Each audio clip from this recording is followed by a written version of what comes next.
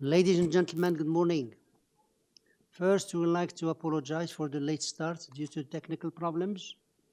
And now, due to COVID-19, Committee of Adjustment public hearings are being conducted virtually by electronic means through WebEx, an online digital platform, and streamed on the Toronto City Planning YouTube channel.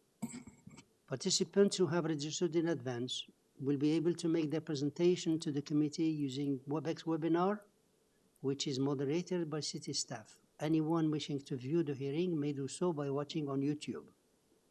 My name is Isaac Laluz, and I'll be chairing the hearing. Joining me today are Mr. Simon, who is the Deputy Secretary Treasurer, and we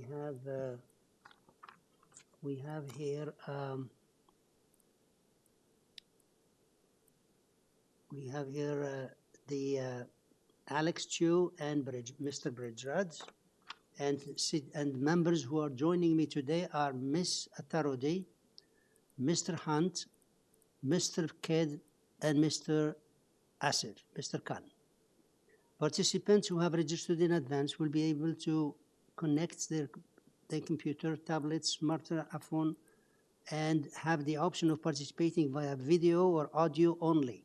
All participants will automatically be muted upon entry. When your item is called, each participant will be unmuted by the moderator, one person at a time. We ask that you also mute your devices until you're called on to speak. Those participating by video appearance will be temporarily upgraded to panelists when your item is being held. During this time, your camera will be enabled. You will only be visible during your 5-minute allocated time. At all times, your video will be disabled and you will be reinstated as an attendee. Committee of Adjustment staff will share presentations submitted in accordance with the written submission deadline. Members of the public and applicants are not allowed to use share screen or any other panelist control during a video appearance. The host will remove you from the panelist role if you fail to respect these instructions. The land acknowledgement. We acknowledge the land we are meeting on is the traditional territory of many nations, including the Mississaugas of the Credit, the Anishinaabe, the Chippewa, the Haudenosaunee, and the Wendat peoples, and is now home to many diverse First Nations, Inuit, and Métis peoples. We also acknowledge that Toronto is covered by Treaty 13 with Mississaugas of the Credit. In accordance with Section 45 and 53 of the Planning Act 1990 as amended, this meeting of the Committee of Adjustment of the City of Toronto is called to order. The Committee of Adjustment considers applications for variances from the provision of the zoning bylaw, permission to extend or alter legal non-conforming uses, and consent to sever property to create new lots.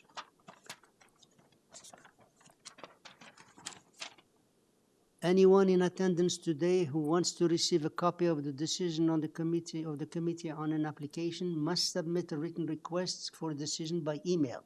Please ensure that you include your name, address, and email address, because the Committee of Adjustment and the TLAB will be sending notifications and appeal updates by email only.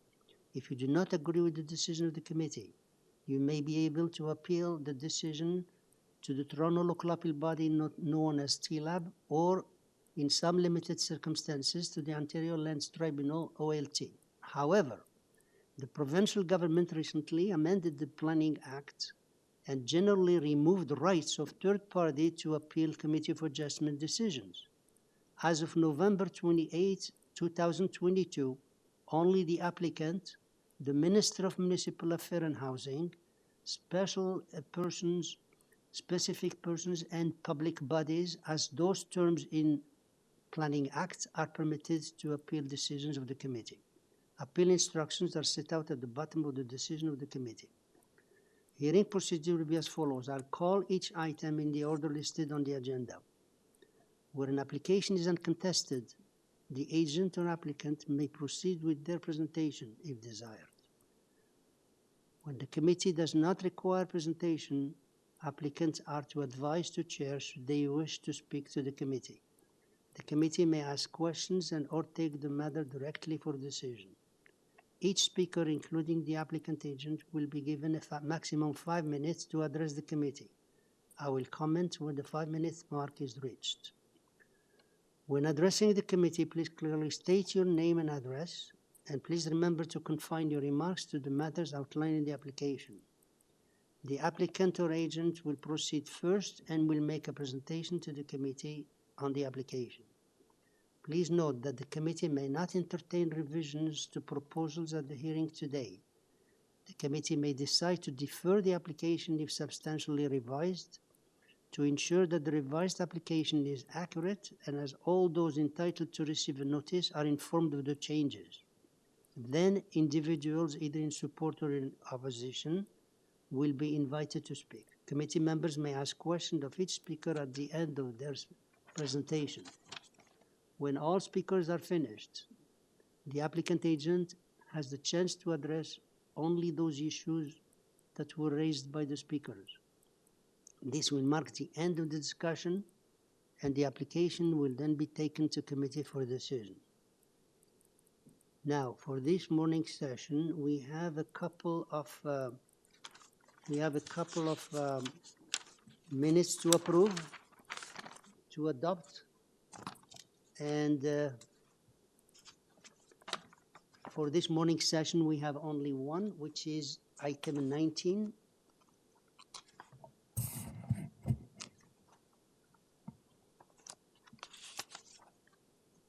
Item 19, which is 14 ALEXIS Boulevard and 625 to 627 Sheppard Avenue. That's one application. And we have here Saeed. Mr. Chair, Mahdoudi, yeah? can we do the approval of the minutes, please? What's that? Can we do the approval of the minutes, please? I'm sorry, I don't hear that. We have minutes to approve. Oh, yeah. Yeah.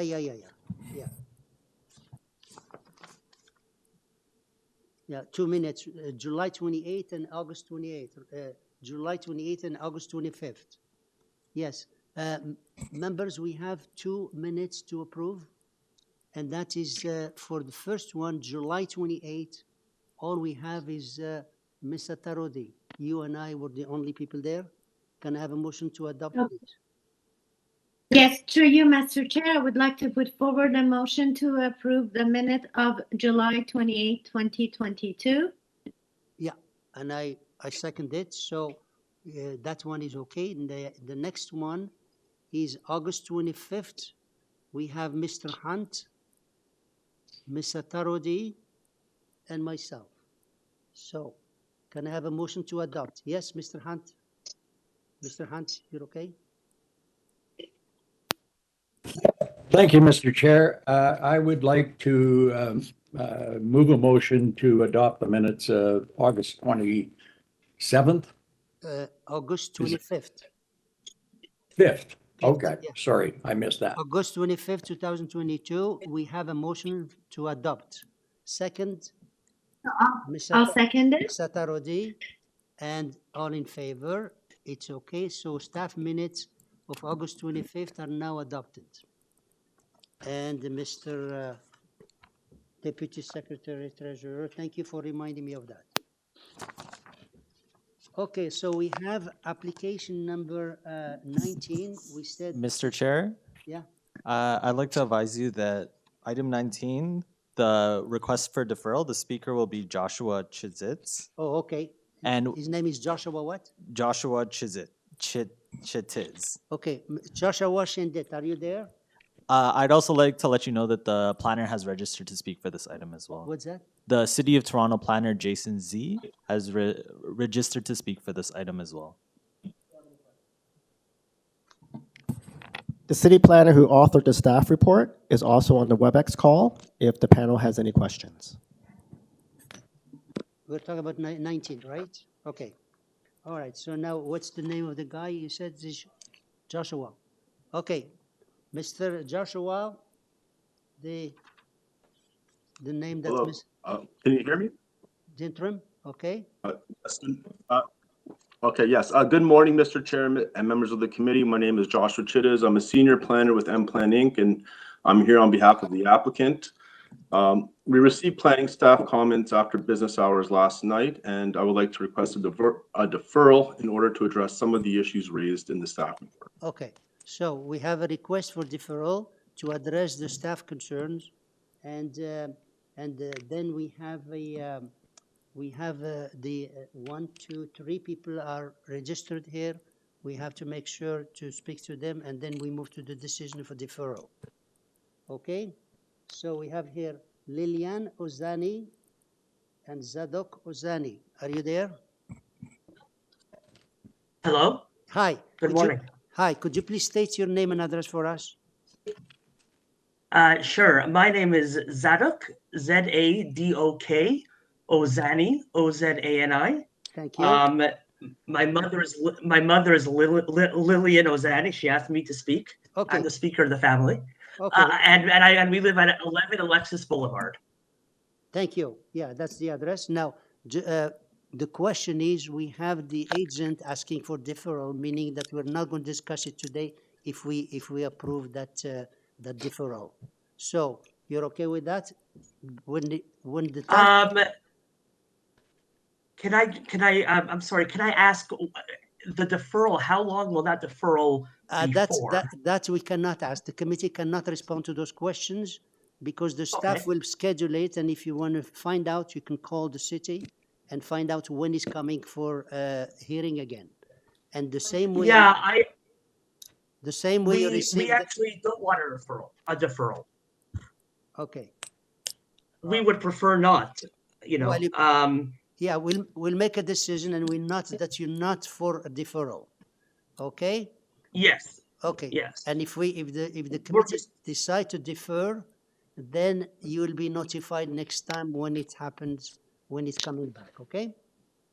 And what if we're away? Yeah, that's fine. Thank you very much. I appreciate that, sir. Okay. We are going to be away until the middle of June, so that's why. Why if we're not here, we don't get a notice in the mailbox. No one's here. We're going away. Okay. For, thank you. Middle of May to middle of June. So that's part of the reason why we're against the deferral and why we're against this. I mean, that's why we're against because we may not have notice. But I appreciate that, sir. Thank you.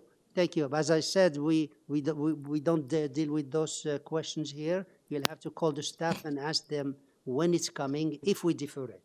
So let's hear the end of it. We have here Elena Valoskian. Are you there?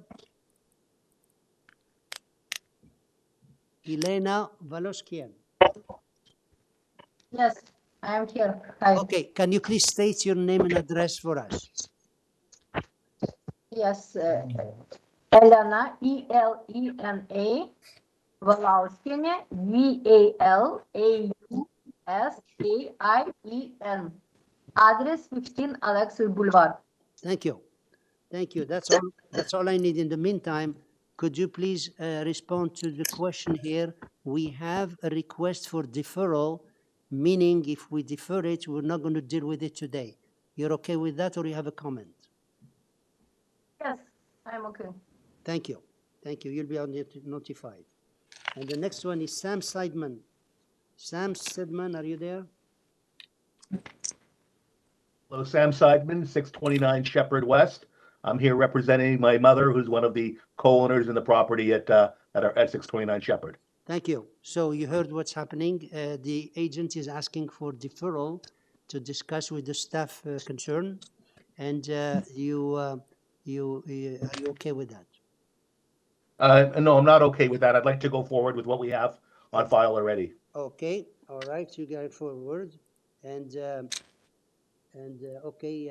I don't have to ask the reason, but your question. We'll have to make a decision and see why the agent is asking for a deferral, and we'll have to deal with it in due course. So that's all the people I have here. And Mr. Okay.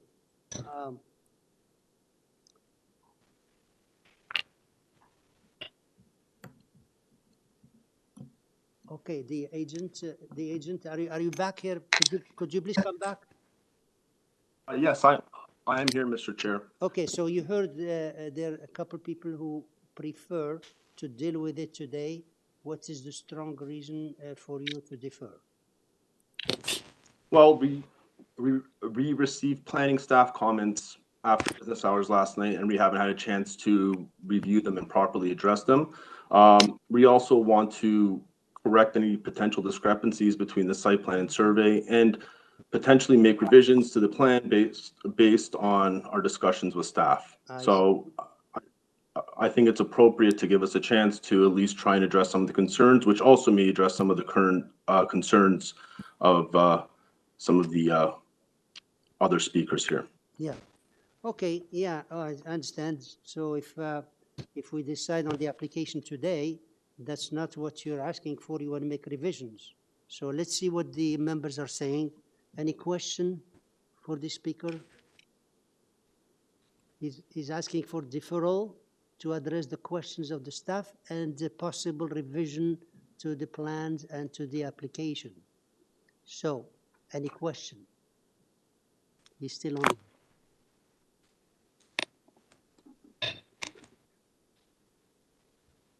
Yeah, Mr. Kidd.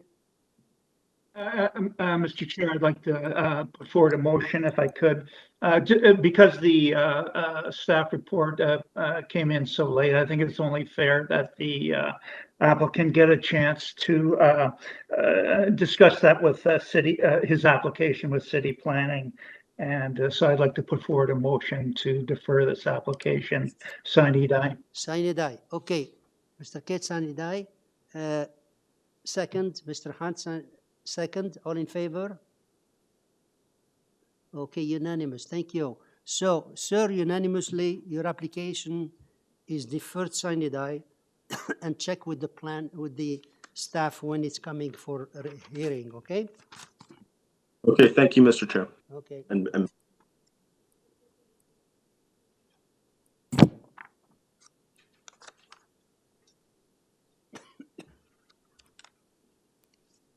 19 deferred.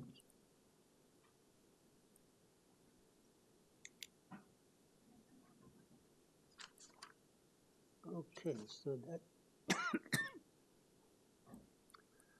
Okay, now we're starting with application number 1, which is 61 Franklin Avenue.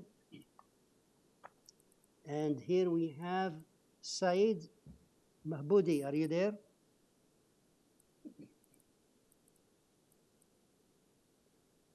Mr. Saeed Mahboudi.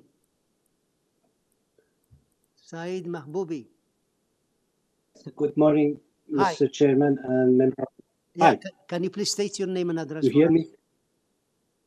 Yes, my name. Good morning, Mr. Chairman and member of the committee. My name is Saeed Mahboubi, 1670 Bayview Avenue, Suite 302.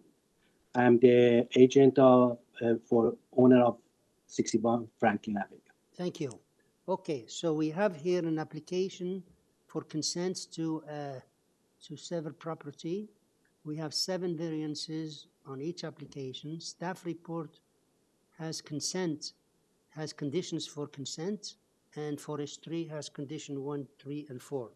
Because we have another person here to speak, Mr. could you Chair, please make... Mr. Chair, please be advised that the other person that registered to speak was contacted. However, they are not on the call. He's not here? No. Okay, all right. So the person is not here, and because of severance, please make your, thank you, make your presentation, and we'll make a decision. The person, there's nobody else to speak. So please go ahead. Yes, Mr. Chairman. Tell us the merit of the application. 61 Frank. So you hear me? Yeah, we hear you. Yeah. Please go ahead. So, yeah, the subject property is sitting on the west of Yonge and south of Sheppard Avenue West. And recently there was a study in that area on the West Lansing zoning study area, which they changed, the 3 items on that block, specifically on that block. And they're changing, the lot frontage requirement from 12 meters to 7.5 meters. And they're changing the lot area requirement from 370 square feet to 300 square feet and also the side setback. Our consent application here in front of you, we have the each property have the lot frontage of the 7.62 meter, and the part 1 area is 298 meter, and the part 2 area is 297 square meter, which is 2 and 3 square meter less than required by law. And we believe that this application for consent is minor and is within the character of the neighborhood and the rezone that happened, to the city of Toronto. That's it? Are you done? For the consent application, yes, sir. Okay, so let's see what the members have to say. Any question for the speaker?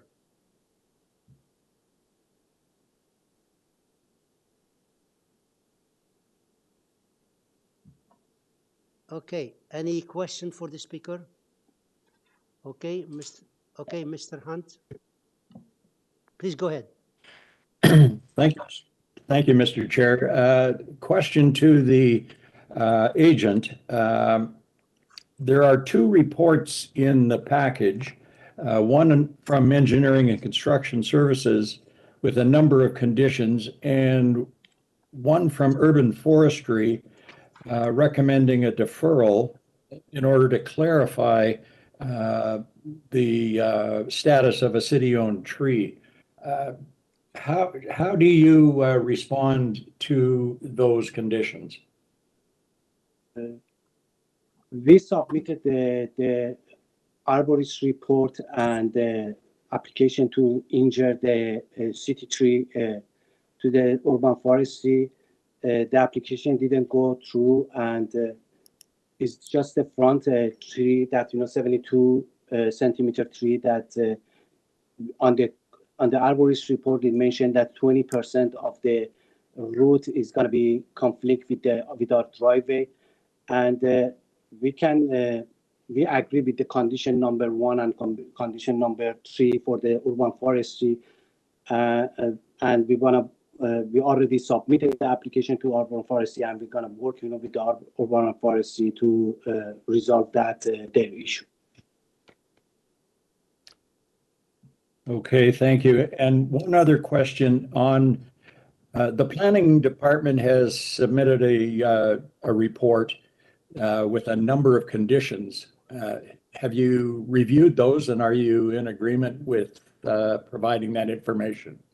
Yes, sir. We're working with the planning department since we submitted the application on October, and we revise, our propose to reach, their satisfactory, and we agree with that condition that the city planner have for the consent application. Yeah, Okay. we got those conditions. Thank you. Any other question? No question? Okay, if there is no question, can I have a motion, please? Mr. Oh, I see hand there. Yeah, okay, Mr. Kev, go ahead, please. Thank you, Mr. Chair. Through you, sir. I'm taking the recommendation made by the staff to approve this application, and I'm moving this application be approved with forestry conditions. Okay, Mr. Khan has a motion to approve with the forestry conditions. Second? Do I have a second? No second? Okay. Oh, Miss. Could I just interrupt for a second, Mr. Chair? I noticed there were some conditions set out in the planning staff report. I just wonder if Mr. Khan wanted to include those in his proposal. Mr. Yes, Khan, Paul, those friendly amendment. Those conditions are, yes. Okay, I'd like to second the proposal. Okay, so Mr. Kitt is seconding with the addition of the staff conditions, and all in favor? Unanimous. Okay, sir, your application is approved unanimously based on the conditions of the staff report and the forestry. Thank you very much. Okay. Thank you, Paul. Application number 2, which is 164 Clinton Park Road. And here we have Glenn Robinoff. Mr. Robinoff, are you there?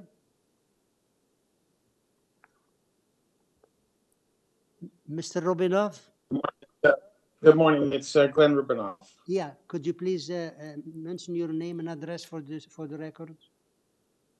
Yes, it's Glenn Rubinoff, Rubinoff Design Group, 18 Gloucester Lane, Toronto, Ontario.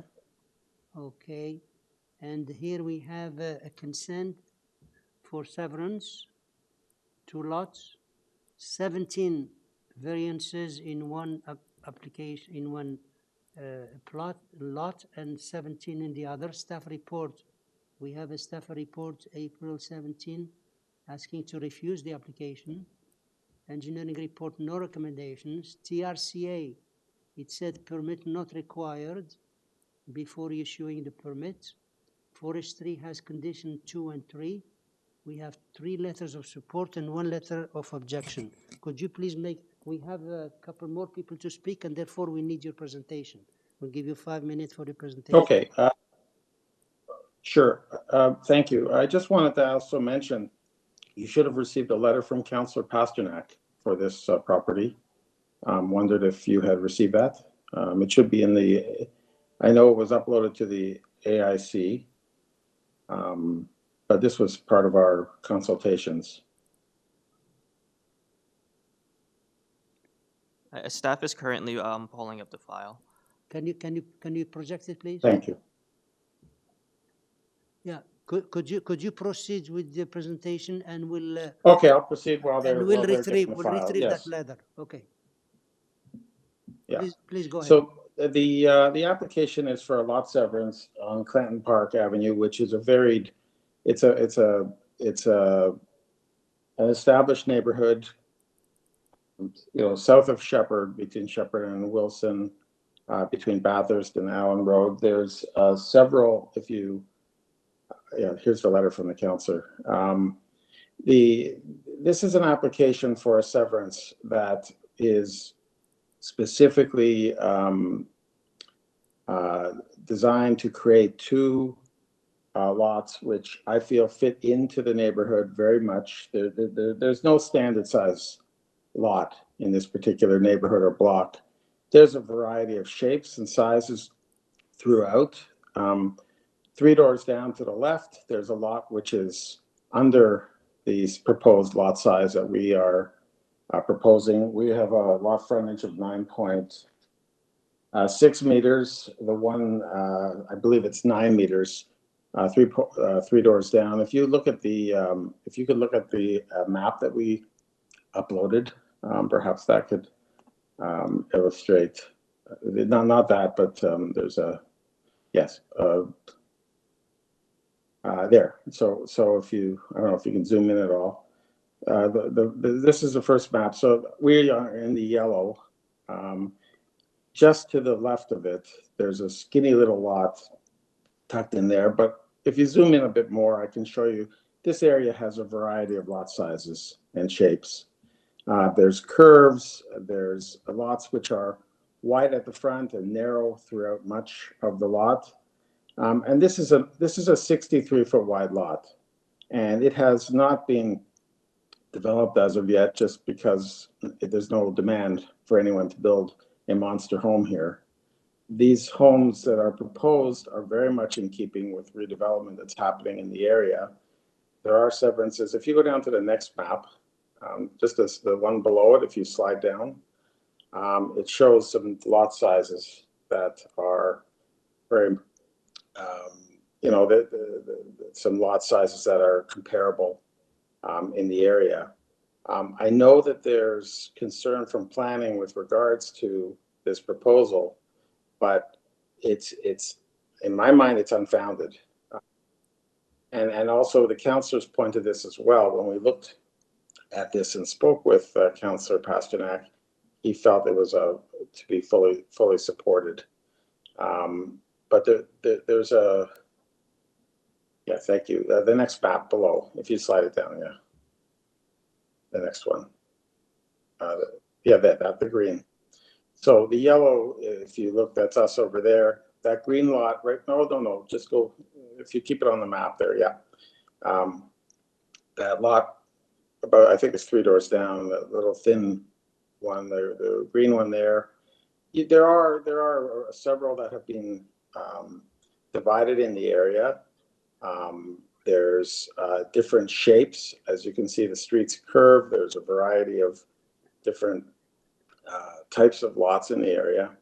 I really feel that this is what the community wants to see there.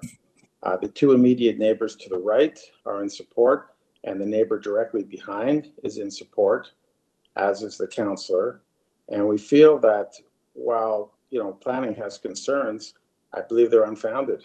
I feel that this development reinforces what is happening. Young families want to move into the neighborhood.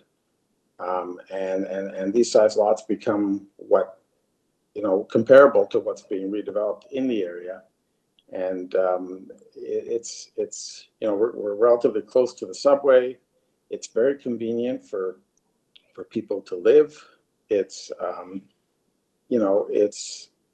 the proposal here is not out of character with what's being redeveloped in the area. The variances for side yard, some of the variances we have in there, I know there was some concern expressed by staff also. That's between the homes. So the adjacent, if you look at our site plan, the adjacent homes are, one of them is located 4 feet from the property line, similar to what we're proposing. So it's between the 2 homes that we're proposing that it's reduced side yard. Anyways, I'll leave it there. I recognize there's other speakers, and I'm available for any questions. Okay, yeah, we have 2 more speakers, but in the meantime, a question. When we get application with 17 variances, it raises a concern, So even though every variance is really not very, very major. Now, as far as number 17, there is a request for 3-story. Could you explain if this is technical 3-story or is it legal 3-story? Or is it a real 3-story? Yes, it's a technical 3-story, exactly as you said. It's because the basement is counted as the first floor, and this is under that new bylaw, which I think you're seeing a lot more of these coming to committee these days. Okay. The other homes, we showed a number of pictures we submitted as well, showing comparables. Those, if they were looked at today under today's rules, they would be called 3-story as well. So it's very much a technical issue. So it is technical, yeah. Because a lot of, okay. Yeah. Yeah, I got that. Some of the, yeah, okay. Yeah, the basement is considered as first one, and therefore you have to mention it as 3-story, even though there is only 2 above. Yeah. Okay. Okay. And this is why, yeah. Yeah, that's the one I was having concern because every other variance, Yeah. Okay. So we have here Jeremy Pilarski. Are you there? Jeremy Pilarski? Mr. Chair, I believe Jeremy is the applicant, and I do not see the call. Oh. Jeremy's my client. Oh, okay. Okay, it's marked. Okay, it's the applicant. Okay. Ruth Waldman, are you there? Mr. Chair, I've been advised that Ruth will not be participating at the hearing today. She won't be here. Okay, so that's all we have. Mr. Chair, we have one more speaker. It's Franca Maraca and Renato. Is that no one? It's on the next page. Yeah. Okay. Okay, thank you. Okay. Franca or Francia Muraca, are you there? Yes, we are. Okay. Yes, we're here. Here. Okay. Thank you. Thank you. Could you please, for the records here, just state your name and address? Sure. First of all, good morning, Mr. Chair and committee members. My name is Renato Maraca. I'm here with my wife, Franca. We are the owners and residents of 166 Clanton Park Road, the property immediately west of the proposed new lots and dwellings detailed in the application. Thank you. We have So- lived in Yeah, tell this us home 30 what's your years. concern. Just tell us what's your Yeah. concern about this application. Go ahead. Thank you. Thank you for that. Okay, so we have reviewed the applications and conclude that we cannot support the severance of 164 Clanton Park Road into two significantly undersized lots and thereafter building of a dwelling on each with 17 variances each. We detailed our reasoning for our objection in our written submission. We would now like to highlight and comment of the following relevant items for your further consideration. So first of all, the previous application. The applications asserted that there were no previous planning application for the property, but this is in fact incorrect, as there were almost identical applications that were heard and refused by this Committee of Adjustment. The reasons given for the refusal were almost identical to the concerns expressed in the staff report posted by the City Community Planning Department for the current application. Although this occurred a while ago, we are of the opinion that these previous application and decisions are still very relevant to the matter at hand, as the property has not changed, and the relevant sections of the zoning bylaw and official plan and amendments have also not changed. Most importantly, the bylaw still requires a minimum of 15-meter frontage for our area. So the variance is sought. The application seeks severance of the lot and 17 variances for each dwelling. The fact that there are so many variances sought illustrates how much these applications in sum deviate from the bylaws. We are quite concerned by the magnitude of many of the variances, especially the proposed front and side setbacks, which would affect our property greatly. Most importantly, the frontage variance sought for the proposed severed lots is a full 5.4 meters short, or 36% less than minimum 15 meters required by the bylaw. This cannot be reasonably viewed as a minor variance by anyone.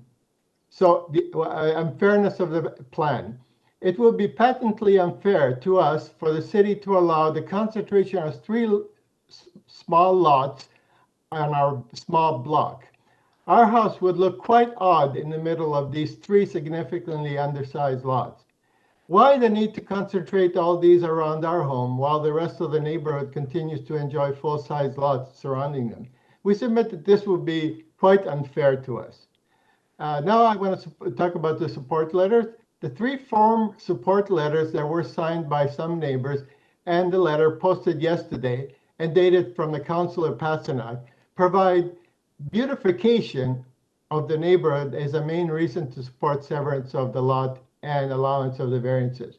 Using beautification reasoning, we submit to the committee that no one would agree that 2 houses cramped on a lot would be more beautiful for the neighborhood or look better than one spacious area house on it, as was intended for the area by the official plan. Respectfully, and in our opinion, the council's remarks are not accurate for the 17 variances requested and are not minor. And the 2 lots instead of 1 would not fit well within the existing home in our immediate block. As evidence of this, we submit that this was also asserted by the staff report from the Community Planning Department and by the prior decisions of the Committee of Adjustment.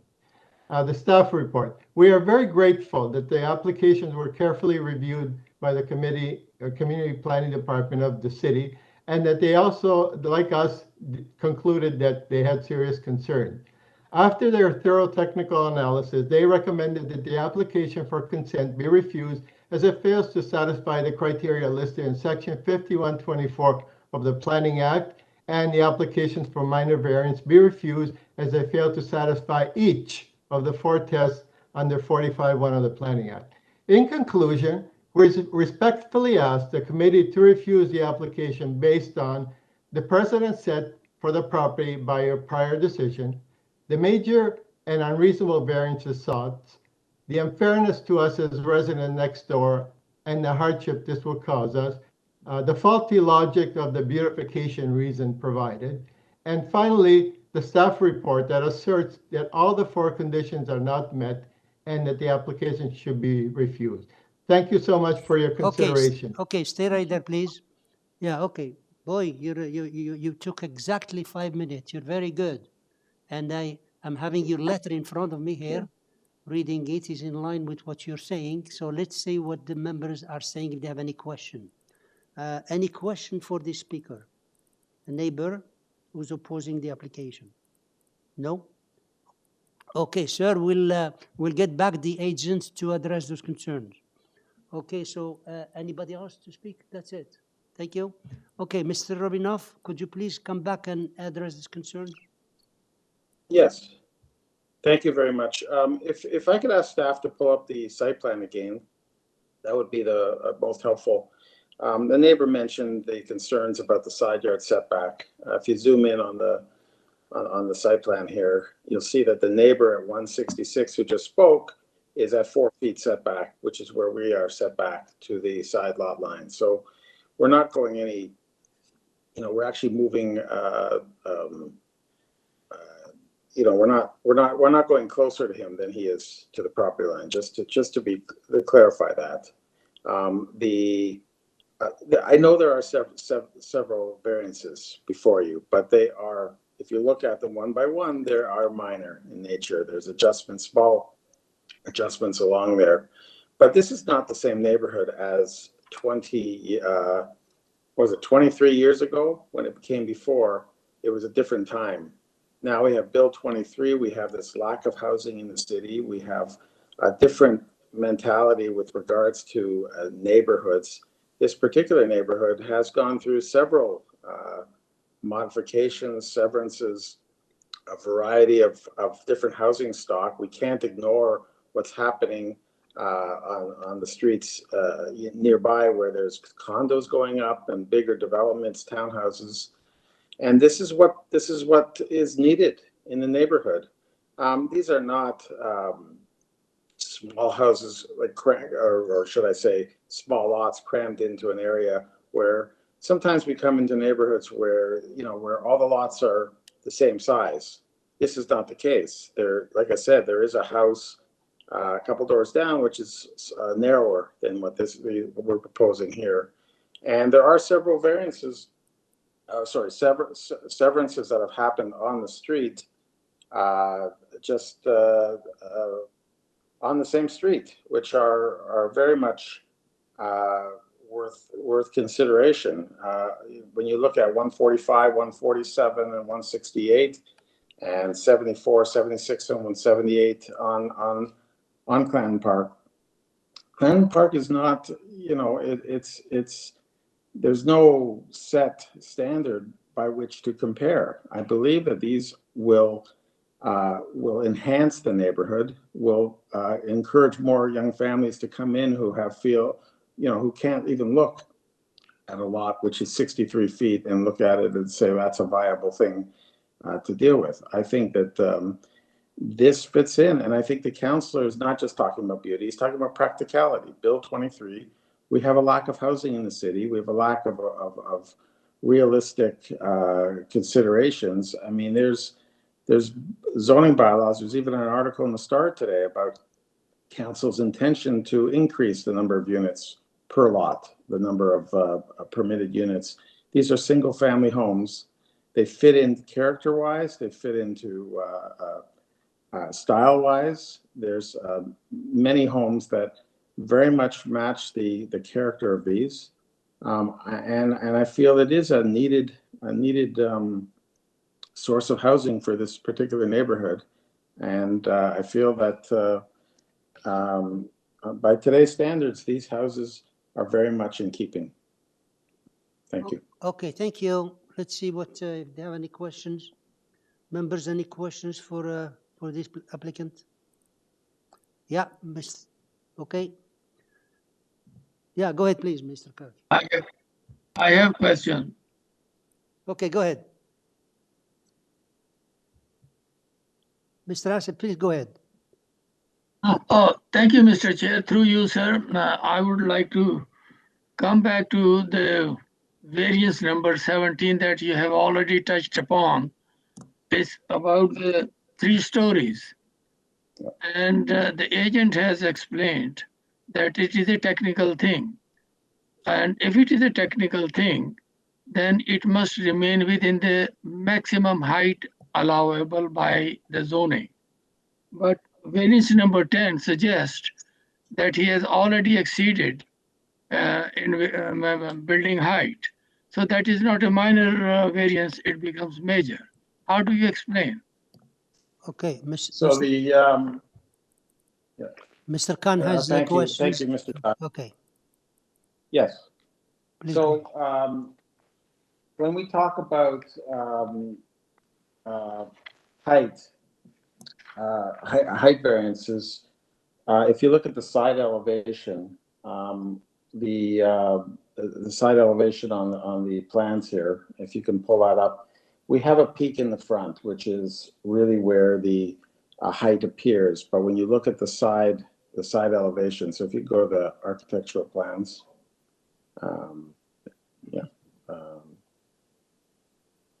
there, side view. So you see the triangle in the front on the side there? That goes up. As you can see, it comes up a little bit. The rest of the house is in compliance. It's really just a small peak at the front, and it's related to just the aesthetic of the front elevation, but the majority of the house is in compliance with the height. It was just a detail at the front, which is the reason for that variance. And the variance is a difference of about 8 inches, and it's just for that piece there. Okay. Okay, Mr. Khan, any other question? Yes, sir. My other question through you, sir, is about variance number 5 and variance number 6. Variance number 5 is 111 meter square less than the required. And variance number 6 is 5.4 meter less. These are not meeting the criteria of the consent and not meeting the requirement of the minimum requirement that has been set forth for the acceptance of consent. Kindly tell me, why should we accept when these are deficient? Okay, thank you again, Mr. Khan. If you look at the area map and what's built in the area, many of the homes in the area do not comply with the lot frontage or the lot area. There are deficiencies in terms of width. A 50-foot lot, if this was a neighborhood where all the lots were 50 feet, I wouldn't have this, we wouldn't be having this discussion, but there is such a variety of lot frontages that are deficient. A lot of them, I'm not going to say what percent, I can possibly, I can say maybe 30% of the lots in this area are deficient, at least. But definitely the lot frontage is one element, and the lot area. The lot area is about the depth of the lot. Some of these courts in here are well under the lot area required. So I'm just saying to you that based on that the bylaw was written with the idea of a rectangular lot, which are 15 by maybe, by 120 feet deep, 50 foot wide by 120 foot deep. And many of these houses have courts and curves, and there's quite a few lots in here that are not compliant with what the bylaw says. And the bylaw came in after several of these homes were already built, and including that lot a couple doors down, which is more deficient than what we're proposing in terms of the lot frontage. But my argument is that, what are we looking for this neighborhood in the future? We're seeing a lot of demand and need for affordable houses. This 63-foot lot could support a house with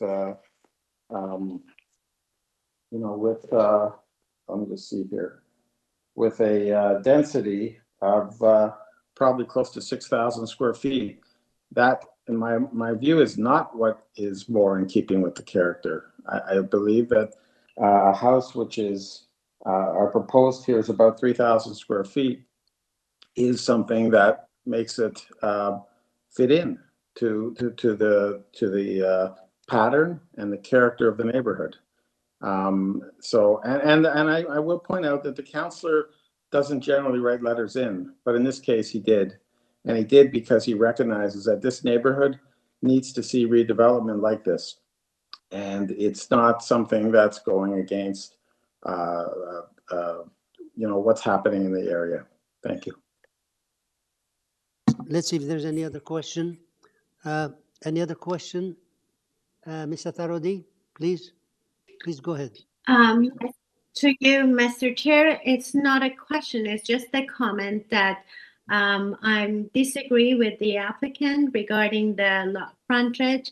We have a study from the city staff that they studied 563 lots and 24, less than 24 of them have the proposed similar lot frontage of 9.6 versus 15 meter lot frontage, which comes to 76.5% of the area study lots are above the lot frontage that have been proposed here.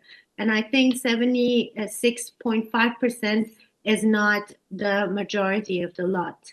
And also we have an explanation in the report that some of those lots that have been referred to is close to the Bathurst, which is more arterial roads, which fall under different zoning and have different criteria. So I just want to say that I just not agree with the applicant regarding frontage. Okay, that's the comment. Do you have a motion?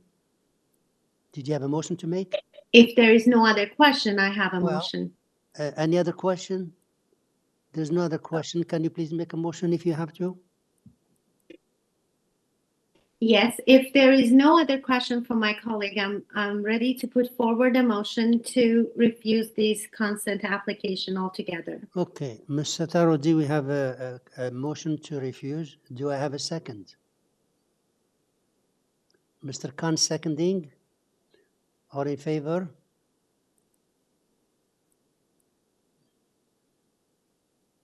Mr. Hunt, is that in favor, Mr. Khan, Mr. Hunt?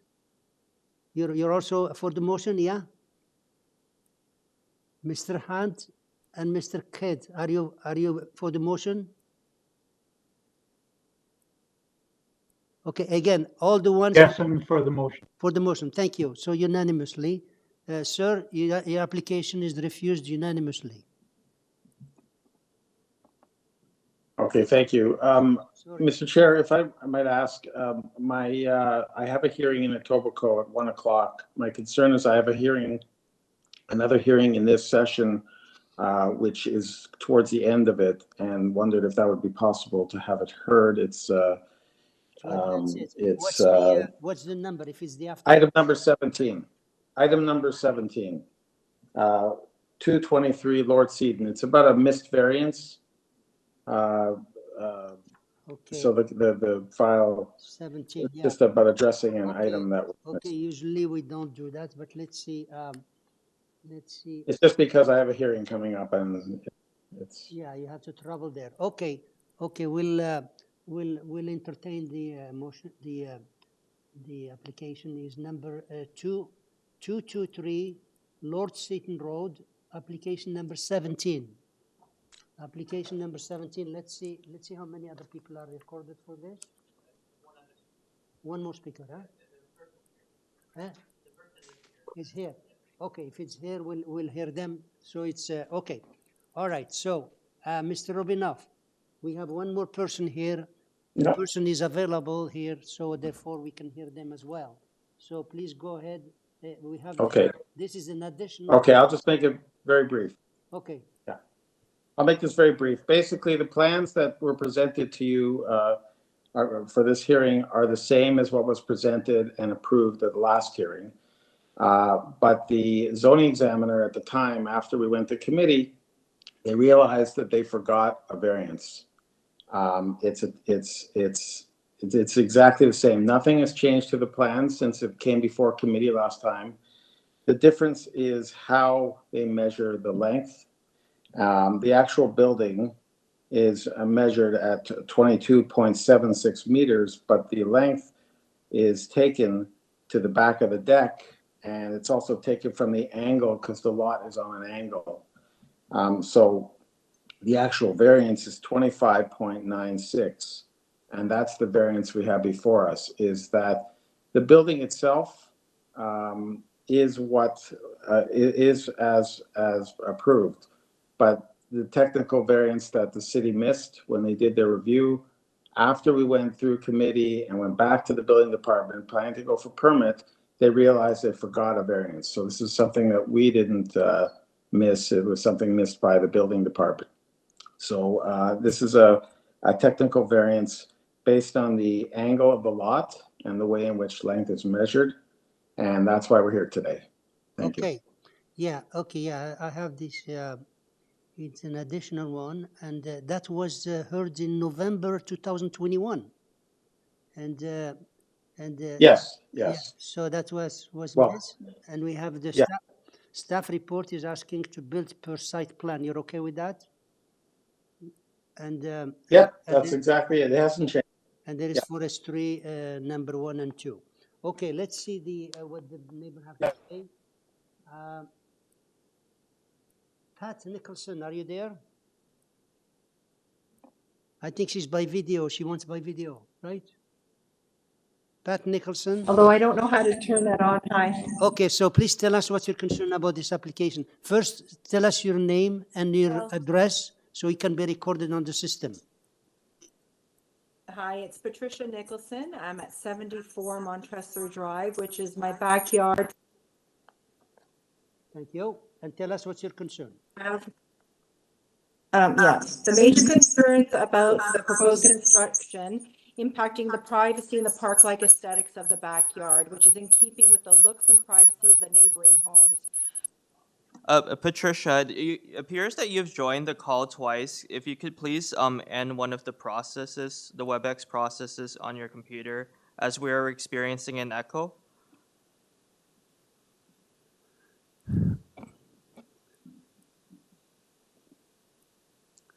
Maybe you can speak loud and slowly, see if it doesn't echo anymore.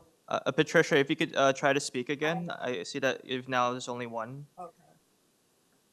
Okay, so my name is Patricia Nicholson. My address is 74 Montresor Drive, which is my backyard connects directly with 223 Lord Seaton. So the major concerns I have about the proposed construction is the impact that it'll have. Hold 1 second. Hold 1 second. We hear you very nicely, but it's echoing. Could you please see what you're doing there? If you have any other device on the system. Patricia, if you have the meeting open on your laptop, there might be an echo from your computer echoing through your mic, which is causing the audio issue. Okay, and how do I correct that? If you could only speak through the if you happen to have like a headset, maybe you could plug it into your computer in order to sort of prevent the microphone from picking up the audio. I don't have that. Okay. Okay. Well, how about speaking slowly and see if we can hear you. Tell us in short what you're concerned about the application. Okay. So my concern is the proposed construction, which would impact the privacy and park-like aesthetics of the backyard, which is in keeping with the looks and privacy of the neighboring homes. I would like to understand what the owner will do to address the concerns. For example, in the plan, there's a proposed garden suite. I'd like a better understanding of what that garden suite will entail. Will it have windows? Will mature trees be planted in place of the mature trees that are existing, it currently exists to provide that privacy? So those are my major concerns. And I also like to understand how tall the main building will be. Okay. Okay. Why don't we have the agent respond to those items, to those questions, and in the meantime, members, any question for the speaker? No. Okay, Mr. Robinov, could you address the concern of the lady here? Yeah. The variances were approved last time. I believe we were compliant with the overall height. Oh, we were slightly over 10.28 meters. for a portion of the building. But in consideration of where she is, which is behind, I can't see how that would impact her property, especially considering there's a good, let me just see here, probably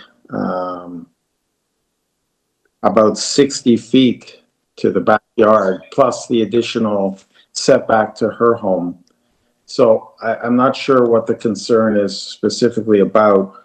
Like I said, this house went before committee back in, previously was approved. The item that was missed was related to the rear deck as being part of the calculation and on the angle of the lot.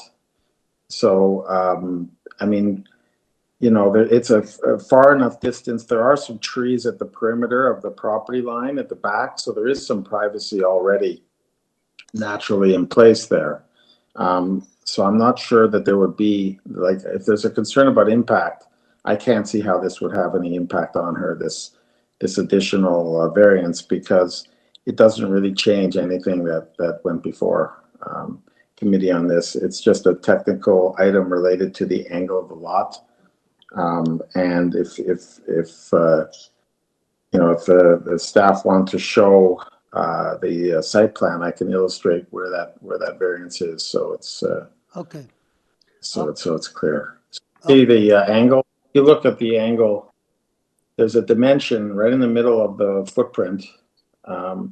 You see how there's a line that goes on an angle and it goes from front to back, and that's where the length is taken. So the building itself is still the 22.76 as it was approved.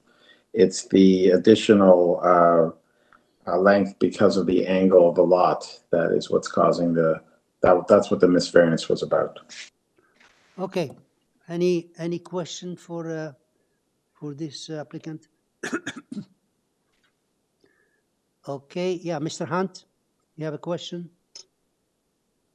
Yes, thank you, Mr. Chair. Mr. Rubinoff, just to confirm, the additional length is limited to the rear deck, correct? That's correct. All right, and is that rear deck a ground level deck? That's right. That's right. Okay. It's the same as what was on the original application. That was all right. And everything else on the plan was previously approved? Yes. Thank you. Okay, thank you. Any other question? Okay, if no more question, can I have a motion there, please? Okay, Mr. Hunt, please go ahead. Thank you, Mr. Chair. Based on our understanding as to the reason for this additional approval and the possible impact that it would have from the original approval, I would move approval of application 19. Subject. Okay, there is the forestry there, and there is a staff. Yes, I'm sorry. Yes. Yes. Would you like me to read those? No, it's okay. You have a staff report. Yeah, you can read the two conditions: staff report and forestry. Correct. Yes. Okay. So there is two conditions: staff report to build per site plan, and conditions have forestry have conditions 1 and 2. You're okay with that? Yes, correct. You're okay. Thank you. Thank you. So Mr. Hunt has a motion to approve, subject to the staff condition to build per site plan and the forestry condition 1 and 2. Do you have second? Mr. Tarodi seconding. All in favor? All in favor? Opposed? Mr. Khan is opposing. Okay, so sir, your application is approved subject to those two conditions. Thank you very much. Okay.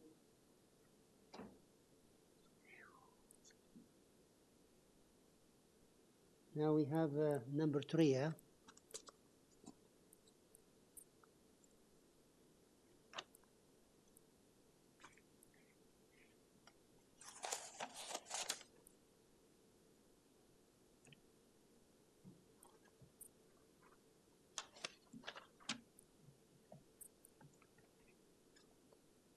Okay, application number 3, which is 50 Bayview Wood, application number 3.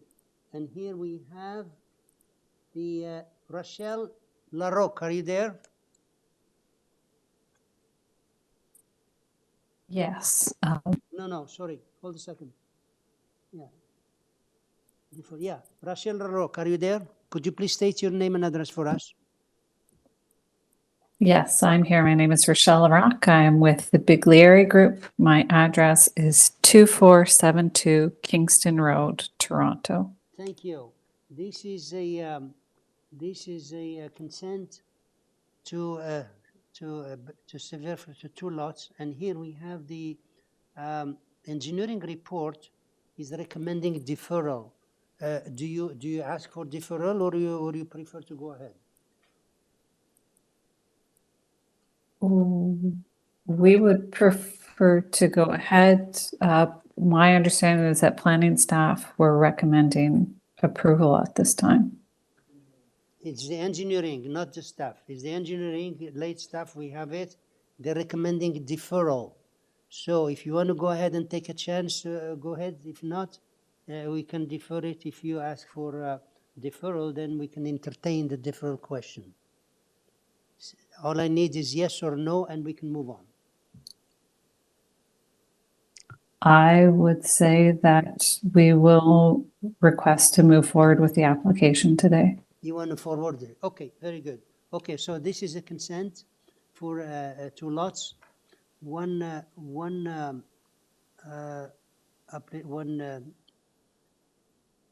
side is 6 variances, the other side is 6 variances. Staff report has standard condition for severance and condition to build per site plan. The engineering is requesting a deferral, and the ravine has nothing for circulation and forestry of April 18, 2003. Okay, so please go ahead and make your presentation, because we have here 1, 2, 3 more speakers, and therefore we need you to make a presentation before we call them. Thank you. If staff could pull up my presentation, please, and I will quickly go through it. So if we could go to the second page, just to give a context of the location of the property on the south side of Lawrence Avenue, connected to Bayview Wood. If we could go to the next page, just to give a little bit more context. To the north is an institutional use, being a school. To the west and south are low-density residential uses, and as well as to the east. And then next slide, please. So this is the site plan, just to give context of the requested variances. As you can see, for part 3, which is the southerly portion of the severance, it's to request a rear yard setback reduction, as well as to request increased length and depth for the future residential dwelling. The requested rear yard setback is a technical request and variance, because access to the site is from Bayview Wood, and it's provided access via a private laneway. So this rear yard will in fact act like a side yard. The rear yard will be on the westerly side of the lot. The same with the requested variances for part 4, the more northerly lot, which has requested a reduction to both the front and the rear yard setbacks, and to allow the driveway access to be from the rear of the property. This is because there is no access to the property from Lawrence Avenue, but once again, technical in nature because of how the lots gain their access, that the front yard will technically be Lawrence Avenue, but that's not how the lot will function. There are additional variances to allow for an increase in the maximum height of the building, as well as to allow for greater height in the exterior side yards, and to allow for more than one single detached dwelling and accessory structures on lot 9 in the registered plan. In our opinion, that these are minor variances, and the proposed dwelling on part 3 is in fact a shorter distance and less depth than the house that's currently on the property. So if we could skip to page 6, the application is consistent with section 5124 of the Planning Act, is consistent with the policies in the PPS, as well as the growth plan, which encourage the creation of additional residential units in urban serviced areas, and complies with the policies of the City of Toronto official plan. Next slide. With respect to the applications for minor variance, we're of the opinion that it meets all 4 tests, and the requested variances are truly technical in nature to recognize the unique situation where these lots are accessed from Bayview Wood via a private laneway. I will also note that the lot area and lot frontages both exceed the minimum requests, so those are not, we are not requesting smaller lot sizes.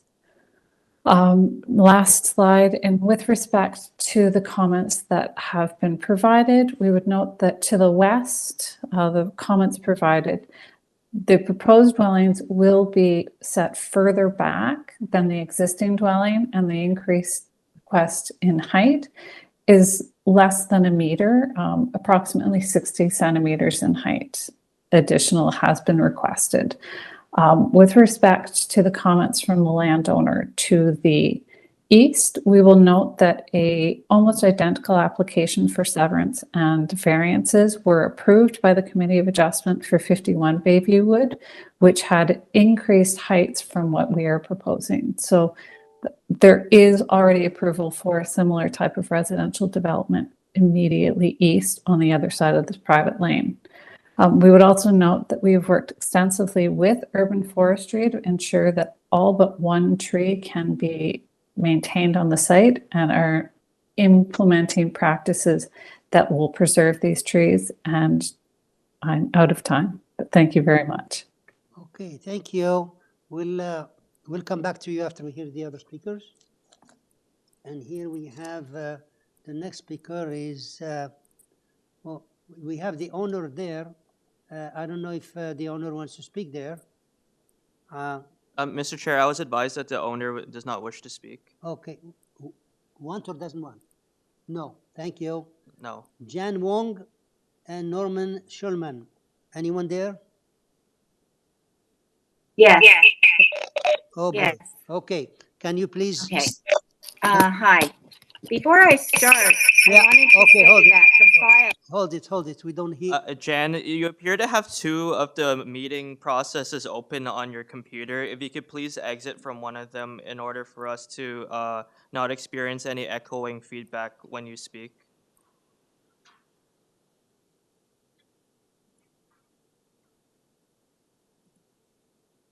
Can you hear me? Yeah, let's try now. Could you please speak up? Okay, is that better? Yeah. I have earbuds in now. Okay.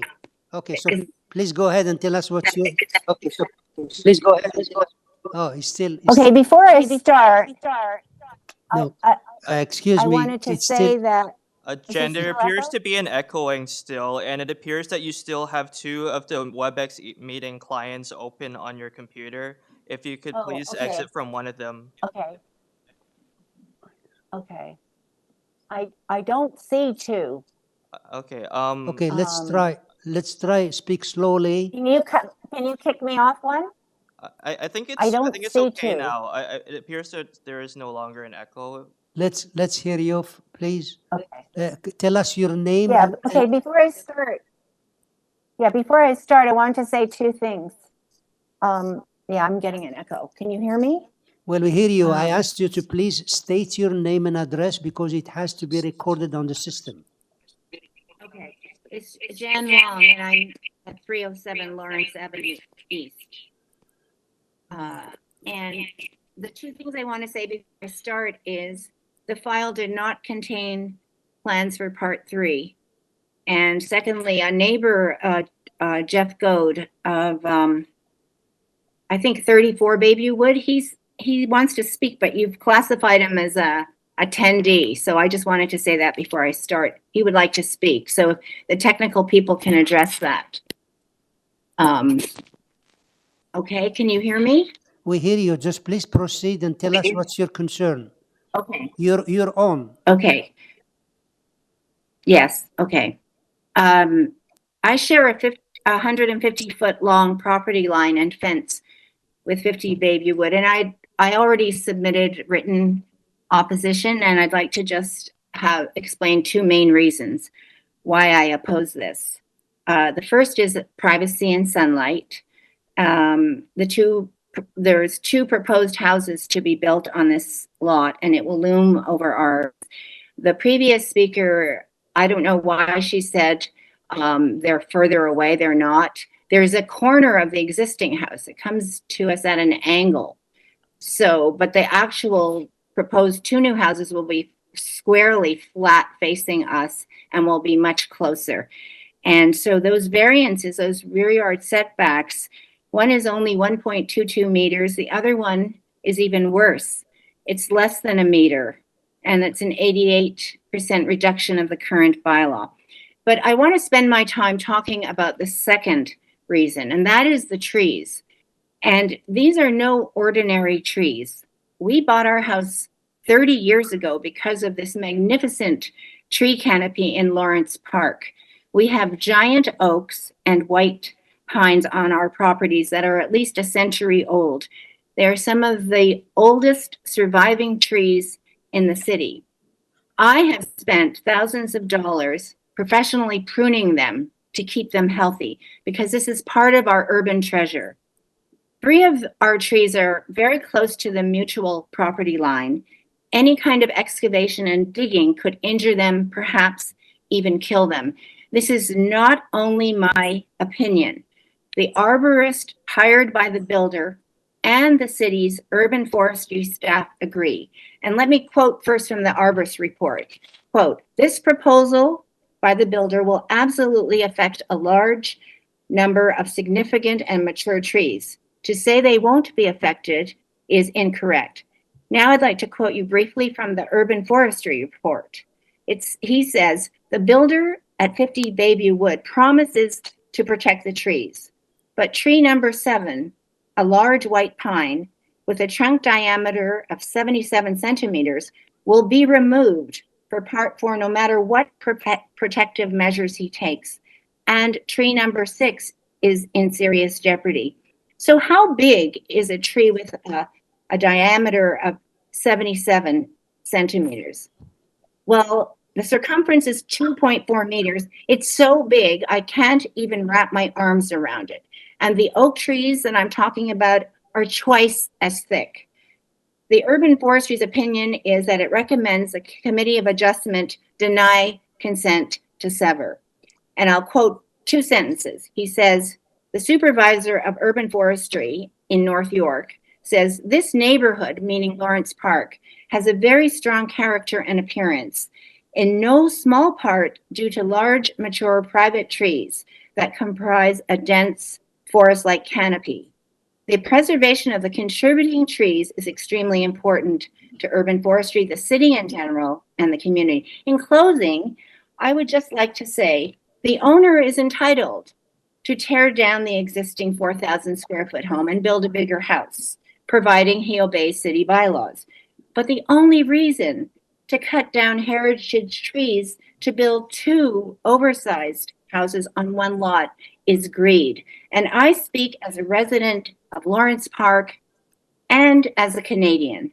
Our national flag bears the leaf of a maple tree. Trees are our Canadian heritage.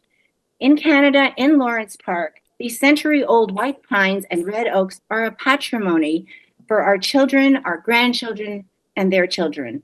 If we allow these urban treasures in the heart of Canada's biggest city to be injured or destroyed, shame on all of us. Thank you very much. Okay, now I just want to let you know that unfortunately we do not deal with the trees here. I didn't want to interrupt you because you were so, you were so for it. So I didn't want to interrupt you, but the trees here, we'll defer them to the forestry, and forestry deals with them.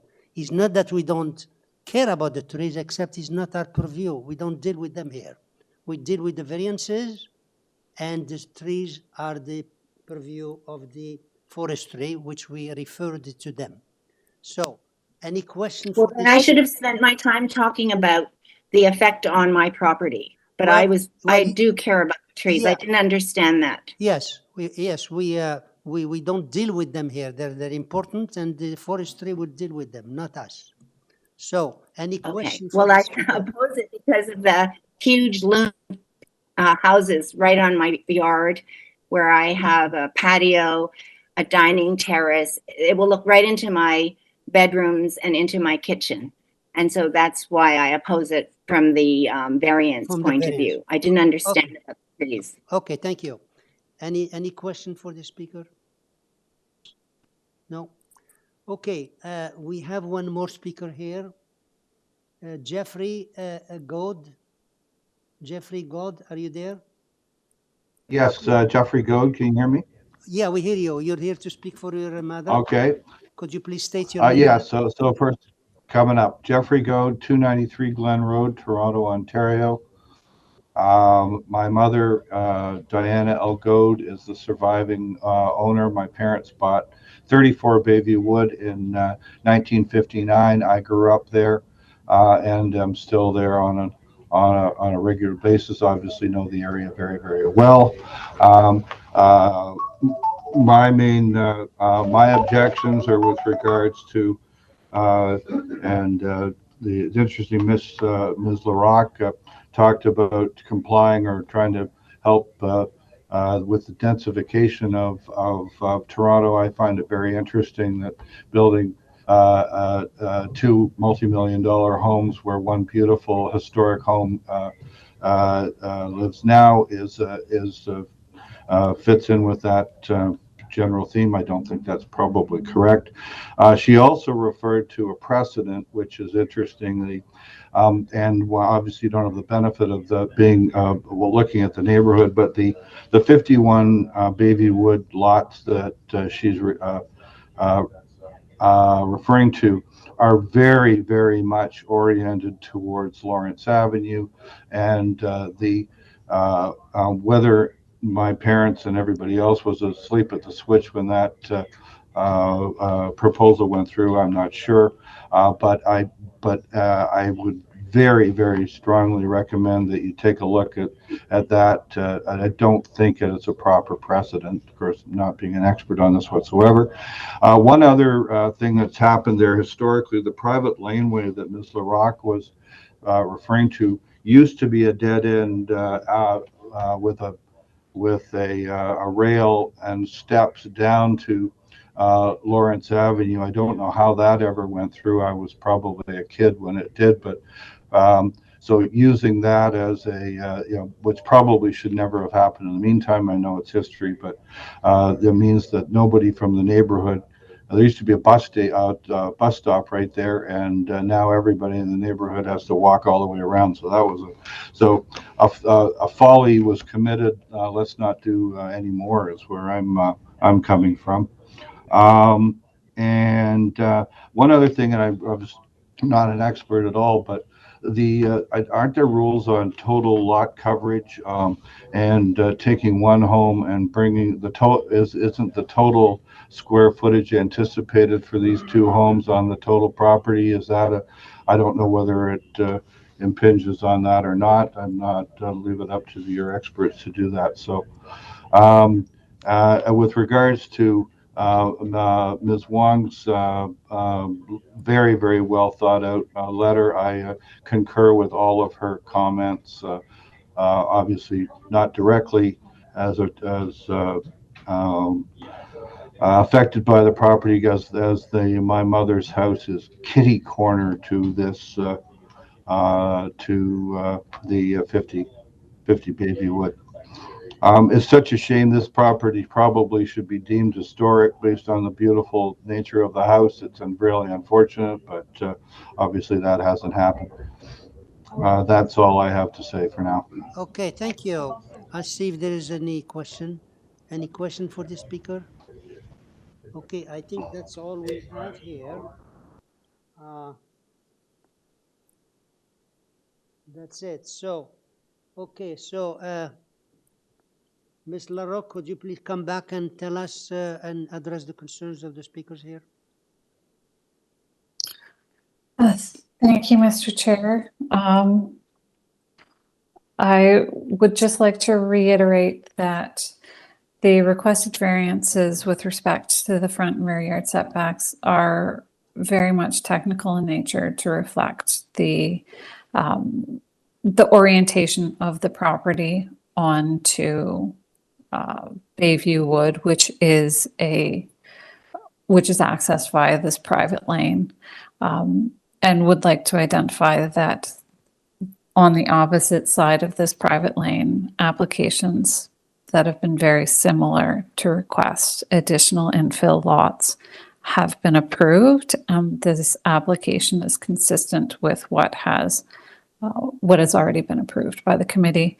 And although I know that this committee does not deal with trees and urban forestry, the applicant has changed construction methods to exclude basements from certain portions of the dwellings to ensure that there is no impact to the root system, and has agreed and will ensure that an arborist is on site during construction to ensure the safety and maintenance of these trees. And I would also like to note that my client, Mr. Vatan Doost, is a resident within the neighborhood, so is familiar with the area. And the reason that we are moving forward with these applications is for him to be able to build his dream home on the site, as well as to allow his partner to build their dream home on Part 4. But we believe that the applications are consistent with all of the provincial policies, which doesn't speak to number of units or size of units, but speaks to accommodating additional dwellings within urban service areas to take advantage of servicing, transit, roads, rather than expanding out. And every additional unit that can be constructed would be within the purview and would be supported by planning policy within the province. Okay, thank you. Members, any question for this agent? I have two at the same time. Could you please? Okay, Mr. Tarodi, please go ahead.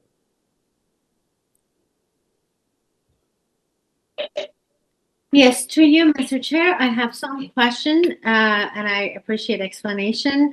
I need explanation regarding the part 1, 2, 3, variance number 2, which is building length, variance number 3, which is building depth of 23.39 versus 19, variance number 4, rear yard setback, which is 0.92 proposed versus 7.5 meter.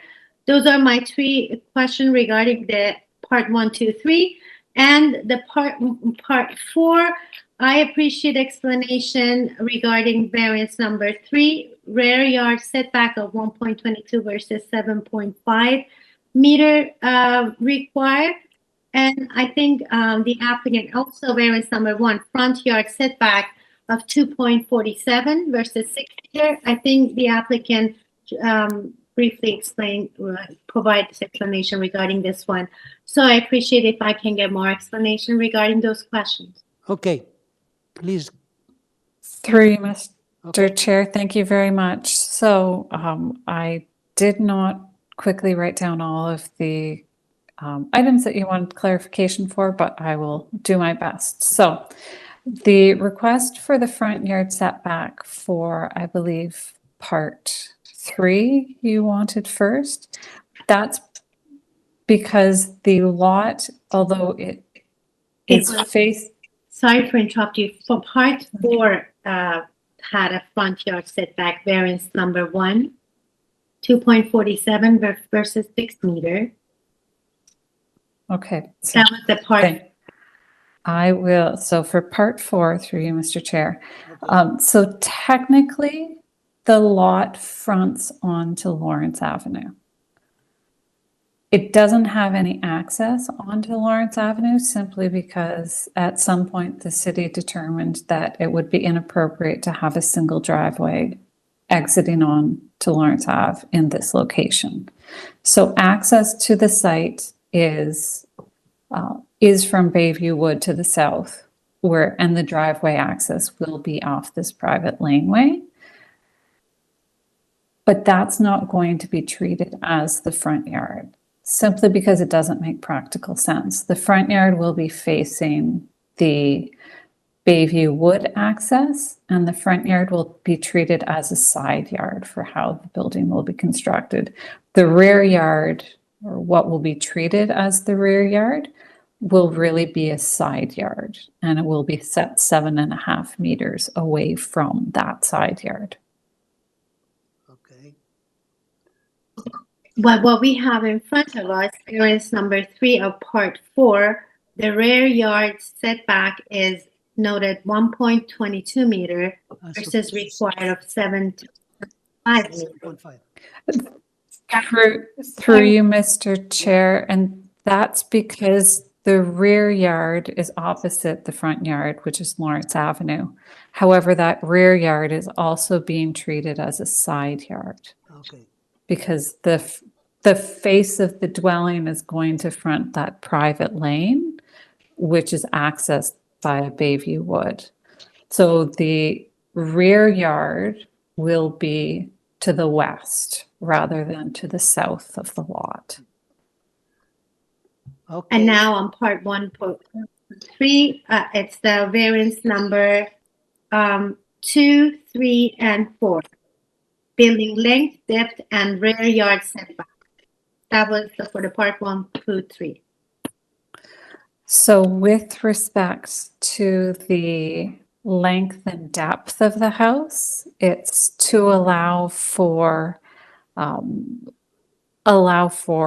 larger house on the lot, and allow for this extended length and depth. We will note that the existing house that's on the property is longer and wider than what is being proposed through this variance. So it would be a similar sized house moved further to the south. And with respect to the rear yard setback for part 3, it's the same reasoning as the front and rear yard setback for part 4, that the rear yard setback will really be a side yard. The rear yard for the house will be to the west because of the orientation of the lot and the access to it from this private drive. Okay, got it. Okay, any other question? Okay, Mr. Kidd, any other question? Thank you, Mr. Chair. I'm still concerned about the engineering construction services report. They're recommending a deferral so that you can address. There's seven items that they're concerned about, and I didn't hear you address any of those concerns in your presentation. Which makes it difficult for us to kind of move ahead with this application. Can you just discuss the engineering construction services report and why you feel we don't need to defer this application?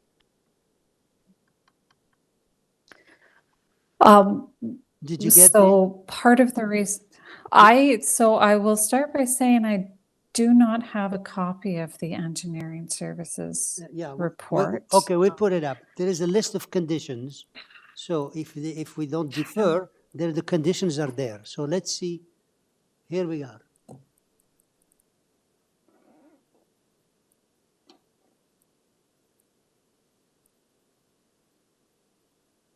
So I guess, not being an engineer, some of these comments I will not be able to provide a fulsome response to, but particularly with the servicing requirements that each lot be serviced individually. As part of the application, we have identified that there'll be easements for servicing and for access to be put in place. And these are typical and would be standard requirements and conditions that we would anticipate being seen. Just quickly glancing through what is on the screen, I don't think any of these comments would be insurmountable as conditions to be added as part of the approval of these consent applications and would be achievable within the 2-year timeframe that's provided. So we would be supportive of adding the engineering comments and requirements as a condition to the approval. Okay, thank you. Yeah. Thank you. It's if it's not deferred, the conditions have to be there. So, any other question? If not, can I have a motion there, please?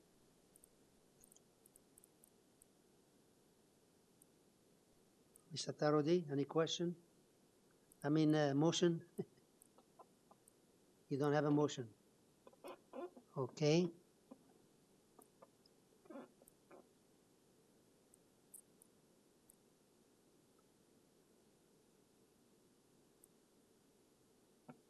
I know we have the whole day, but just,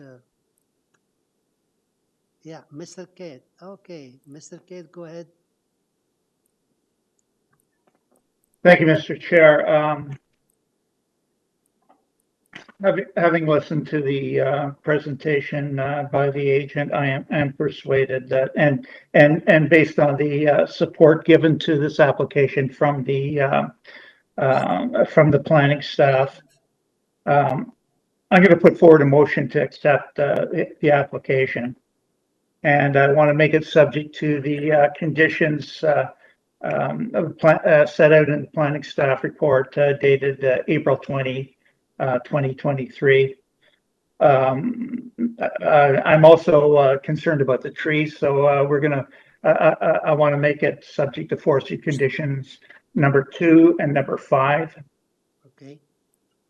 And in addition to the standard conditions that were set out in the planning staff report, they have one condition that pertains to the retained part 4, that the front yard setback be developed as shown on the site plan drawing attached to the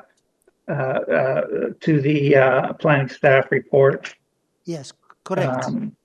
Yeah, they have to. And I also want to make it subject to engineering construction services approval. Okay. All right. So your motion is to approve the application subject to the staff report, which is the conditions for standard for the consent and condition to build per site plan and conditions of engineering and forestry. Is that correct? That's correct. Okay. Do I have a second? Mr. Khan seconding. All in favor? Opposed? Okay, 2 opposing, 2 for it. Okay, so looking at the application, and I checked all the documentations. The only problem I had is about the engineering that requested deferral. However, all their list of conditions is being attached to the condition to the approval, and therefore I move to I move with the motion to approve the application as Mr. Kett submitted, subject to those conditions. So your application is approved, subject to the conditions you heard. Do you want us to repeat him? That is okay. I will get a copy of the conditions with the decision. So thank you very much. Thank you.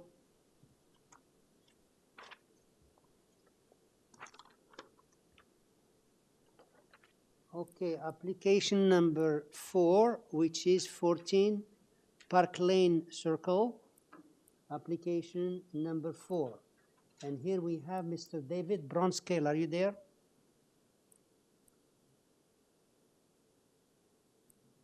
Mr. David Bronscale. Application number 4. Okay, hi. Yes, Mr. Chair. Sorry, I came off mute and I lost your voice, but I hear you now. That's okay. That's okay. So please state your name and address so the system can record it. Thank you, Mr. Chair. And I'm also here for the next application. I'm actually here for the next three applications, Mr. Chair. But this one and the next one are related. Excuse me. Yeah, I have it here. We have to go one by one, and each one. Yeah. Some of them have speakers. So let's go. We're in application number 4 right now, and you state you state your name. So let me check with the members. Members, this application is for a new dwelling. We have 2 variances, and that's it. Do we need a presentation here? I don't see them faces. Okay, it's 2 variances. There is nothing else. Do we need a presentation? No, I don't hear anybody. Okay, sir. We don't need a presentation here. I'll have the. Thank you, Mr. Chair. Okay, now, do you want to add something before I move to the committee? Only that I'm here if anyone has questions, Mr. Chair. Thank you. Okay, thank you. So, members, if no question, can I have a motion for this application? There is no, I have no conditions, nothing.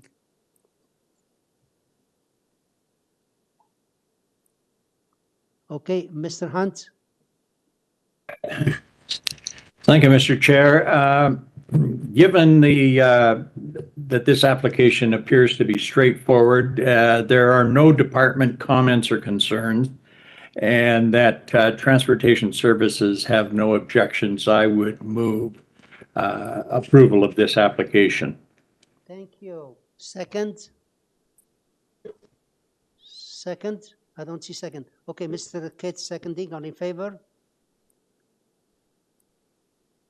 Mr. Khan, favor or opposed? Mr. Chair, I'm abstaining from voting. You're asking what? Abstaining. Okay, thank you. Thank you. I think the system needs to record it. Any reason for abstaining? You need the reason, right? We need the reason to be recorded why you abstain.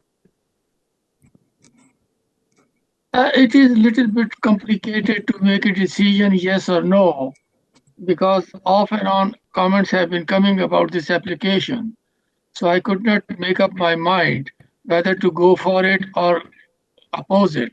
Therefore, I'm abstaining. Okay, personally, he doesn't want to. Okay. All right. So, sir, your application is approved and there is no conditions. That's number 4. Okay, number 5. Again, it's you, Mr. Bronscale. And this is for 12A Park Lane Circle, and to legalize the lot size. And you're right, they're related, and we have just one minor variance. Members, do we need a presentation here? It's one variance, and there is nothing else.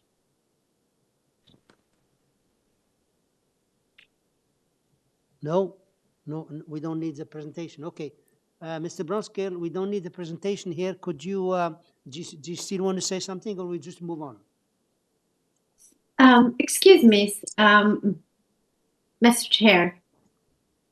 Would you, I would like to ask the staff to put the one condition, because I can't find in the package.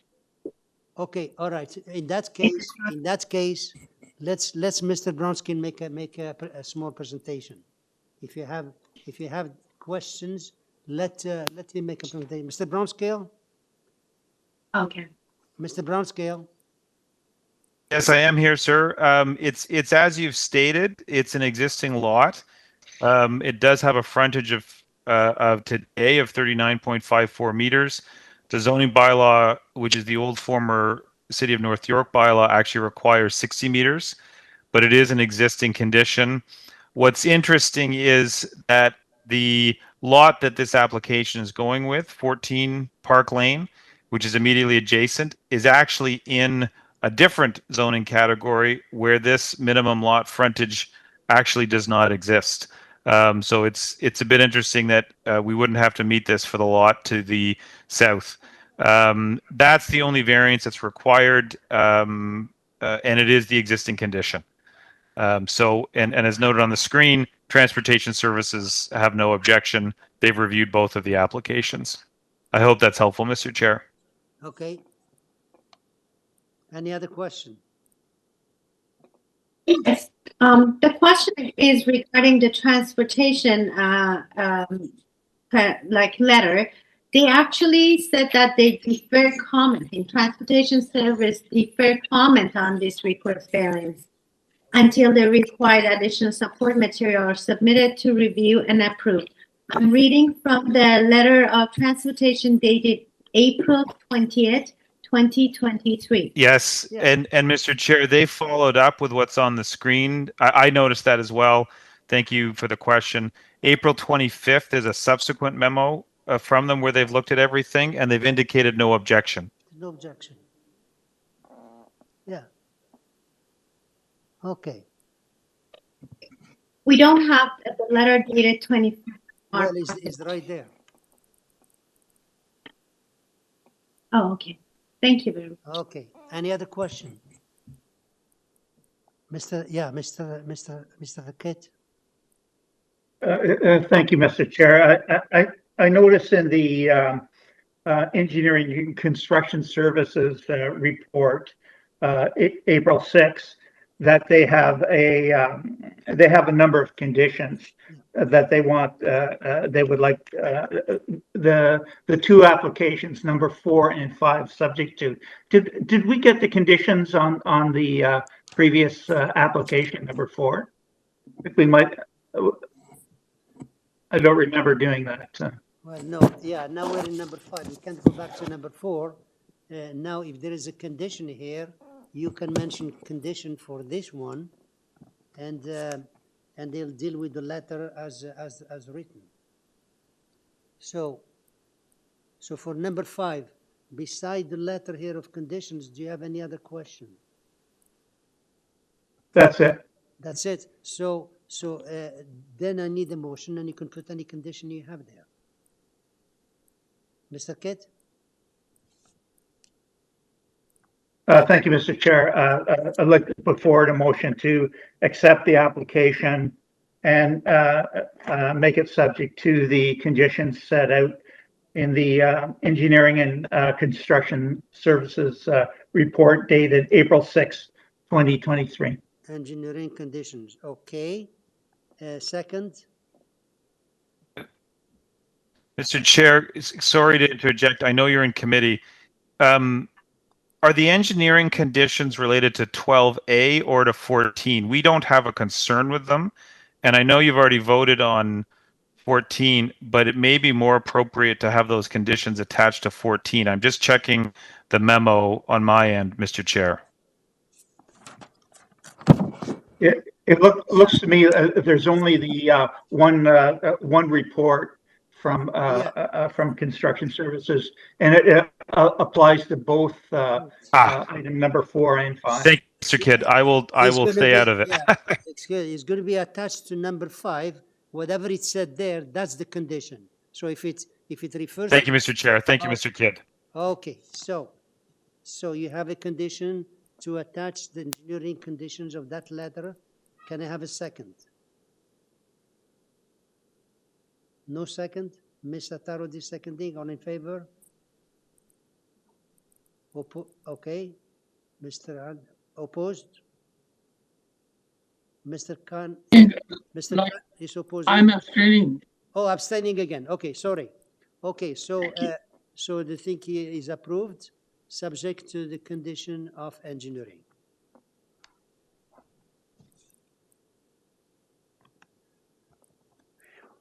Mr. Chair. Yeah, you want a break, I guess. Yes, thank you very much. We can get a quick break. Okay, what is it? 10 minutes, okay? Is that okay? 10 minutes. 15 minutes. Yeah. Okay, 10 minutes break. Thank you.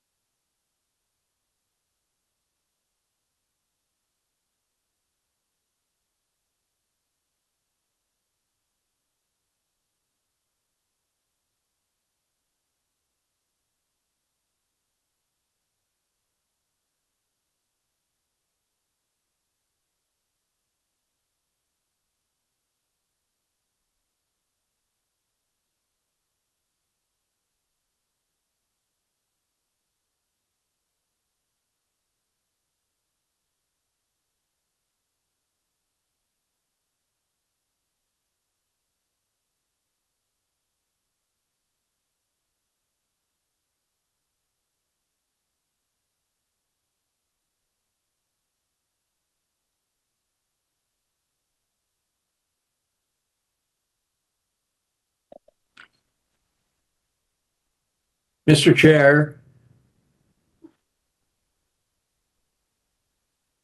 Mr. Chair, is it appropriate to raise a point of order right now?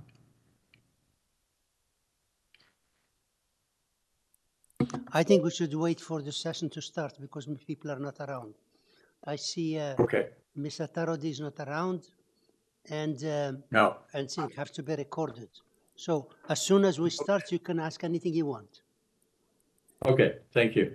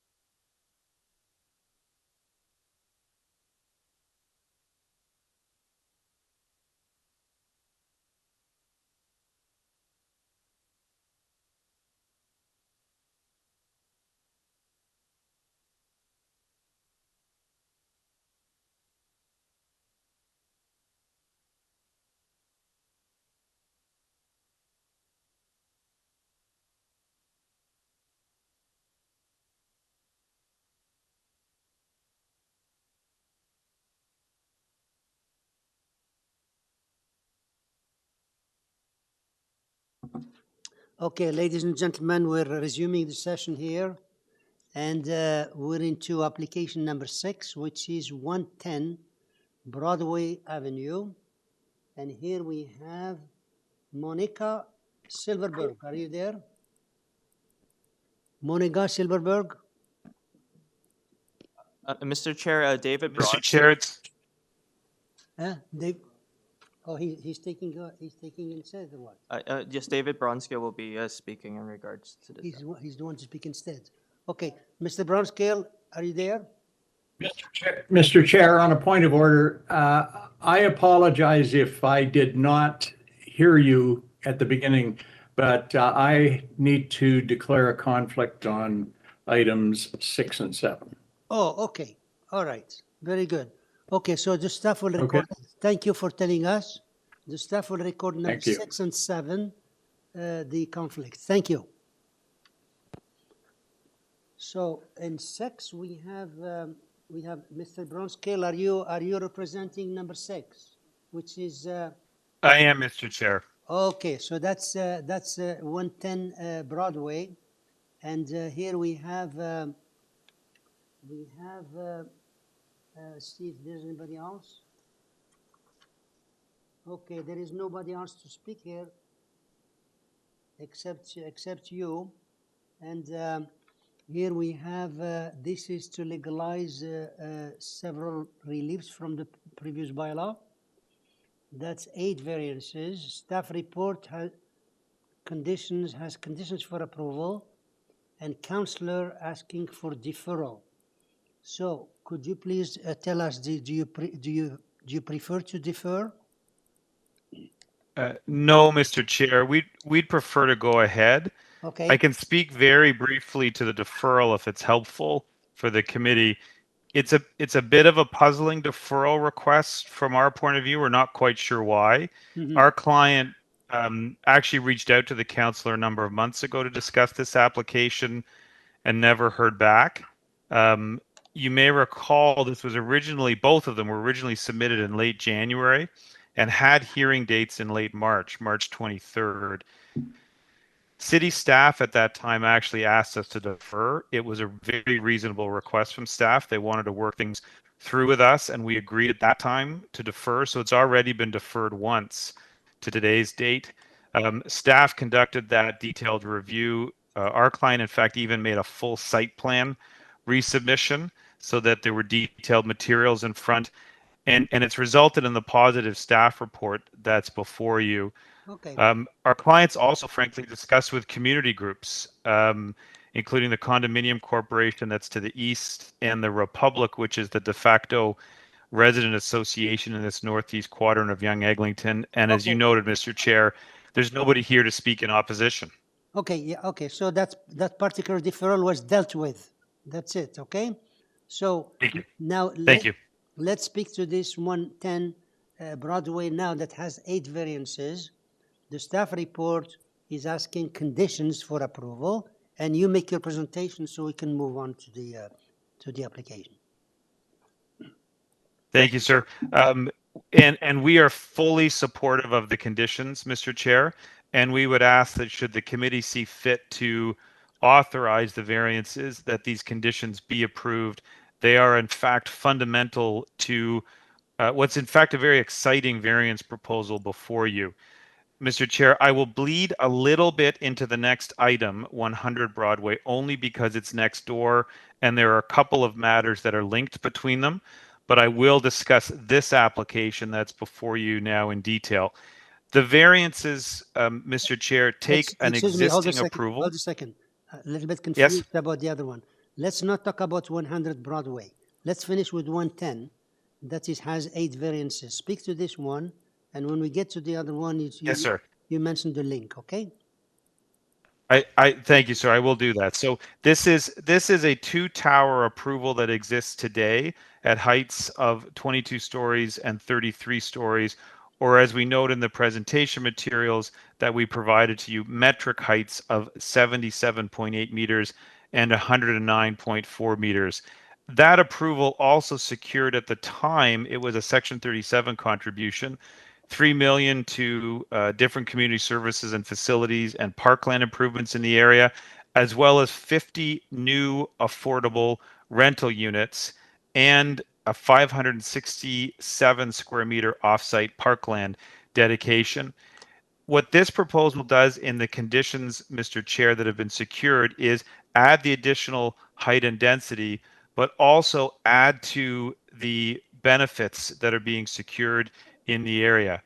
It would secure 6 additional affordable housing units that would go in the project at 100 Broadway. It would secure additional parkland. And if I could indulge for the committee to ask them to go to slide 10 of that presentation with my thanks, you will see the additional parkland at 21 Alvina Gardens that's being acquired and would be conveyed to the city to expand offsite parkland east of Mount Pleasant.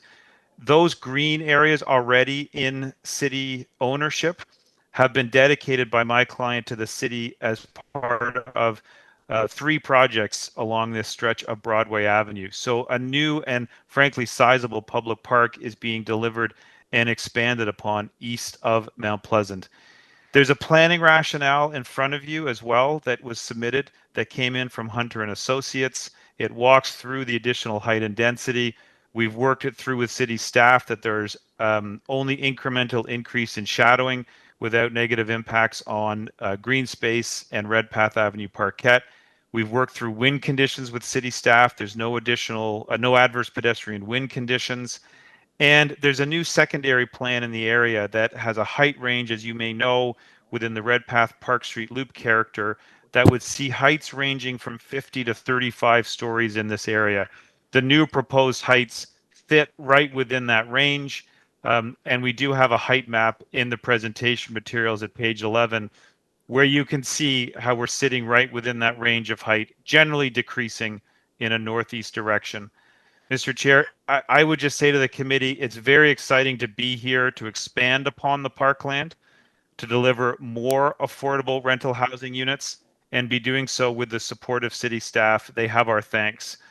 We'd urge the committee to approve this so that the construction that's underway can continue with these additional heights, but importantly, that these significant community benefits can also be delivered.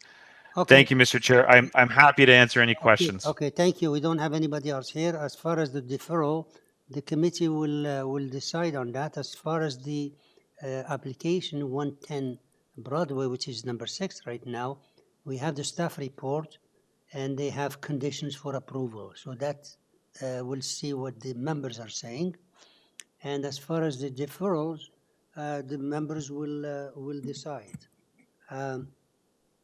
Members, do you have questions? There is a staff report late came in on April 26, only for conditions for approval, and the councillors deferral. I don't have any question on that. Any question? Are we missing one member? Yeah, Mr. Khan. Is conflict of interest. Mr. Khan, go ahead. Mr. Khan, go ahead. Thank you, Mr. Chair. Through you, sir. I would like to ask 2 questions to the honorable agent. Number 1, the parking facilities is adequate or not has to be explained, and why any transportation report has not been submitted. Through you, Mr. Chair. Yeah. Through you, they should be discussing the deferral now, not a question. Yeah, they should be discussing the deferral. Yeah, there is the question of the deferral from the councillor. Are we entertaining this before we move to questions? Are we entertaining the deferral question? Defer yes or no? I would suggest yes. What, to defer? Yes. Okay. So I don't have anybody else to speak, only you. You have a motion to defer, and the reason is because of the councillor asked for it. Is that what it is? That is part of it.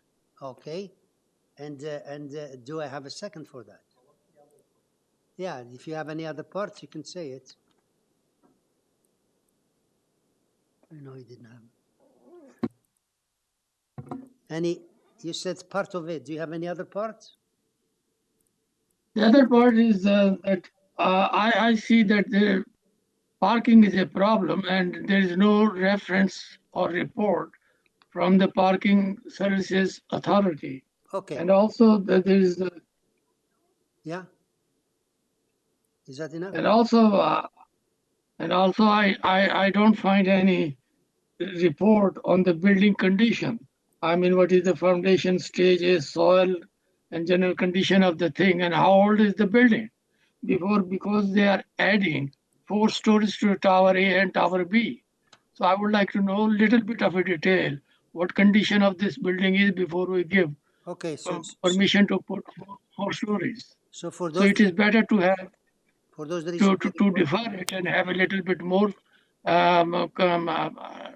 dialogue with the planning staff coming before the committee. Okay, so for those reasons, you move to defer the application, and yes, Mr. Chair. Do I have a second? There is no second for it, therefore we're going to have to entertain it. Okay, so the motion failed, and therefore we don't need any other motion. We have application in front of us. It has 8 variances. Staff report has conditions for approval, and please, if you have any question to the speaker, to the agent, shoot.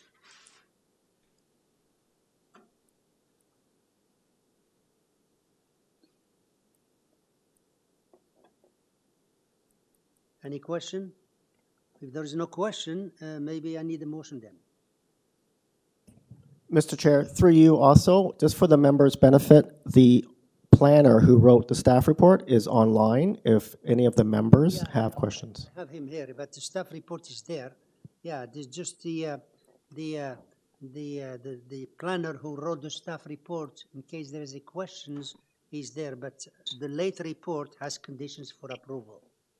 So, yeah, Mr. Tarodi. So, yes, through you, Mr. Chair, I appreciate some explanation from the staff who wrote that report, because when I first look at the variance, I have concern about Tower A height, maximum height of 121 meter, and Tower B maximum height of 76.8 meters. And but when I look at the staff report, apparently that's not a concern. So if we can just get an explanation for that, Okay, yeah, that would be. maybe in this case, maybe it's good to have the planner speak about it. Is he available? Okay, could you please put him online? And Mr. Chair, my other part is for Tower B, the number of dwelling also would like some explanation, because those are in the variant. Well, let's him coming online or her, and then you'll ask the question. Okay, so the planner who wrote the report is online. Let's ask them the question. So can you please have them identify themselves? Mr. Chair, Jason has been unmuted, the planner. Okay.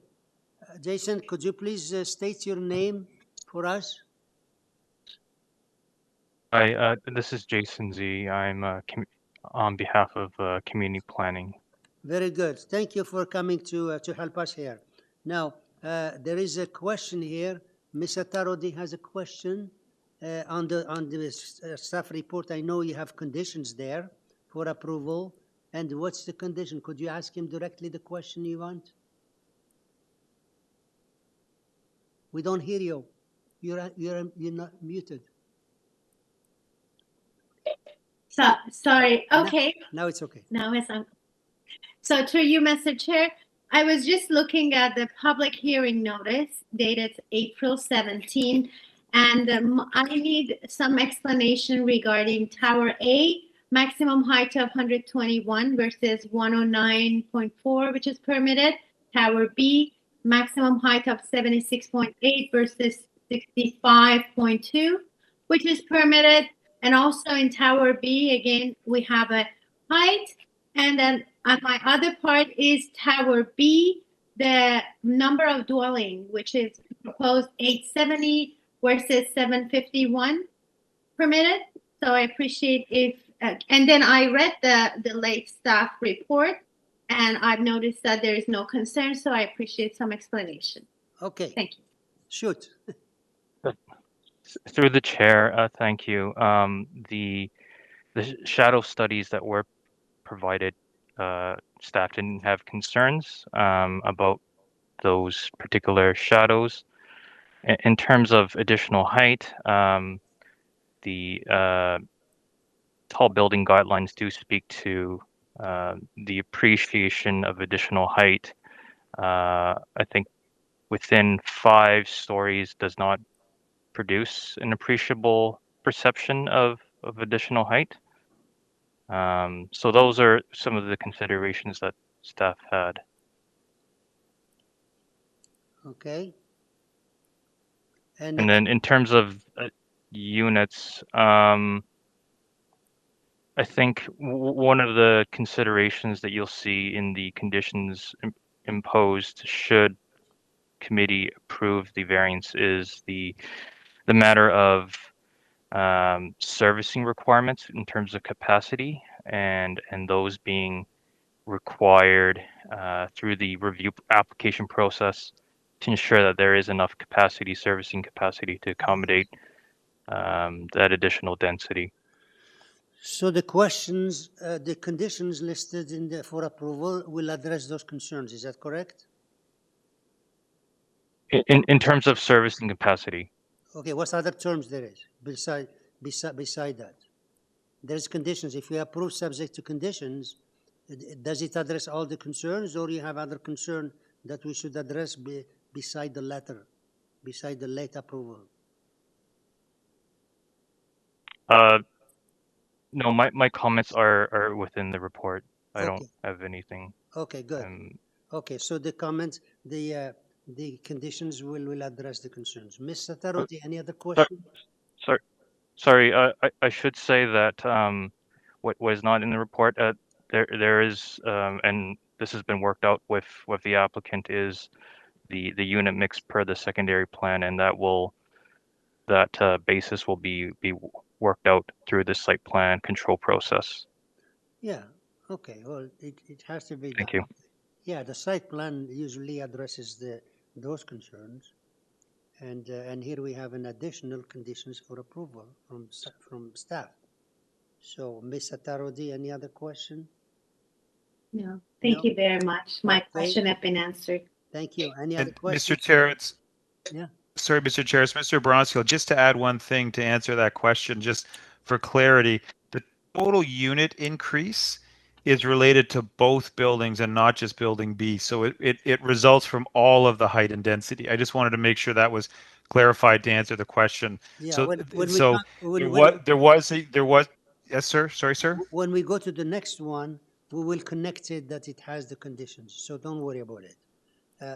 No, I understand, sir, but through you, Ms. Parody had asked about the unit number increase for this application in Tower B, and I just wanted to make sure that it was for both of the towers, Mr. Chair, so that it was clear. Okay.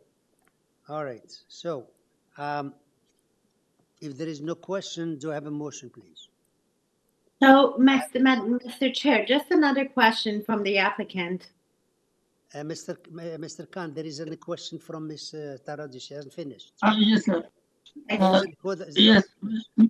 Mr. Khan, there is Mr. Chair, thank you. Mr. Khan, there is another question for Ms. Tarodi who hasn't finished yet. I'll come back to you. So, Ms. Tarodi, go ahead. Yes, through you, Mr. Chair.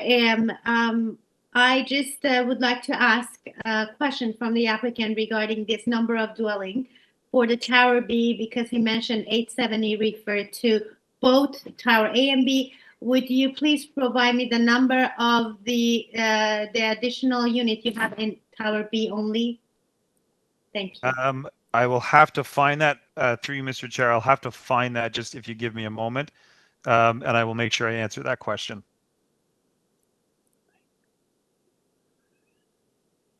I could answer another question in the meantime, Mr. Chair, if that's helpful. Well, for this application we're having, there is no question. Mr. Khan, what question did you have? Thank you, Mr. Chair. Through you, sir. I'm happy that Mr. Bronskill cleared that 119 are the total units to be from both Tower A and Tower B. And Mr. Rodi has already asked how many Tower B has. Right. So my question is, the parking facility is 256 and requires more, and accessible parking 6. Would you kindly explain how many parking will be added to the new 119 units? Through you, Mr. Chair, I don't have the exact parking numbers, but there is no variance before you for parking. So we have to meet the approved bylaw ratio for parking. Right. Thank you. And I can add, sir, I know you did ask earlier about transportation work. I can advise you through the chair that a transportation report was submitted as part of the site plan update and has been reviewed, because we wanted to make sure that everything continued to work on site as well in terms of access points. Okay. Thank you for that information. Appreciate it. All right. So can I have a motion then, please? And sorry, sir, just I apologize. I don't have an exact number from on the Tower B. It is roughly half, because it's an equitable increase in heights on both. I just don't have the exact number per tower, but it's roughly half of the units would be in each of the tower increases. Okay. All right. There is no clear separation between the two. So could I have a motion then, please?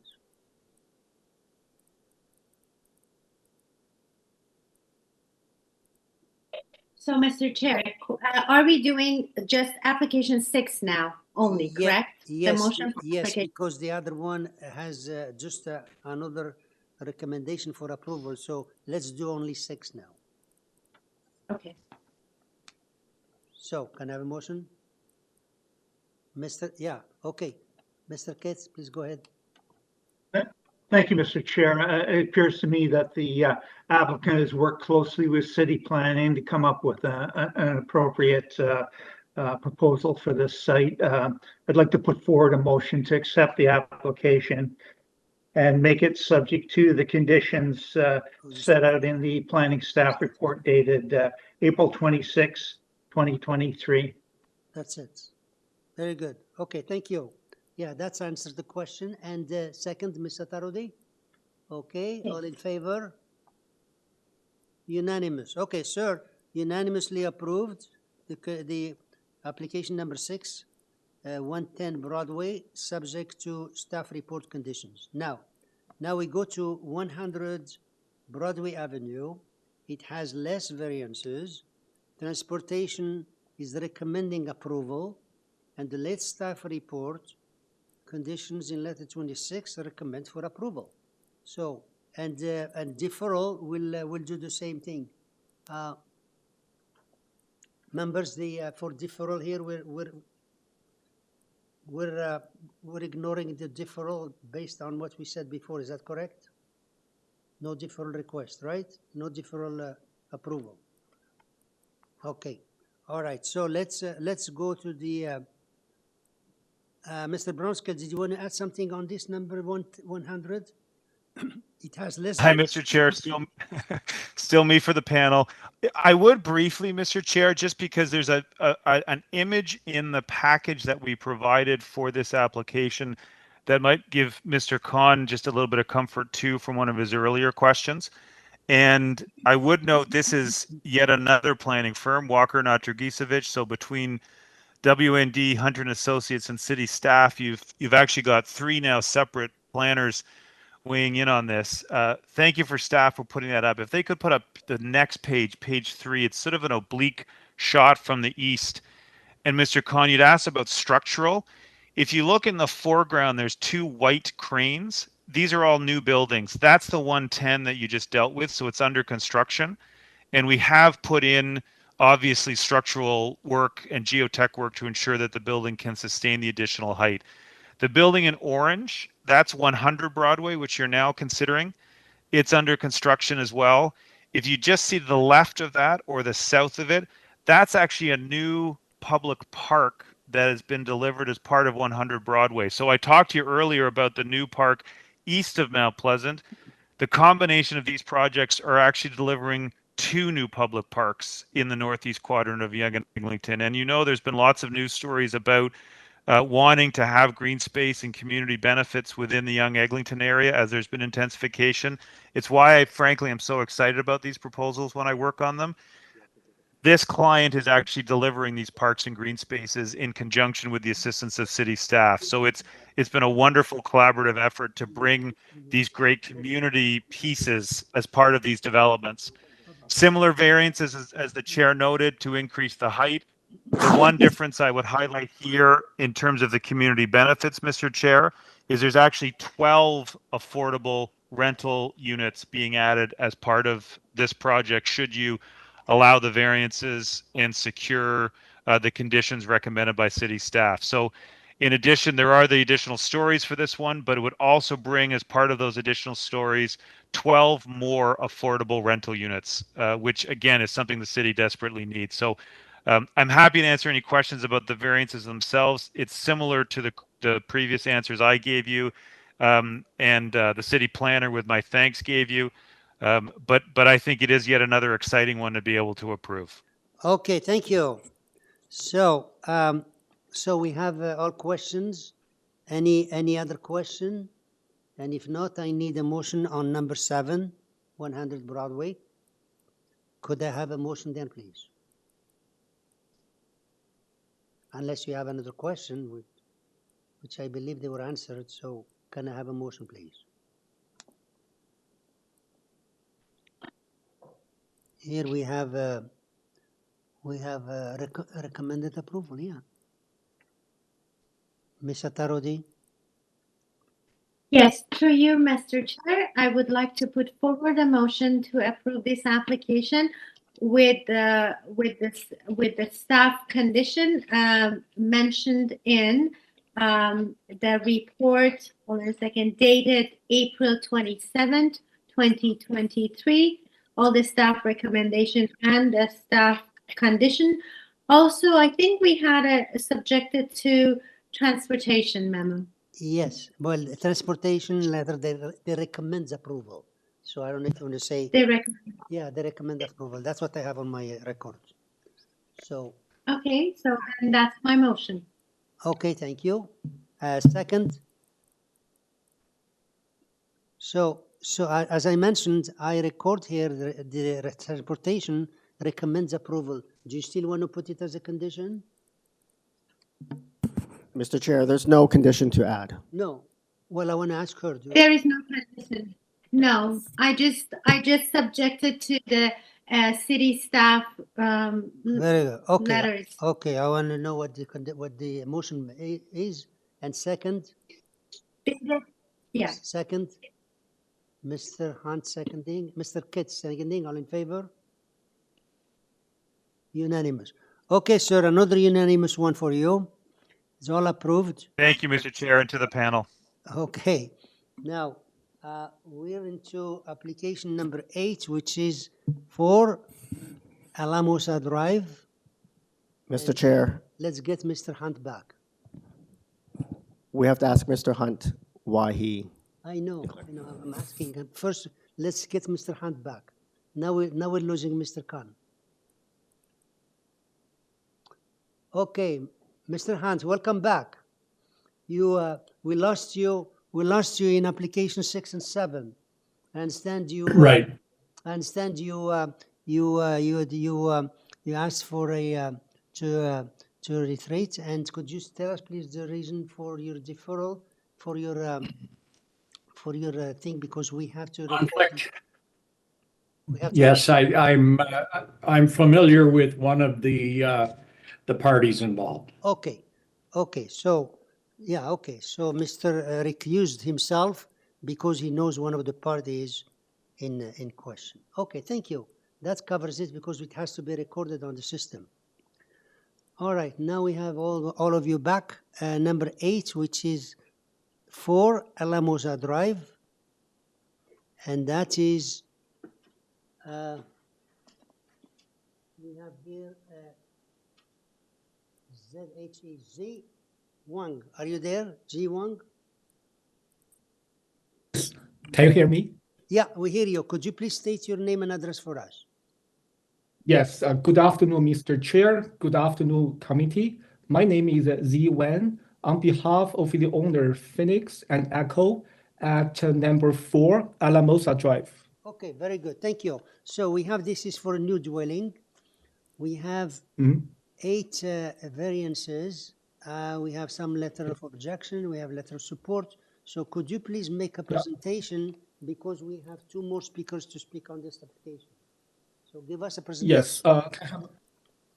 Okay. Can I have my material presentation?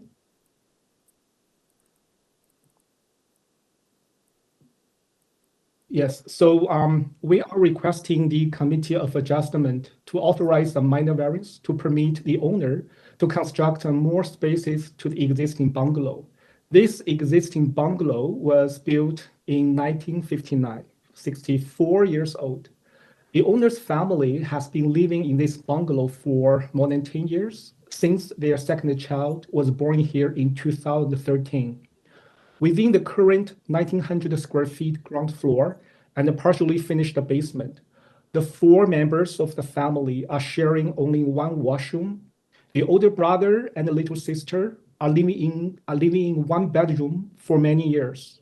Also, the owner's parents are getting older, and they decide they will leave them next year.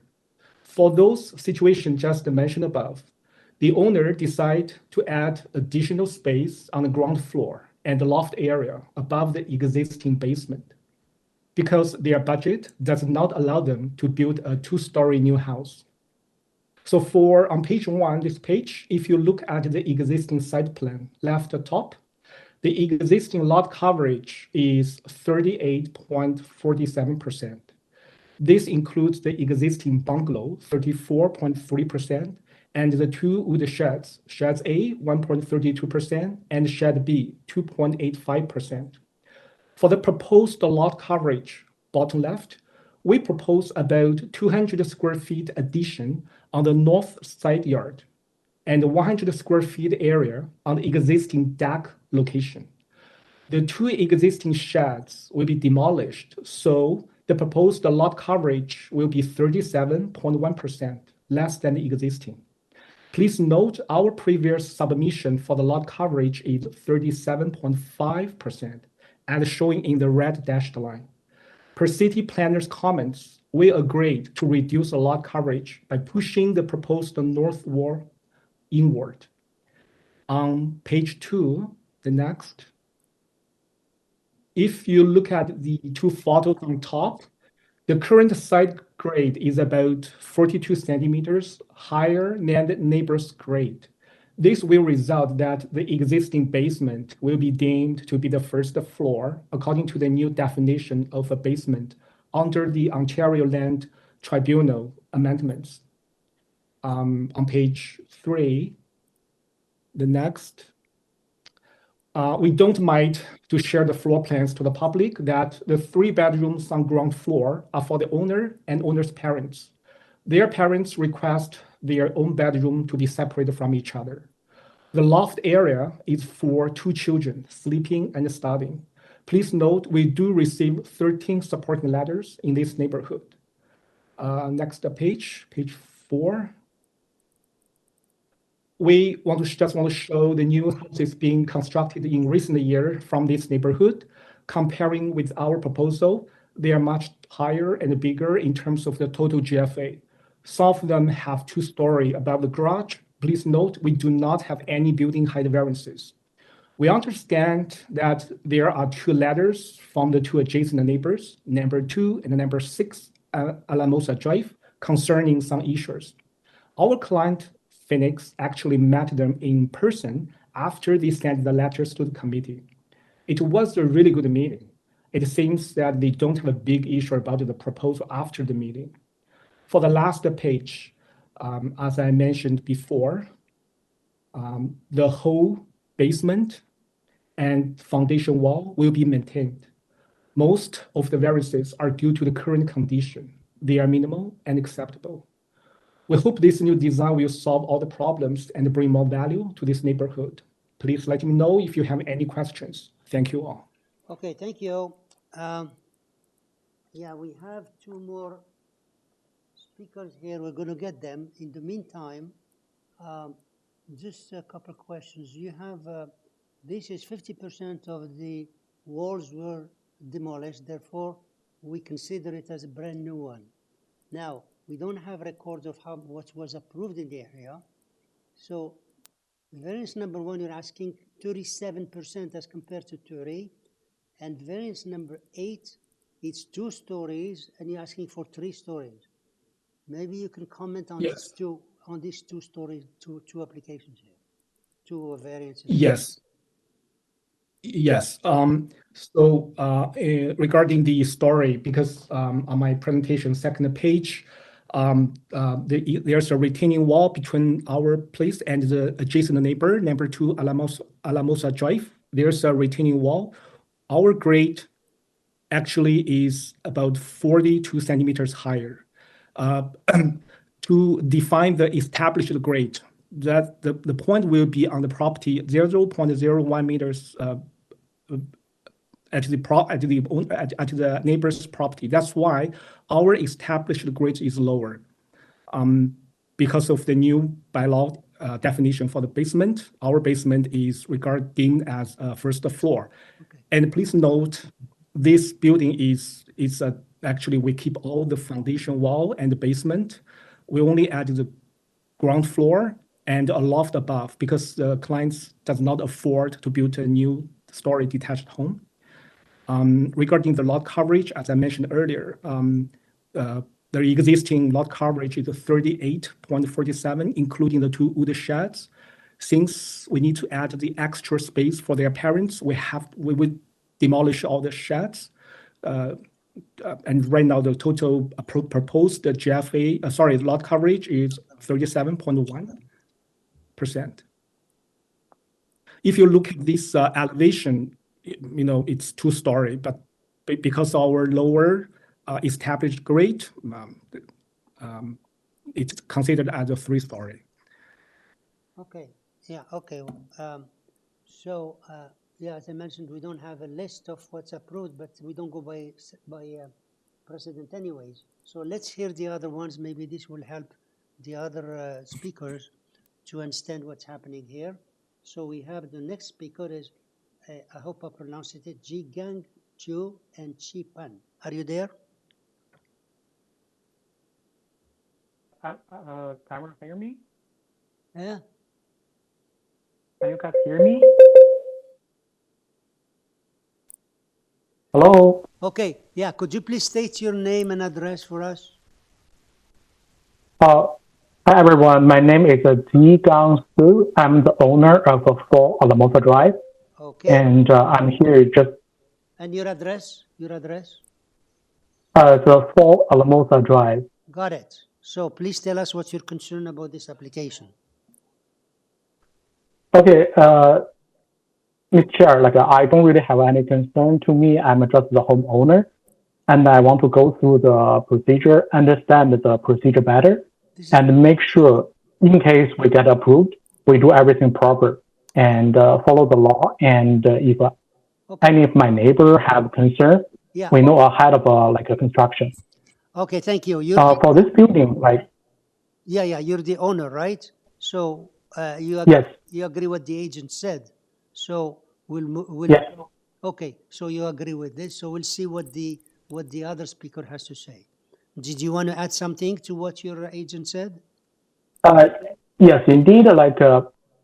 We are a bungalow, so the current building, the reason the lot coverage a little bit high than the bylaw is, first thing is the building is bungalow, so we don't really have room to add something. We need more washroom for my kids, for my parents. It was mentioned by your agent. Yeah. Okay. Yeah, and I have a knee problem. So when we doing the construction, I talked with Leon, and I told him I don't want anything for the second floor. I want to keep this as a bungalow, and I want to have this I think maybe on page the item 8, it was challenged to 3 floors. Indeed, most of the back, the kitchens, everything is a high bungalow. The only loft is added on top of my living room and the garage. That's the only 2 lofts we added. And that's all I want to say. Okay, thank you for your time. Thank you.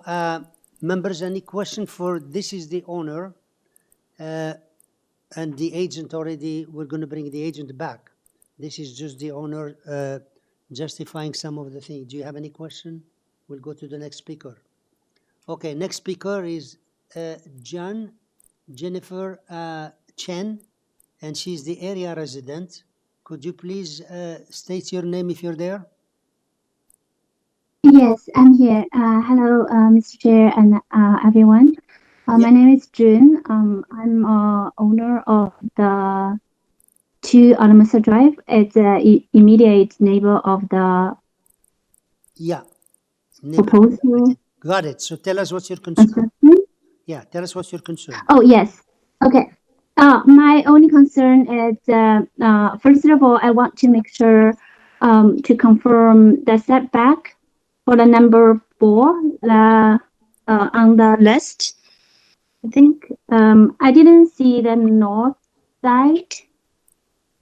Oh, sorry, it's number 5. Number 5. I didn't see that north side yard setback. I read through the paper. It says it's the setback is 1.8 meters, but it's not here.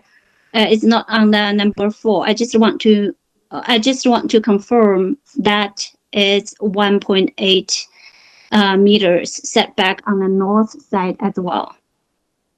My second concern is because my property is much lower than the neighbor's property. The only concern I have is drainage.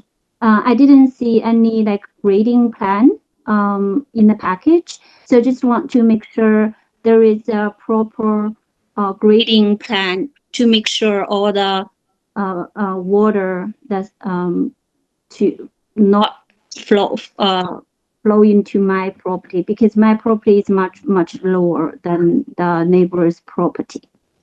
Okay, all right. Well, yeah, that will be dealt with in the construction process. Any question for this speaker? Okay, so we'll get the agents to address those concerns. And Mr. Zhang, could you come back? Mr. G. Yes. Yes. Yeah. Thank you all. So for the north yard setback, we comply the zoning bylaw. As I mentioned earlier, our original addition, if you look at the my material presentation, page 1. So if you look at the lower left, the red dashed line, that's our original proposed. But then per discussion with the city planner, we agreed to recess that back. So right now, for the proposed, I think we comply with the zoning bylaw for the north yard setback. And regarding your drainage, I think during the construction building permit stage, we will make sure that water does not go into your property. And also, actually, if you look at the first site plan, left top existing, there's existing wood shed A and B. During our construction, that 2 sheds will be gone. So actually, in terms of the drainage, it will help for our proposal. I think it will, the neighbors will get the benefit. So don't worry about the drainage. Okay. Any question for the speaker? Any question for the agent? If not, can I have a motion there, please?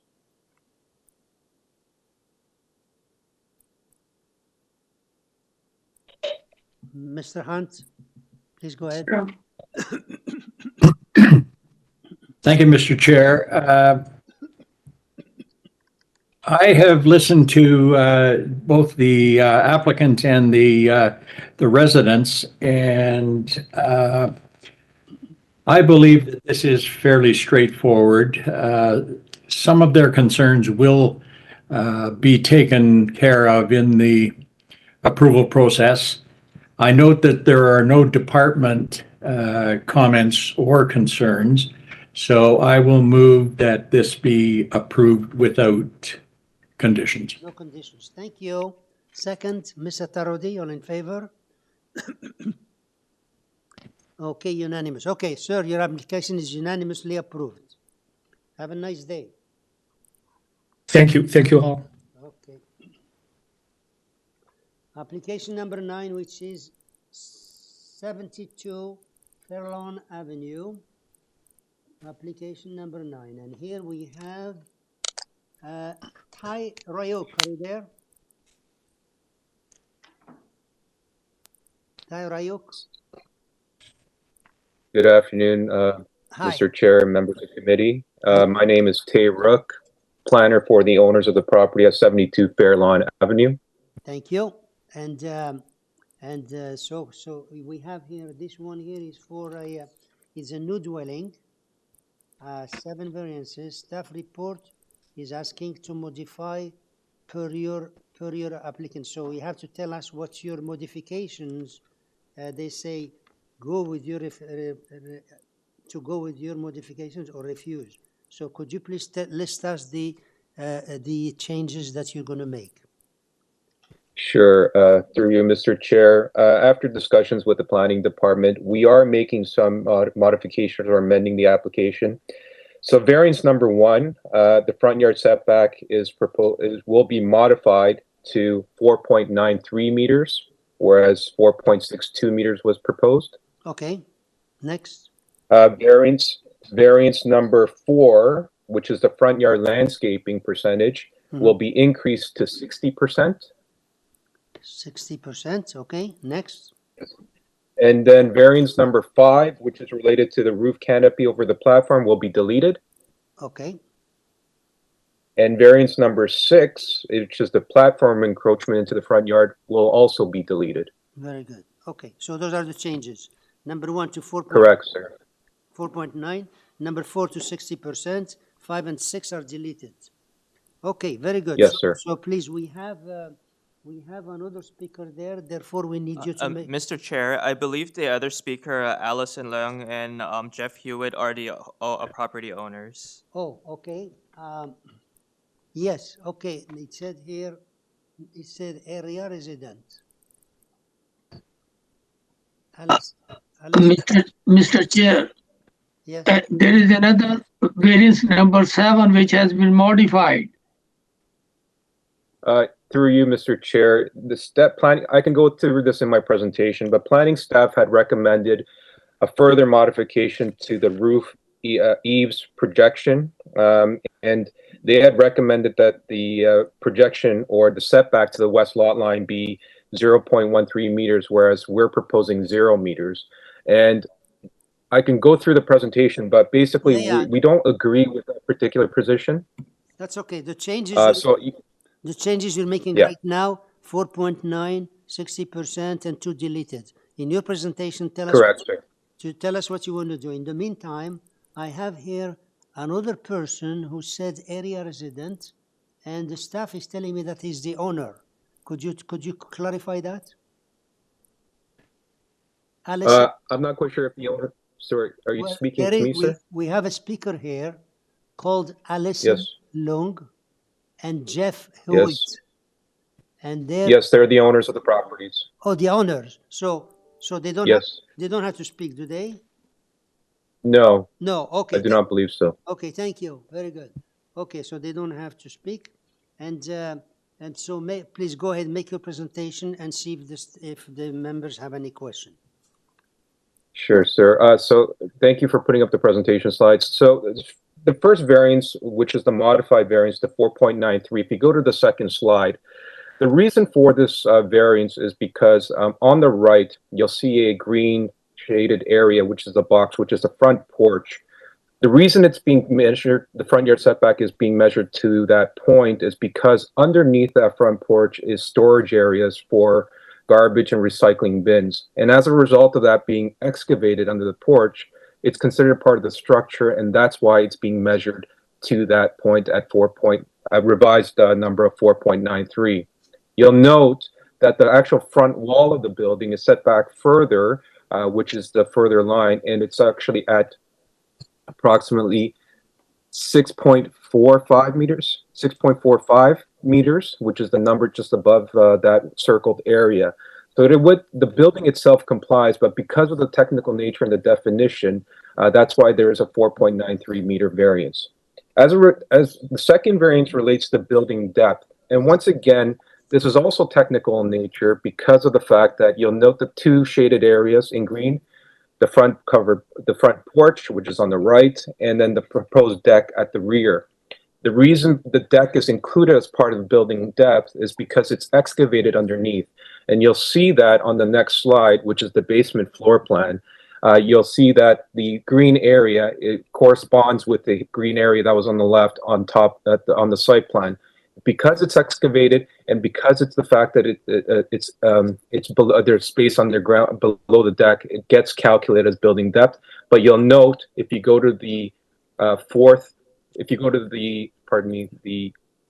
5th and 6th slides, that deck is approximately 5 feet above in the air, and then you'll see that also on the side elevation. It's not a large structure by any means. And if that area below that deck was not excavated, it would not be calculated as building depth. And in terms of looks and massing, it would look exactly the same. As per the FSI, this is once again, as this has kind of come up on various other applications this morning, but because with the amendments to the zoning bylaw, the ground floor is actually being calculated as a story, and as a result of that, The FSI is included as part of that, and it increases the number to 0.99.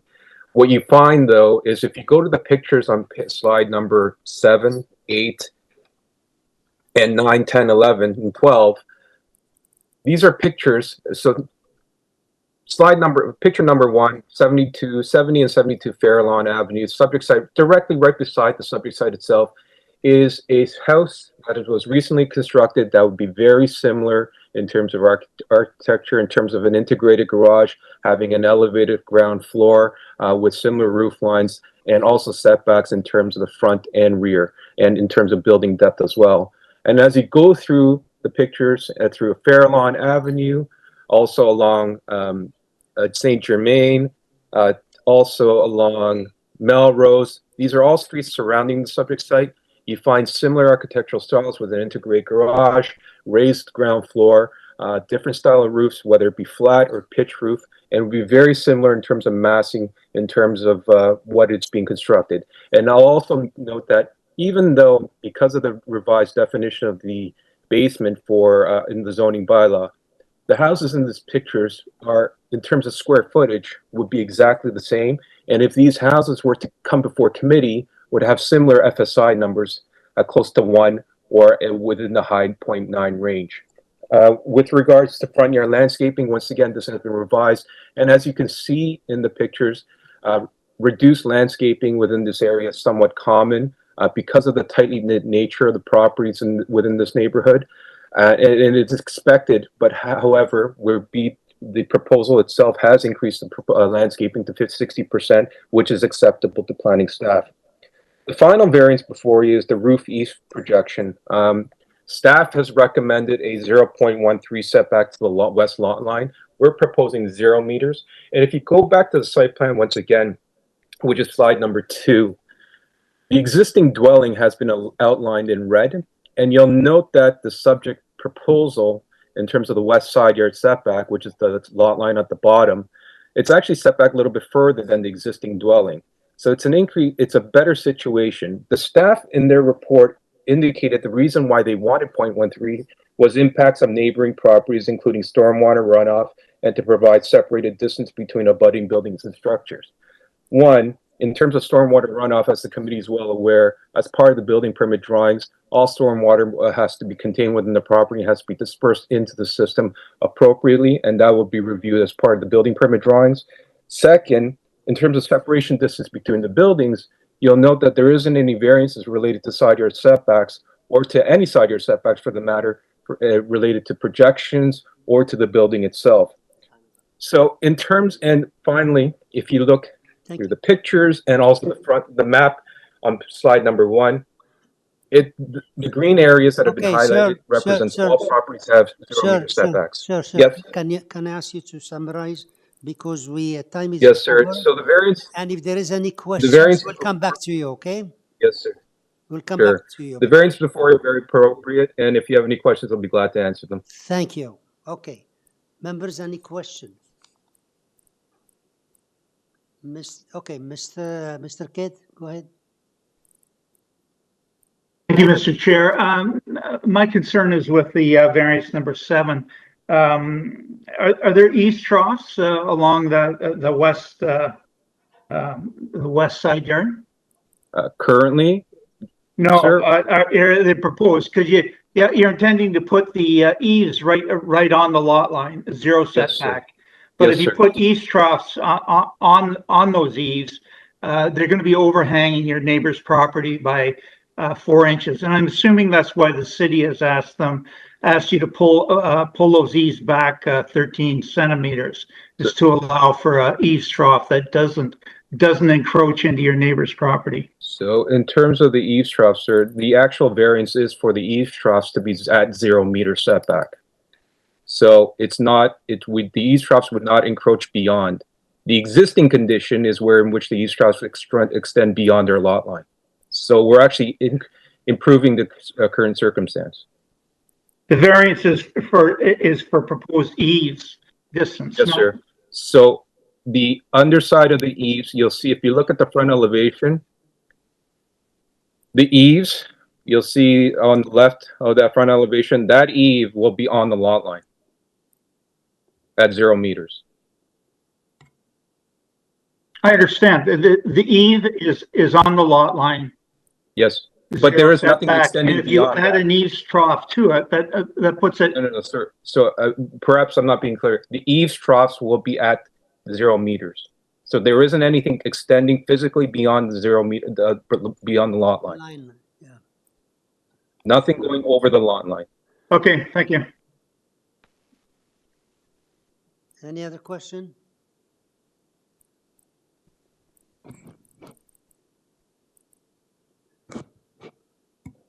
If no question, can I have a motion then, please? Mr. Tarodi?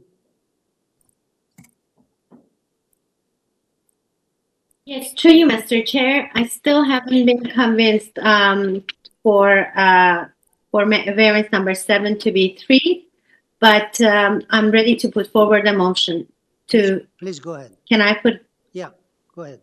Perfect.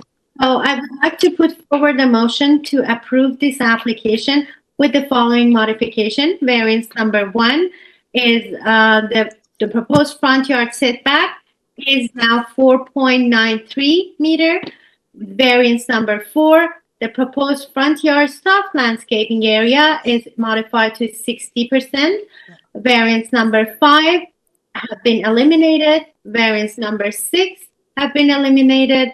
And I also modify variance, the proposed west eave projection 0.46 meter and are now changed to 0.13 meter, the west lot line. And I would like to also subject it to urban forestry condition. Okay. So could you go over number 7, what you're saying? It says the proposed east, west, south. For number 7, I'm just following the staff recommendation. It's also mentioned in the staff report dated April 27, 2023. Yeah. It's actually based on the staff recommendation. Right. And that's, could you repeat that, sir? I don't have it in front of me. He said here, the eave distance from the west lot line, change it from 0 to 0.13 meter. Okay. Okay. That's what I'm just into. Okay, got it. All right. So I'm subjected to urban forestry. Very good. Condition. Okay. So this is the motion. Do I have a second? Can I have a second, please? Mr. Khan is seconding. All in favor? I see Mr. Okay, now I see your hand. All of you. Okay, sir, unanimously approved, subject to those changes and condition forestry. Do you want us to go over the changes again, or you got them? I got them, sir. Thank you very much. Okay, thank you.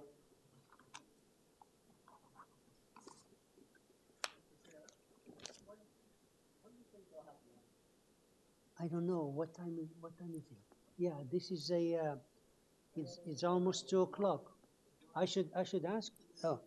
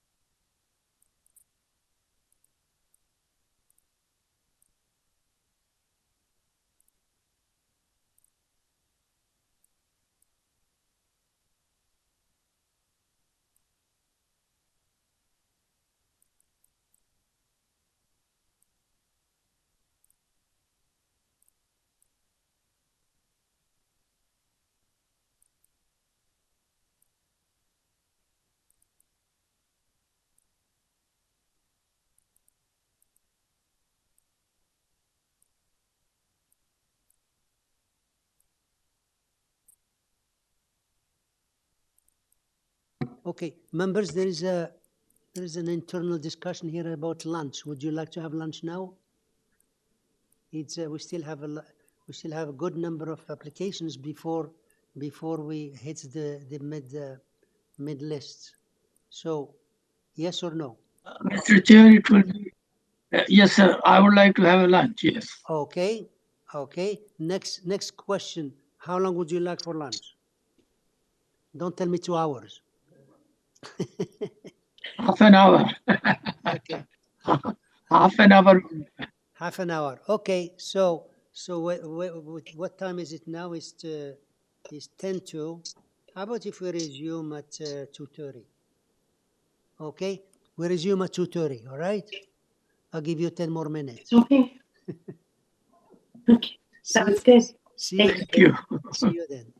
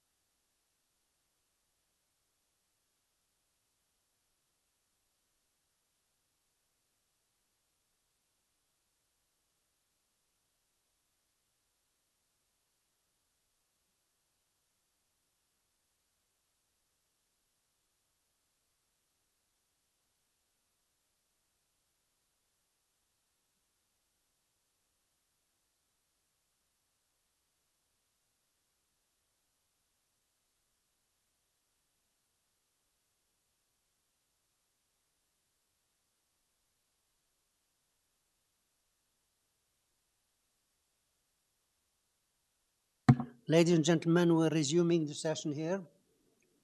And we're into application number 10, which is 39 Forest Heights, application number 10.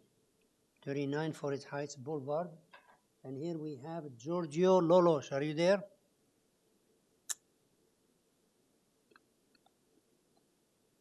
Giorgio Lolos. Is he online? Giorgio, you've been unmuted.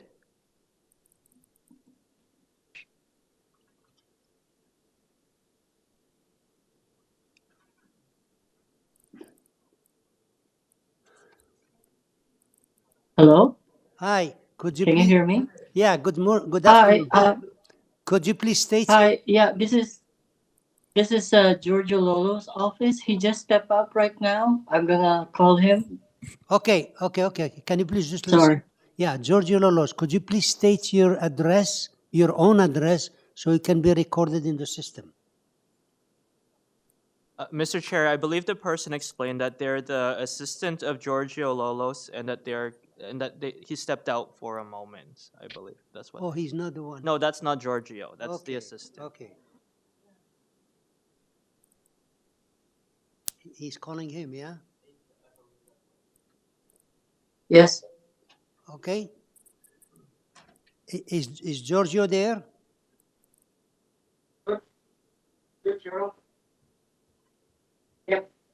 Yep, go. Hi, is Giorgio there? Hello, yes, it'll be in a couple of seconds. Okay, couple seconds, okay? Couple seconds are over. Yeah. Okay.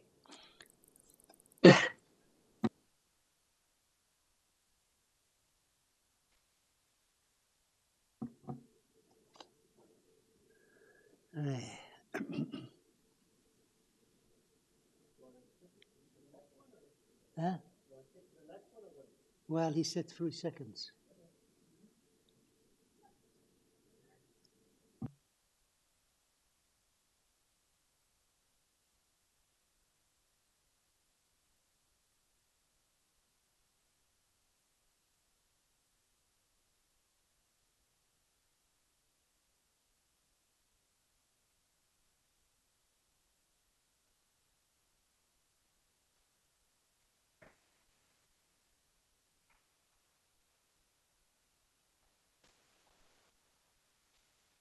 Good afternoon. Hello? Giorgio, are you there?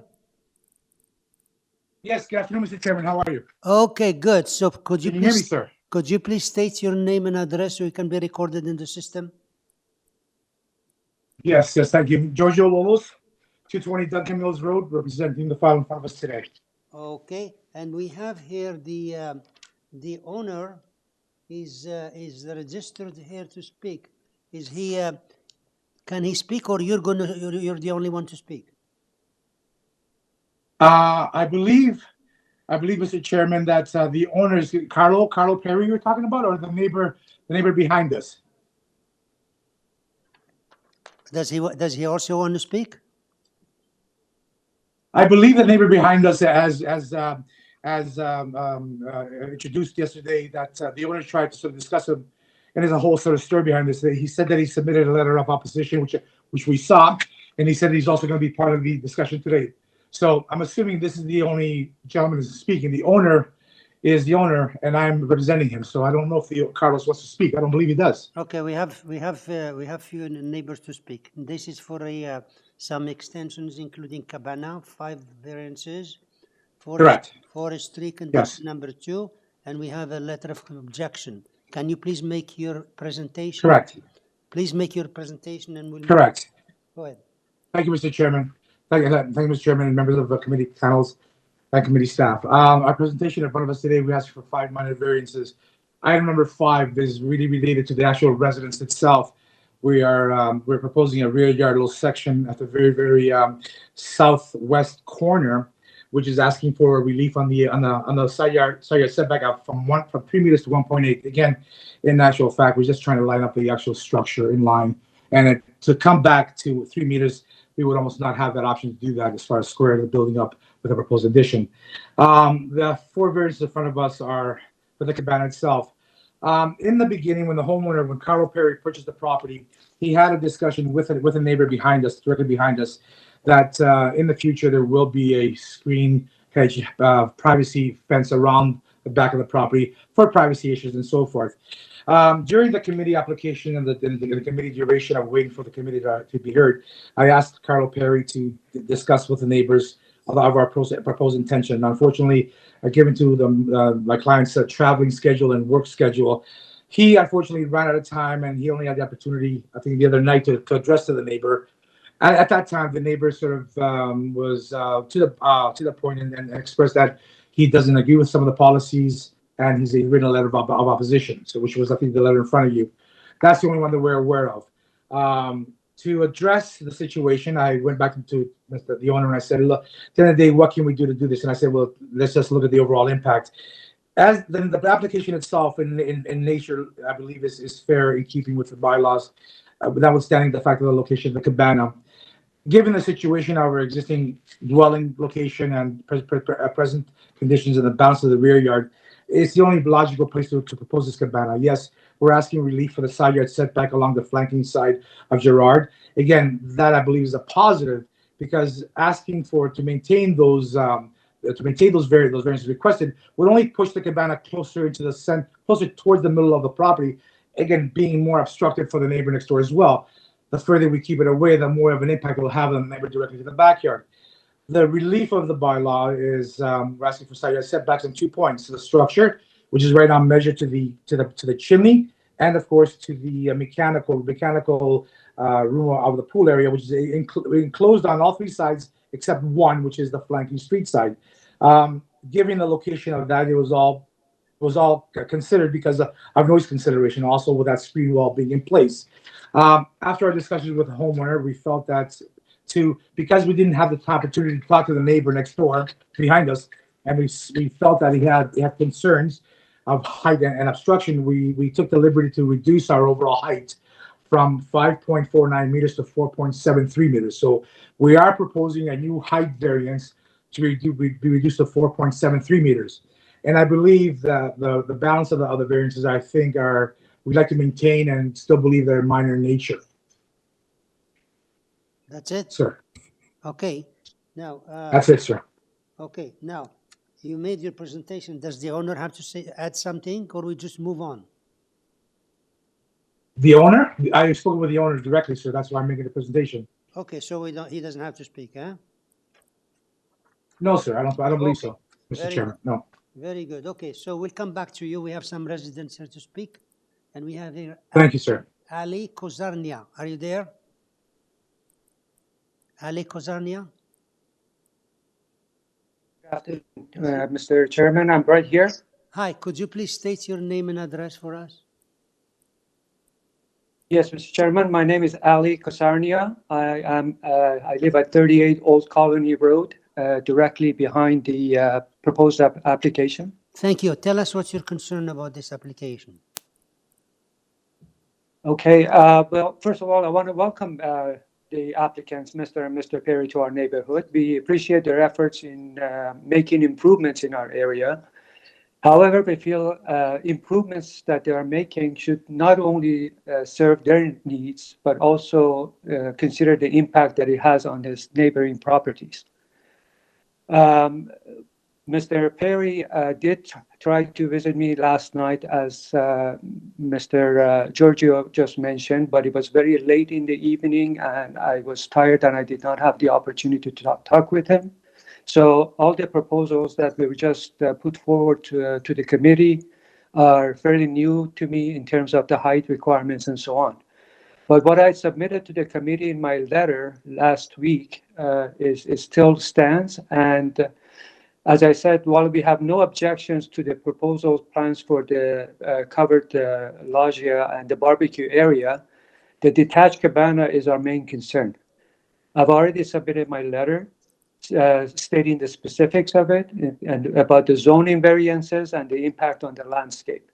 But I want to just stress a few things. Even though I just realized that there's going to be adjustment to the height, the proposed height was 37% higher than the zoning bylaw, and the lot coverage was increased by more than 20%. Also, the variance with respect to the east side was also almost 4 times what is allowed. Now, going back to the former bylaws with the city of North York, the requirement setback for the rear was half the structure height, which in this case would have been 9 feet. But the new ones are proposed based on the property depth. The depth of this property is 133 feet, which is only 14 feet shorter than the guidelines. Now, that's only a variance of 10%, but the proposal for the structure is 37% more than what is allowed. Now, such a large and tall structure, 16.5 feet wide, bordering my backyard, cannot reasonably be acceptable and will no doubt impact future value of my property and diminish the aesthetic of my backyard. Lastly, report from Parks and Recreation speaks for itself. You have a report from Parks, I'm sure. With a large mature tree sitting within inches of the proposed building, I'm not certain serious considerations have been given for the safety of the occupants, my neighbors, as well as the surrounding landscape. The drawings that you have in front of you with the location of this tree, it seems to be a little inaccurate. The tree is actually at the very south corner of the property. So now we do not oppose any future plans for a reasonably sized and situated cabana, but the current proposal seems to be beyond our appropriate measures. At this point, I want to thank the committee for giving me this opportunity. Okay, let's see if the members have any question. Any question to this speaker?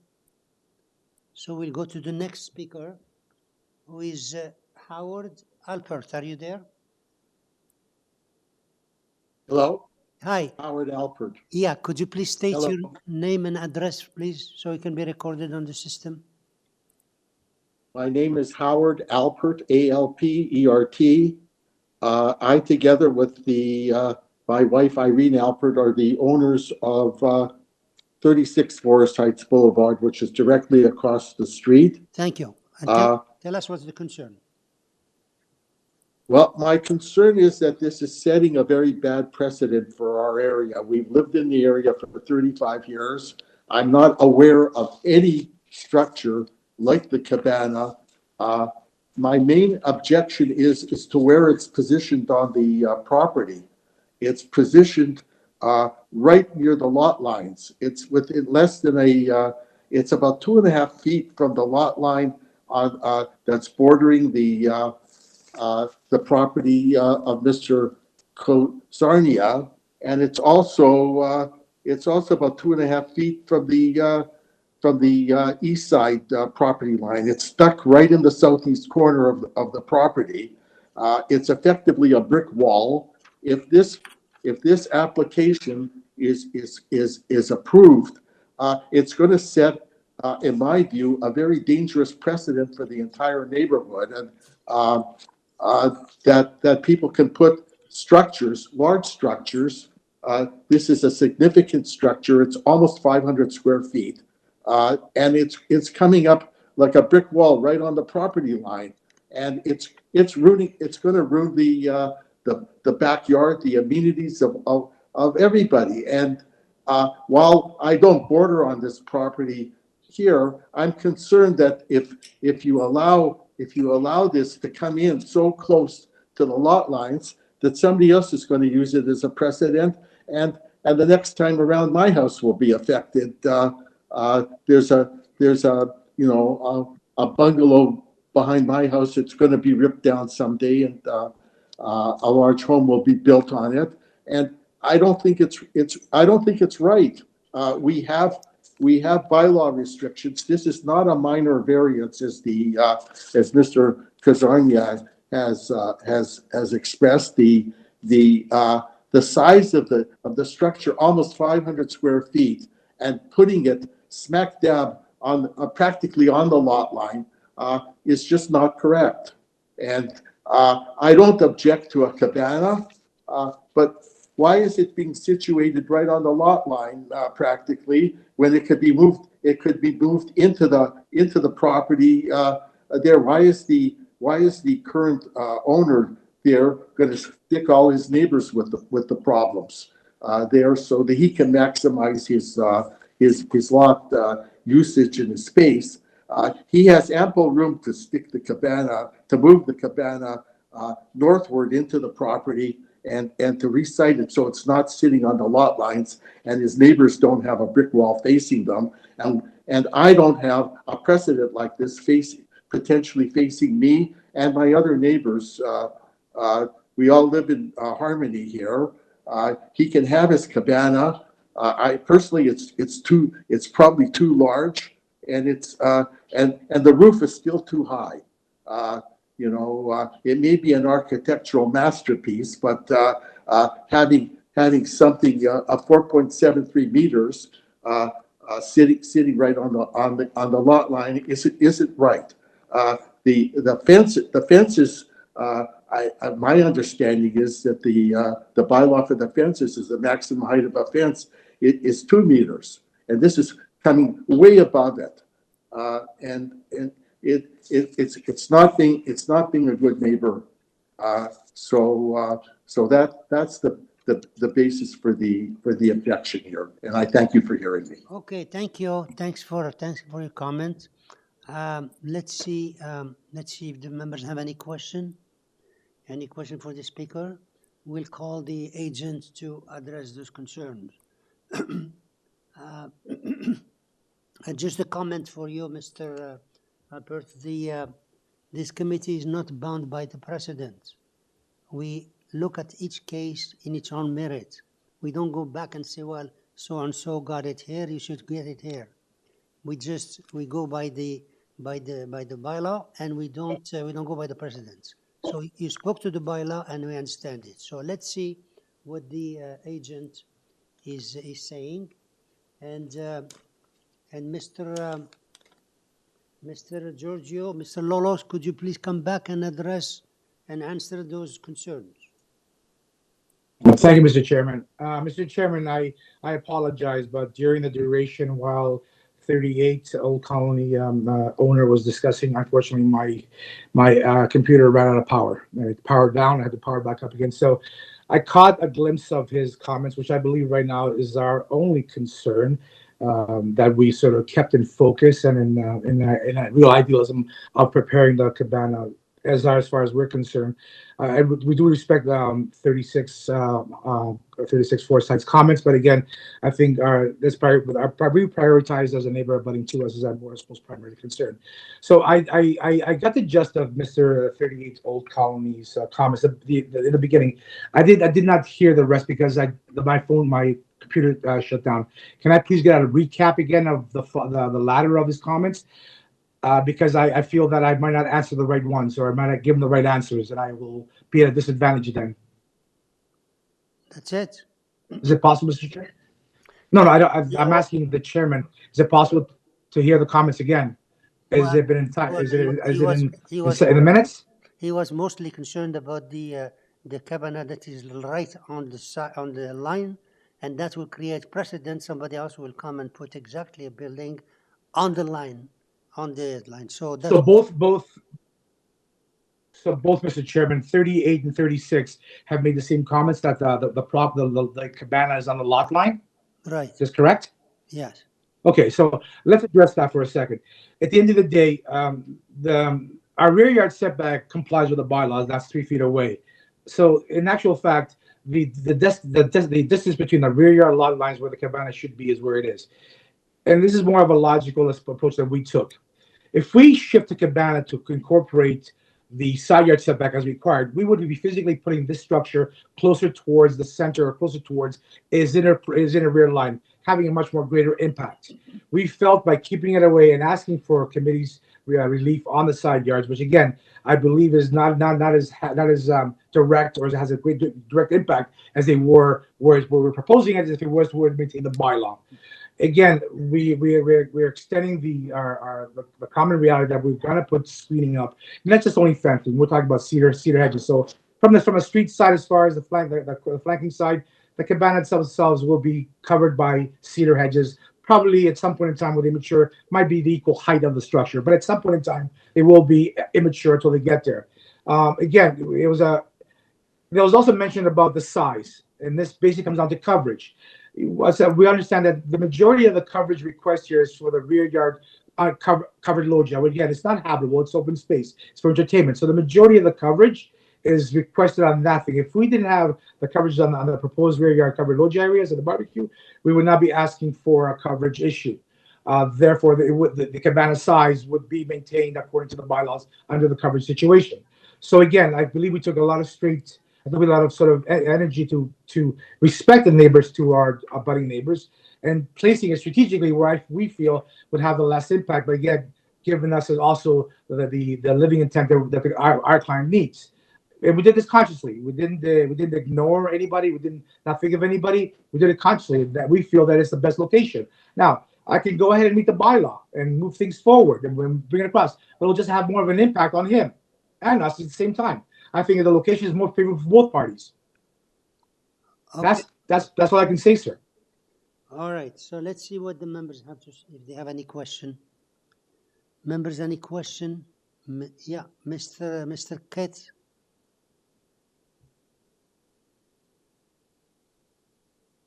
Please go ahead, Mr. Kate. Thank you, Mr. Chair. Yeah, thank you, Mr. Chair. My questions with regard to variance number 3 and 4. They're both for the proposed east yard setback. One's for 0.77 meters and another one for 0.52 meters. I'm not sure where's the 0.77 meters coming from? What the point? Through you, Mr. Chair. The 0.77 is taking the closest distance to the fireplace projection, the chimney projection. That's the closest point. The 1.5 meters, not 5.2, sir. The 1.5 is taken at the pad of the pool equipment room, which is the open area. That's where it's located, sir. Okay. I see. Okay. Thank you. I had one other question, if I Yes, could.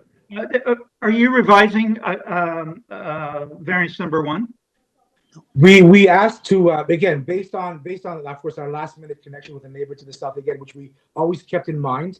And we didn't have the time to discuss this with him because of my client's traveling schedule and not having the time, which I extremely stressed him to do so and talk to them. We feel that we do respect the neighbors' privacy issues and the impact that we're asking for, and we're reducing the height from 5.49 to 4.73. We're revising the height to 4.73. 4.73? 4.73 from 5.49. Okay, thank you. Thank you, Mr. K. That was a good question. Any other question? Okay, so if not, gonna have a motion and take into account that change.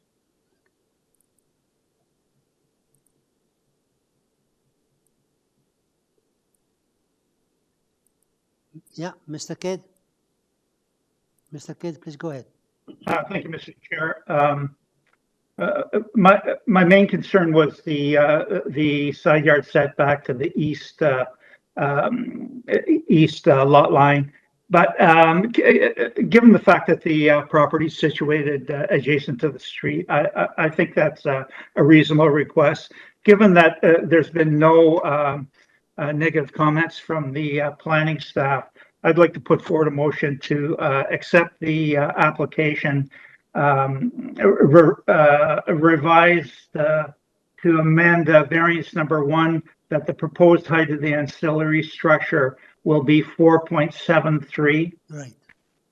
And I want to make it subject to force of condition number 2. And that's my motion. Yeah, thank you. Second, Mr. Tarodi, all in favor? Mr. Hunt, opposed? Mr. Hunt opposing? Yeah, it's opposed. Okay, so it's approved and Mr. Hunt is opposing. Sir, your application is approved, subject to the change you made and subject to forestry. Condition number 2. Thank you, Mr. Chairman. Thanks, member committees. Okay. Thank you.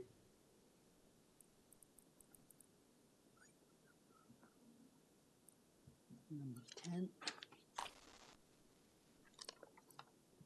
Okay. Application number 11, which is 117 Young Boulevard, application number 11. And here we have Omid Arbabi. Are you there?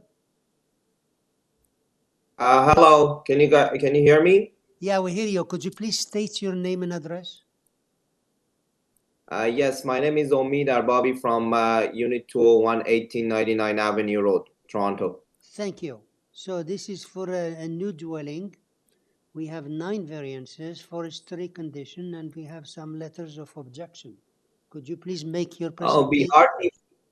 Can please you make we your... emailed the committee of... Yeah, could you please just listen 1 minute? Make your presentation, and we have 2 more speakers here. We can call them after, and then we'll get you back, okay? Yeah, we emailed the Committee of Adjustment. We would like to defer the application. We emailed the committee a few days ago. They said that we have to ask for the deferral. The document is on the portal. We would like to defer it to a future date in order to revise plans, talk to the neighbors. The homeowners were not available at this time. They were away from the city. So they wanted to take more time, talk to neighbors. Okay. So we are requesting to kindly defer the application. Okay, so you defer the application for a possible, That's right. Possible revision. Okay. That's correct. Okay, so let's hear the other ones. Make sure they understand what's going on. Paul Biancani Riccardi, are you there?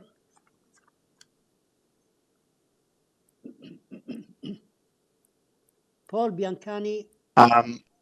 Yeah, is that Paul? Yes, it is. Okay, could you please state your name and your own address so we can move on? Yes, my name is Paul Bianchini Riccardi. I live at 115 Young Boulevard. Thank you. We heard what's happening. The agent is asking for deferral, which means if we accept it, we're not going to discuss it today. And then you'll be notified when it comes again. Is there any problem? Well,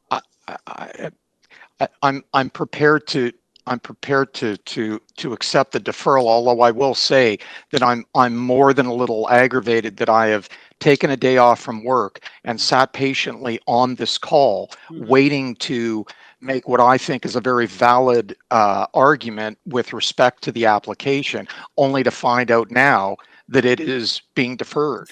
And as for people traveling, I have, we have been available throughout this period of time. So I'm not certain what the applicant is saying. Okay, well, they want to change, they want to revise the application. So I'm just, we haven't decided yet, we're going to decide. Just to see their point of view, if we decide the application today to accept it, then is the wrong one because they have to revise it. So they're expecting to revise the application with consultation with the neighbors. Now, are you okay or not? If you're not, you'd say not. Well, then we'll make a decision. Mr. Chairman, I'm willing to support the request. I just want to note for the record that the way this is unfolded is at the very least frustrating. I understand. I'm not willing to. I don't need to object to the deferral. I'm fine with that. Okay, thank you for that because yeah, I understand to take a day off and come here and waste the whole day and then come back again. It is frustrating. So exactly. So let's see what we come up with. David Johnson, are you there? David Johnson.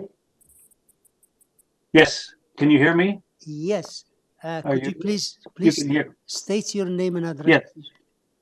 Yes. I'm David Johnson. We live at 40 De Vere Gardens, which is the property immediately behind the proposed new build. Thank you. So you see what's happening. The agent is asking for deferral, meaning if we accept it, we're not going to discuss it today. Yeah. What's your view? No, we understand that. You're okay? We're fine with that. Thank you. Thank you. So let's see what the members are saying. We have a request for deferral. One neighbor is upset about it, but the other one is okay. So can we, do I have a comment or make a motion? Do I have a motion? Mr. Hunt? Mr. Hunt, please go ahead. Thank you, Mr. Chair. I'm prepared to defer this motion on the understanding that the applicant will be talking to staff about a revised plan and be discussing the concerns of the neighbors. Thank you. And that would be sine die. Thank you. Sine die. Sine die. Second. Mr. Tarodi seconding. All in favor? Okay. Okay, exactly. Okay, so the application is deferred sine die to discuss with the staff and make the required revision. Okay, sir, Mr. Hamid. Yes, I appreciate it, and I apologize to the neighbors that they've been waiting patiently. We emailed the committee, and I was trying to ask the committee to email the members, but unfortunately, I've been also sitting the whole day to defer the application. So on behalf of myself and the owners, I'd like to apologize to all the neighbors. Okay, thank you. Application number 12, which is 111 STIBBARD Avenue, application number 12. And here we have Daniel Marcotte. Are you there? Hello. Daniel Marcotte, could you please state your name and address? Daniel Marcotte, 35 Glenhill Avenue in Toronto. Thank you. We have, this is to close existing porch, just 3 variances, and we have nobody, no other comment, and nobody is registered. Members, do we need a presentation here? No. Okay, sir. Yeah. Sir, we don't need a presentation. Do you want to make? Okay. Do you want to make any comments before we go to the committee? Before we make the decision? No. No. Okay. Okay, members, there is no other comment. There's 3 variances. Do I have a question or do I have a motion? Okay, Ms. Atarodi. Yes, if there is no other question from my colleague, I'm ready to put forward a motion. Okay, then I would like to put forward a motion to approve this application with no condition. Thank you. Second. Second, Mr. Hunt. Mr. Kitt. All in favor? Thank you. Okay, sir, your application is approved unanimously with no conditions. Thank you very much. Okay. Application number 13, which is 19 GLENELIA Avenue, application 13. And here we have Mr. Mushin Muzaffari. This is Nushin Muzaffari from Hyphen Studio, representing my client, owner of 19 GLENELIA. Thank you. We have here a new dwelling, 8 variances. Staff report asking to remove variance number 5 and number 8 and to build per east elevation. Transportation is asking to defer the application for additional material. So can you please make your presentation and address the concern of the deferral as far as the, because we'll have to make a decision on the deferral. We have members, there is a question of deferral from the transportation. I think we have to deal with that one first. Okay, we have to defer, we have to decide whether we defer the application or not. Transportation is asking for it. So any comment on that? Can I explain the transportations? Excuse me. I'm in committee now. I'm asking the members. I'm asking the members regarding because when we have requests for deferral, we have to entertain it. You don't ask for deferral, are you? No, I don't want to ask for deferral. Okay, then we have to make a decision whether we defer it or not, because we have a request. Members, any comment on the deferral? So can I have a Mr. Hunt? Yes, thank you, Mr. Chair. My comment would be that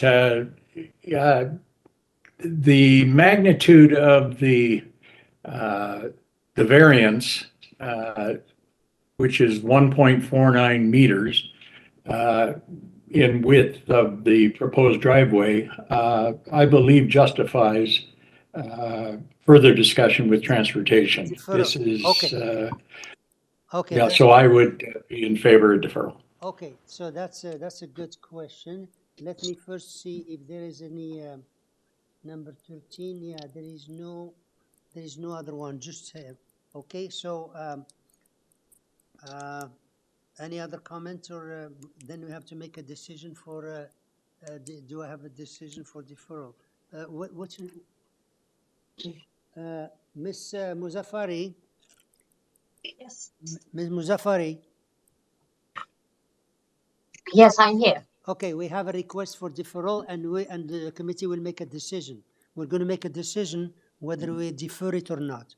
If we defer it, you go back to transportation. If we don't defer it, then we'll discuss it today.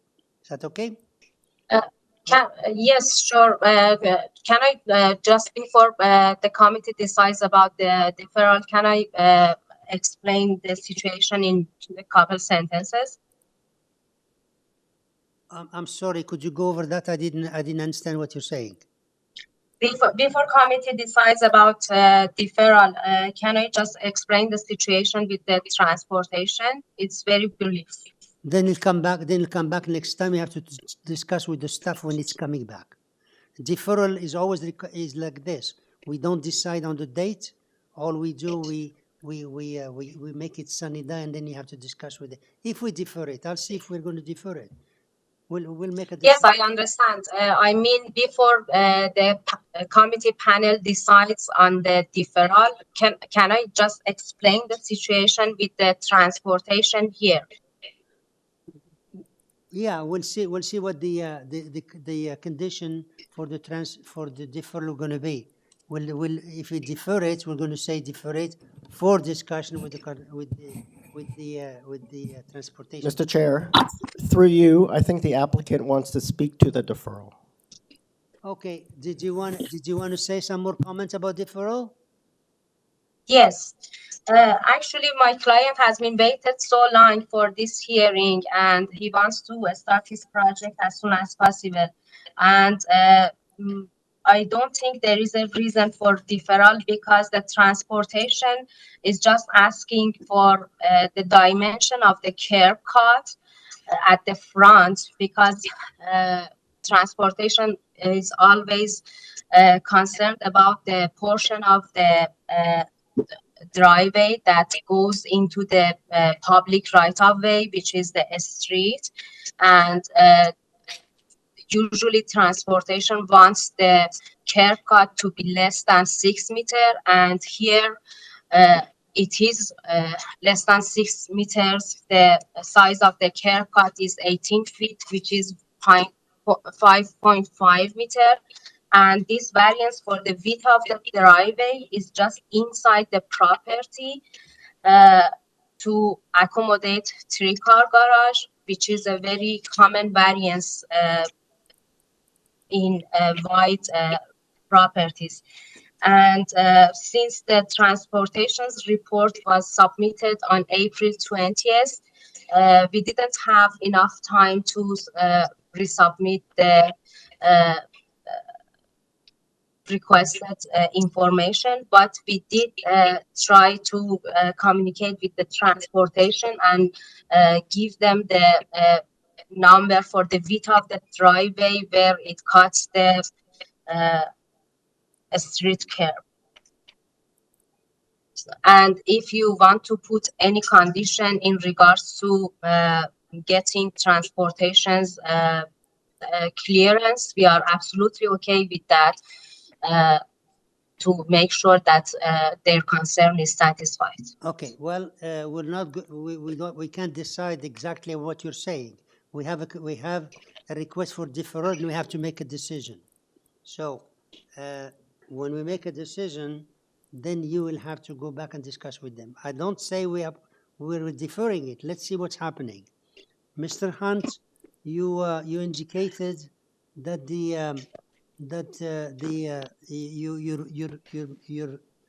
you would like to defer. Yes. You would like to defer. Okay, let's see whether are you. Thank you, Mr. Do you make? Excuse me, hold a second. Have a motion. Yeah. Okay. Well, he had Mr. Hunt. Did you have a motion there?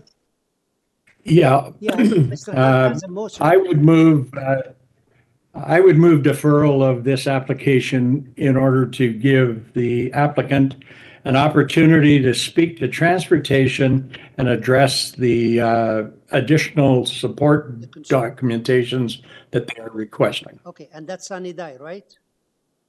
Sanidai. Okay. Okay, Ms. Sankar, Ms. Atarodi, we already have a motion. I'm asking for a second. Is there a second?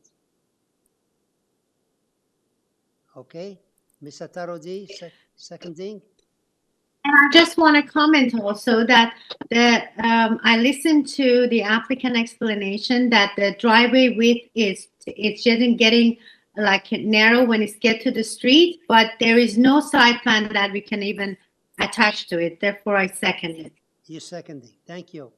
All in favor? Opposed? Okay, Mr. Kitt is opposing, and the majority is for deferral.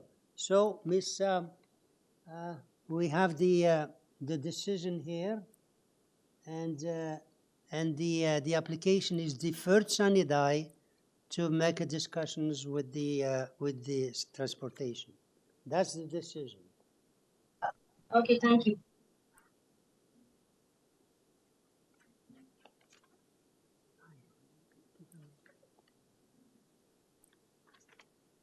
Okay, application number 14, which is 918 GLENCAIRN Avenue. And here we have Saba Al-Matno. Are you there? Saba Al-Matno? Yes. Good afternoon, Mr. Chair and committee members. Hi. My name is Saba Al-Matno from QBS Architects. I am the architect and agent. Okay. And your address, your own address is? 1670 Bayview Avenue, Toronto, Ontario, Suite 401. Thank you. Excellent. So what we have here, we have is a number of additions, 7 variances, and 7 letters of support. So I'll see if the members any comment for the presentation. Do we need the presentation? Just a question. Well, if you have a question, let's have make a presentation, okay? Just have a quick question, Okay. if you let me. Okay. Oh, the question is to you, Mr. Chair. I would like to ask regarding the variance number 2 and 3, which is the west side yard setback and east side yard setback existing situation? So in number 2, it is existing situation, as I explained in my letter. And number 3, the variance is to the post of the carport only. Okay. Yeah. You see, the problem is if we say no presentation and then we make a decision and then there's questions, then there's a problem. So the question is, do we need the presentation? Yes or no? No. Okay. Okay. All right. So, Ms. Matno, we have we don't think we need a full presentation. Do you have any comments before we move to the decision? I have no comments. I'm ready to answer any questions the committee members have. Most of the variances are existing situation. And I'll be happy to answer any questions. And we have 8 letters of support, including the support of 2 adjacent neighbors. Okay, thank you. All right, it's any other comment or motion? Can I have a motion then? Mr. Kate? Thank you, Mr. Chair. I feel the proposal's an appropriate development and minor in nature. I'd like to put forward a motion to accept the application There is no without condition. There's no condition, do you? No, there's no other conditions. And No condition. No conditions. Thank you. Ms. Attarodi is seconding. All in favor? Unanimous. Thank you. So your application is unanimously approved and there is no conditions. Thank you so much. Okay. Item number 15, which is 43 STRATHEDEN, application 15. And here we have Addison Mine Price. Are you there? Good morning, Mr. Chair. My name is Addison Milne Price. I'm a planner at Design Plan Services, located at 900 the East Mall, Suite 300. Thank you. Here, this is a new dwelling, 2 variances, minor, and forestry condition. That's all we have. Members, do we need the presentation here? No. Thank you. No, sir. Sir, we don't need the presentation. Do you want to make any comments before we move on, or we just go to the meeting? The only comment that I'll make is that I've reviewed the urban forestry report and I have no issue with the recommended condition. Thank you. Okay. Members, Mr. Kate, sorry, Mr. Khan. Mr. Khan. Thank you, sir. I'm ready for motion if you allow. Go ahead. Go ahead, please. Thank you, sir.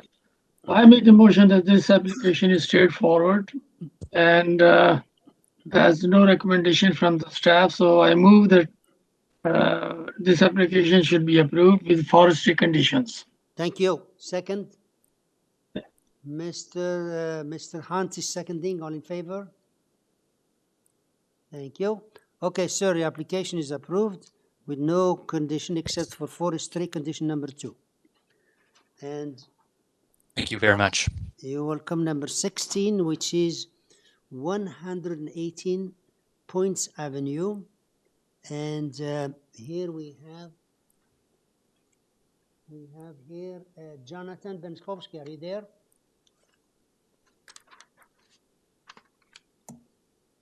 Jonathan Benskowski. Afternoon, Mr. Chair. Yeah, hi. I know who you are, but just please state your name and address because it has to be recorded on the system. Yes, Jonathan Minskowski, 301 Keewatin Avenue. Thank you. So we have here a new dwelling, 5 variances. I don't have anything else. Members, do we need a presentation here? No? Okay. No, sir. Sir, we don't need a presentation. Do you want to make any comment before we move to a decision? No, thank you, Mr. Chair. Thank you. Okay. Members, can I have a motion? Ms. Satarodi? Yes. Through you, Mr. Chair, as you mentioned, this is a very straightforward application, and I would like to put forward a motion to approve this application with no condition. Thank you. Second, Mr. Khan, seconding. All in favor? Unanimous. Okay, Mr. Benskowski, unanimously approved with no condition. You see, you made a good presentation. I try my best. Okay. All right, so that's number 17. We addressed it. Application number 18.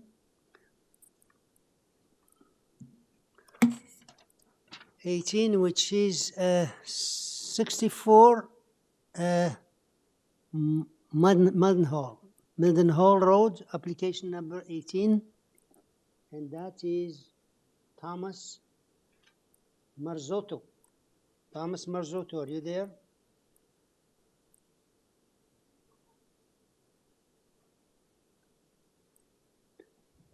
Mr. Marzotto, are you there? Mr. Chair, we're currently trying to connect with the applicant. Okay, you're trying, yeah?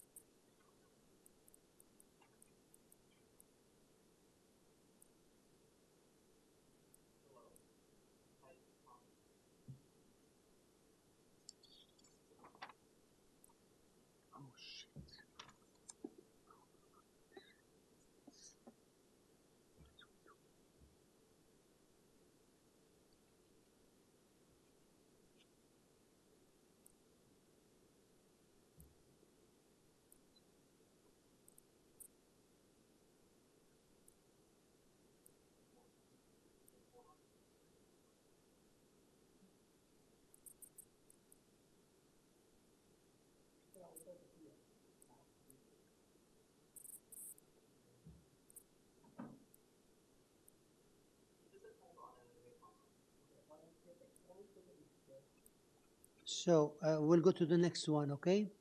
And let me know when we come there.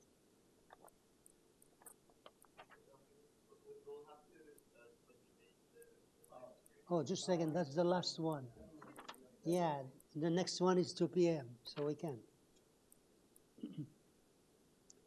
So try harder.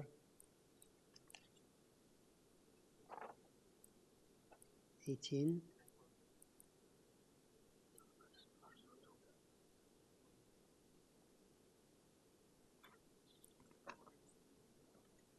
Oh, fuck.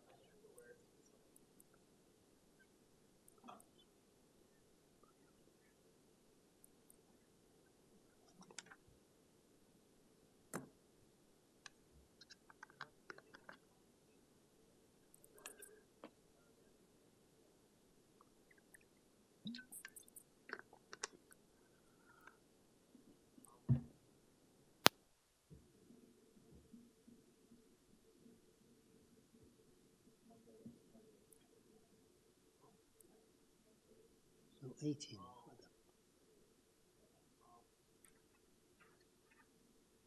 Mr. Chair, I've unmuted a person with Marzotto in the attendees list. You think here? You think he's in? Mr. Marzotto, are you there? Yes, hello? Yeah, Yes. Hi. Hi, could you please state your name and address? Yes, my name is Thomas Marzotto. The address is 20 Berkeley Road, Suite 103, Cambridge, Ontario. Thank you. So this is an application for a new dwelling. We have 10 variances. Staff report has some modifications and conditions. We have also forestry, and we have 7 letters of objection, and we have lots of people here who are going to speak, and we have a councillor letter who also states that the variances are not minor. Could you please make us a presentation of the 5 minutes and tell us why do you think this application is viable? Yes, thank you. Good morning, good afternoon, Chairman, committee members. Again, my name is Thomas Marzotto. Our proposal consists of building a new dwelling on an existing corner lot on a street which has transitional aspects about it, a number of homes being torn down and new homes being built, larger homes. The proposal is to really build a house that's comparable to the houses that have been built next door to us. There are 4 houses west of us, fairly new. They're very similar to what we're proposing. In fact, working with planning staff, one change that we'll be doing is we'll be lining up the back wall that we're proposing of our house to the back wall of the house next door. So actually, in terms of length, width, and coverage, will be very similar to those 4 houses that have been built. Our new dwelling will be well set back from adjacent properties and neighbors, and their privacy will be maintained. The neighbor on the east side of Mildenhall has a probably a distance of about 30 meters from our house, a proposed house. Also, there's a 20-foot wide, really green boulevard between Mildenhall and our proposed wall of this on the side. We have received 7 letters of objection. We understand their concerns, but I would like to point out that in terms of size, we're well within, we're in the range of what's allowed. What's allowed is 30% coverage. Sorry, 35% coverage. We're 35.17. So in terms of size and massing, which is the most common comment from the neighbors, I think we're well within the approval. The size of the lot is sizable. We can accommodate a house with a lot coverage of 35.17%. Again, the allowable lot coverage is 35%. The new homes being built in the neighborhood have a typical lot coverage of approximately 38% and more.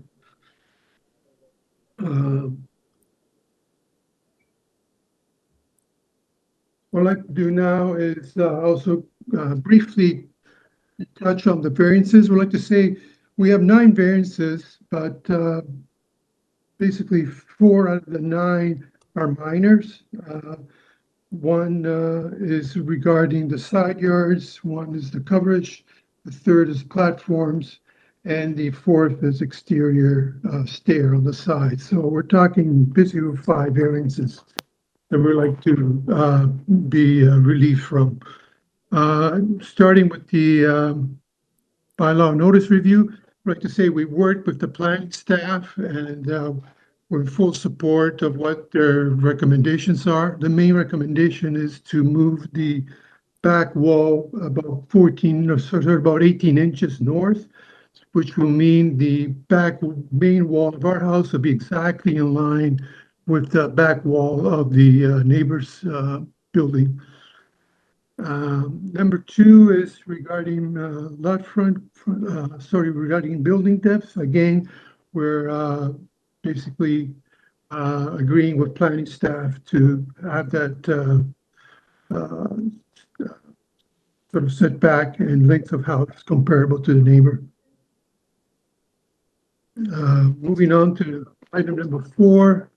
We'd also like to state is that I'm voting the city planning staff have no objection to the building lengths as reviewed, provided is developed in accordance with the site plan attached to this report. One of the main concern was the floor area that we will have. Basically what we're doing is the 3rd floor, we're basically creating living and storage space in the roof space. So in terms of massing, we're very similar to the new homes being built on the streets nearby. The notice number 5 regarding side yards. I'll have to ask you, please, sir, I'll ask you to summarize because your 5 minutes is coming up and we'll get you back after the people speak. So. Yeah, again, I'd like to point out that the house is, in terms of size, is well within what's being built in the neighborhood. Again, the coverage we're asking for is an extra 0.17% which will create 35.17% coverage. Thank you. Now, you mentioned number 2, but you skipped, you didn't say what it changed to. The staff report says they're changing number 2 from 22.86 to 22.50, which is not a big change anyways, but you skipped it. Is that your decision on the on number 2 to 22.50? You're asking for 22.86. Yeah, we're asking for 22.86, but we're going to change it to 22.50. We're going to move the back wall. Will be moved forward. That's all I want to know. And okay. And could you comment on 3-story number 4? Number 4, if on the street there's 4 new homes that have been built, and they have a mansard roof with dormers. We're basically doing the same design, a mansard roof with dormers, but what we're doing is we're finishing the space inside for storage and recreation use. Okay, we'll come back to you. Let's see. Craig Hepburn, are you there?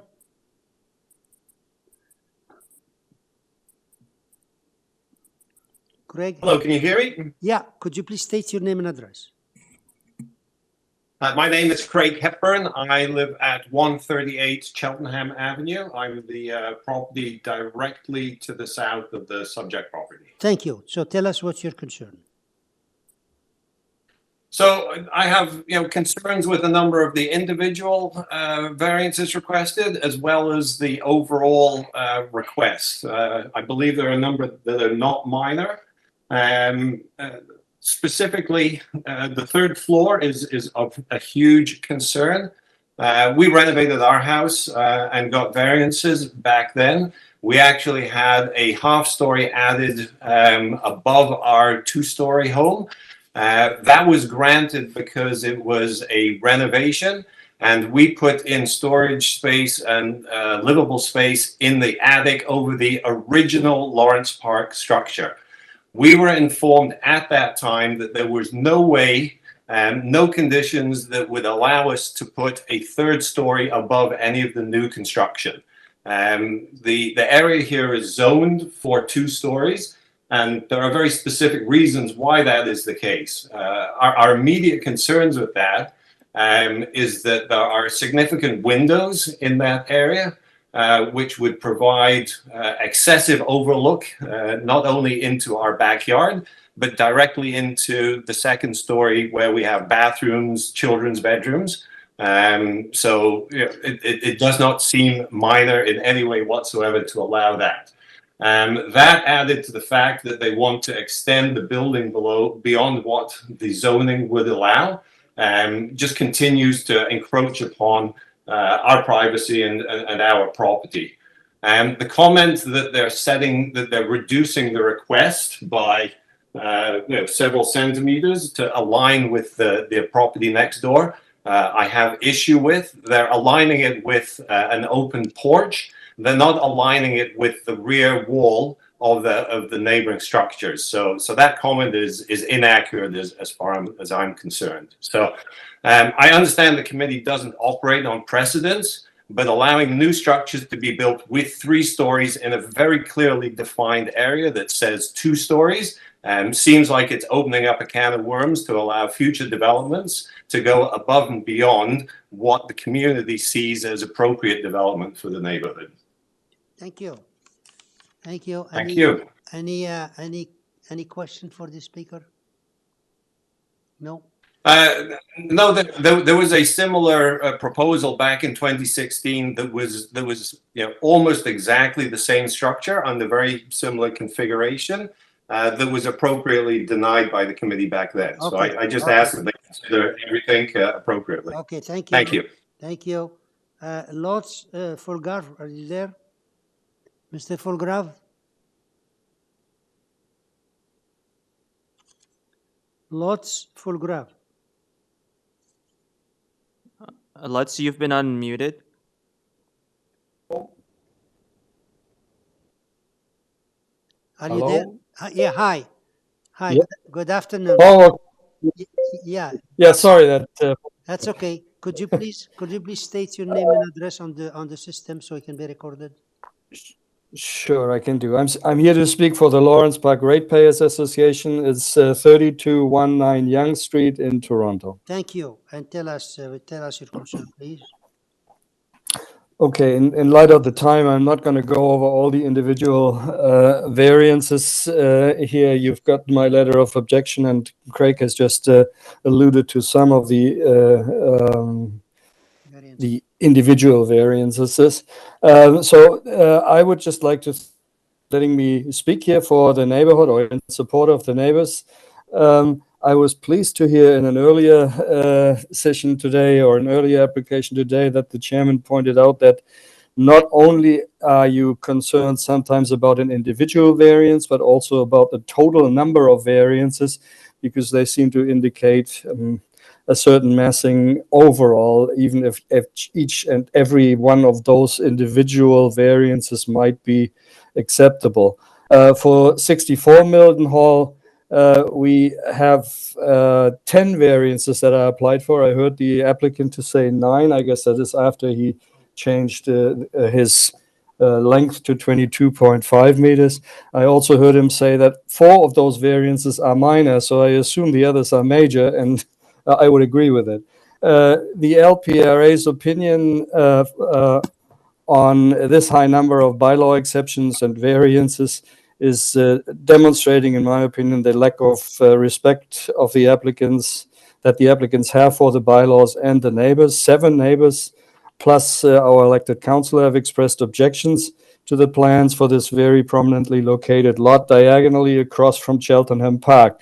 A house of the proposed size and with 3 full stories on top of a particularly visible 12-foot basement or partially visible 12-foot basement will dominate this park and part of the streetscape if it is approved. This is a standard 15 by 45 meter lot without challenging shape or slope conditions, and it's on the corner of Mildenhall and Buckingham. Variances for a full 3-story and the corresponding ones for sidewall heights and building heights are desired by the applicant but are not desired by the neighbors.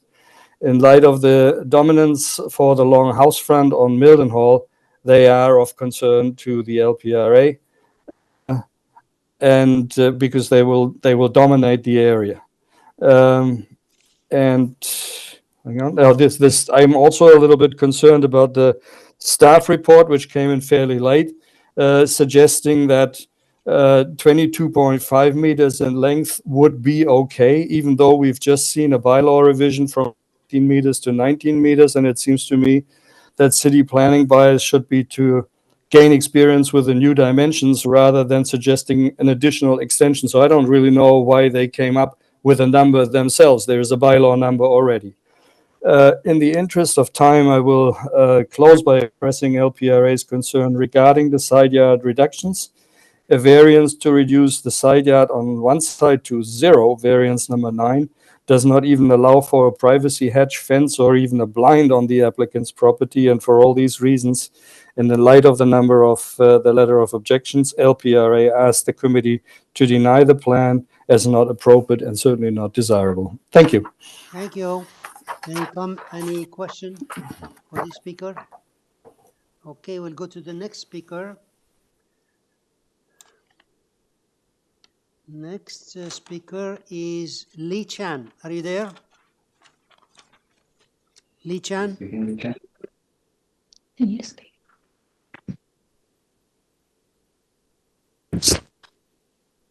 Hello, this is Lee Chan here. Hey, hi. Could you please state your name and your own address? Lee Chan, the owner of 64 Mildenhall Thank you. And Road. Yeah, thank you. That's what's your concern. Oh, you're the Yeah, owner? as the owner. Good morning, Chairman. Are you the owner? Hello? Hold a second. Yeah, it's the same address. Yes. Same address, and you live in the same address. So, okay. So you heard your agent. Can we just move on, or you want to have to mention something?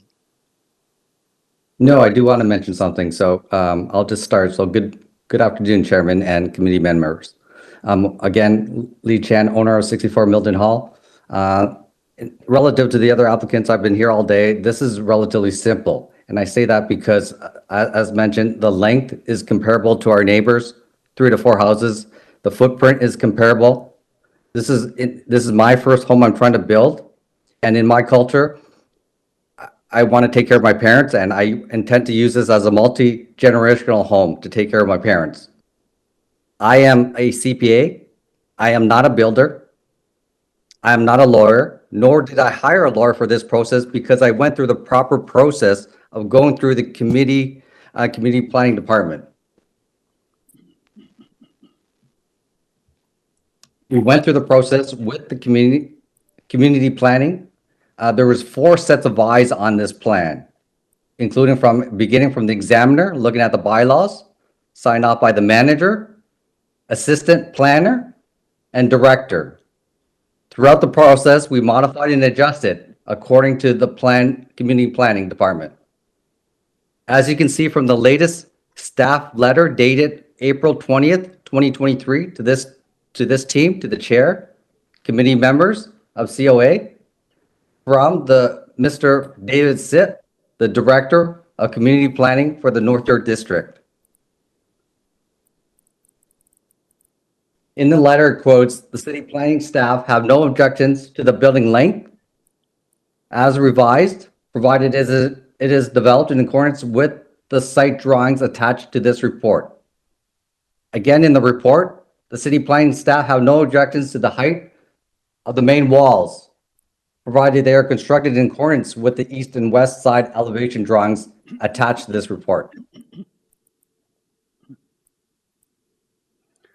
Okay, so can we move From our on, sir? perspective, going through with the committee, if it passes the 4 tests, in terms of the intent of the official plan, it fits with the 2023 Toronto Action Plan.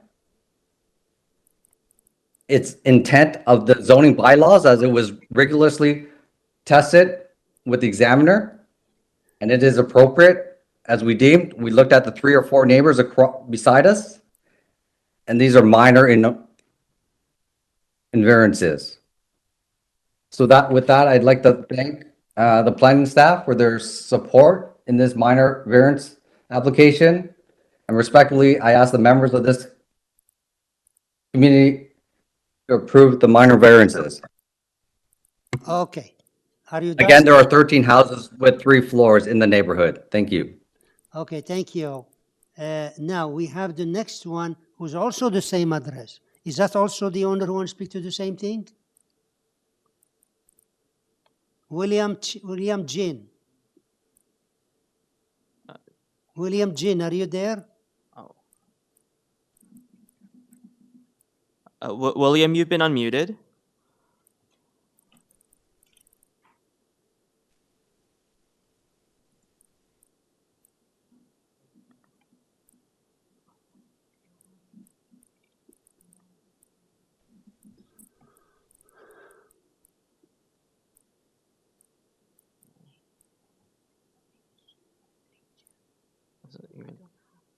Okay, we'll go to the next one.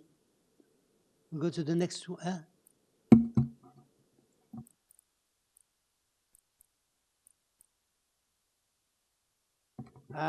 Graham Desson. Graham Desson, are you there? I've unmuted a Fiona Desson.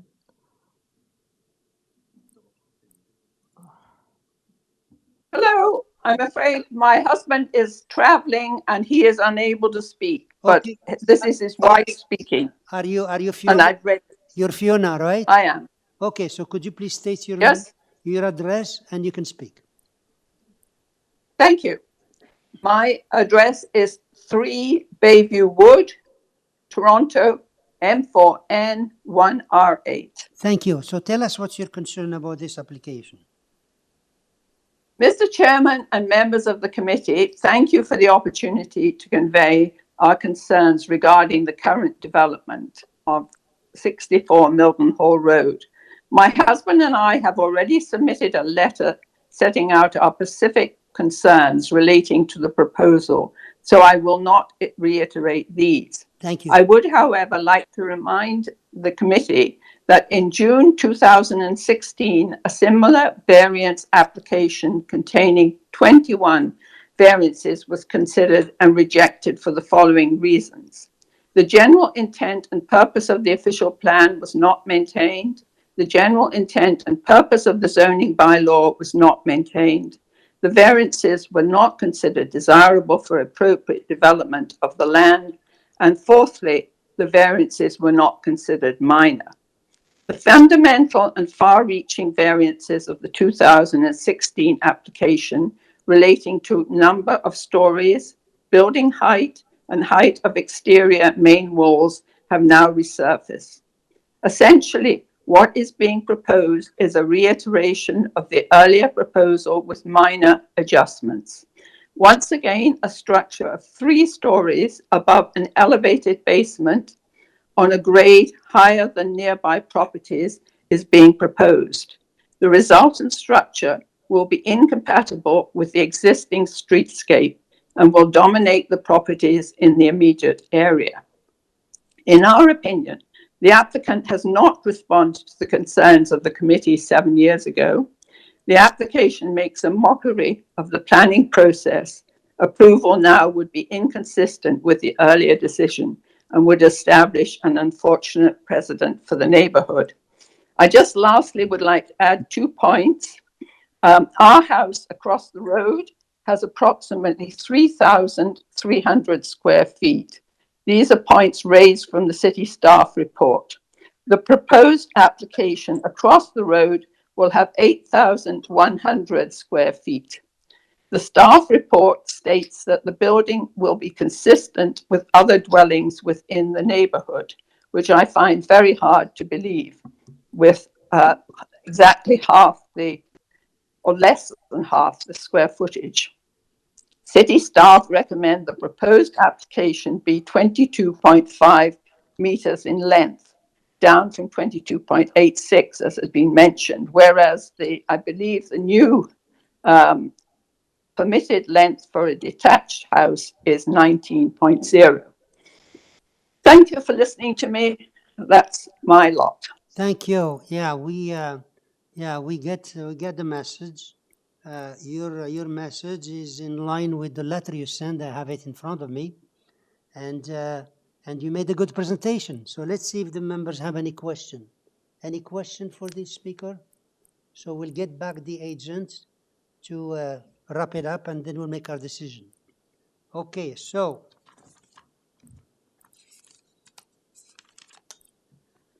okay, Mr.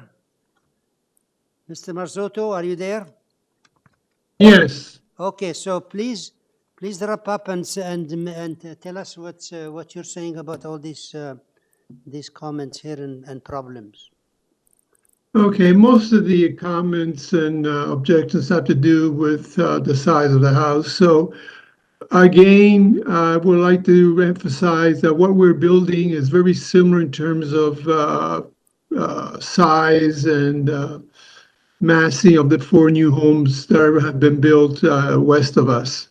In terms of privacy and impact on the neighbors, I'd like to say that the backyard will be 17 meters in length. On the east side, there's a large public boulevard, which is 20 feet wide, so we'll have like 25, plus the setback of 4 feet. We have a boulevard on the side of Mildenhall of 26 feet. At the front, we basically line up with the 4 homes that have been built on the west side. Again, where the 3rd floor, we have dormers with windows, but the dormers overlook either Buckingham Avenue or Mildenhall Road or the back. We have no dormers facing west. And the neighbor on which is 139 Buckingham Avenue, I had no objections to our location of the house and size. Again, I don't think we're creating any problems in terms of visual or privacy or massing.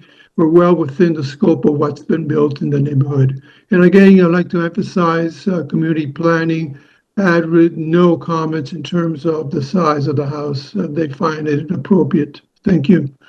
Thank you. Any members? Any question? If not, I like a motion and move on.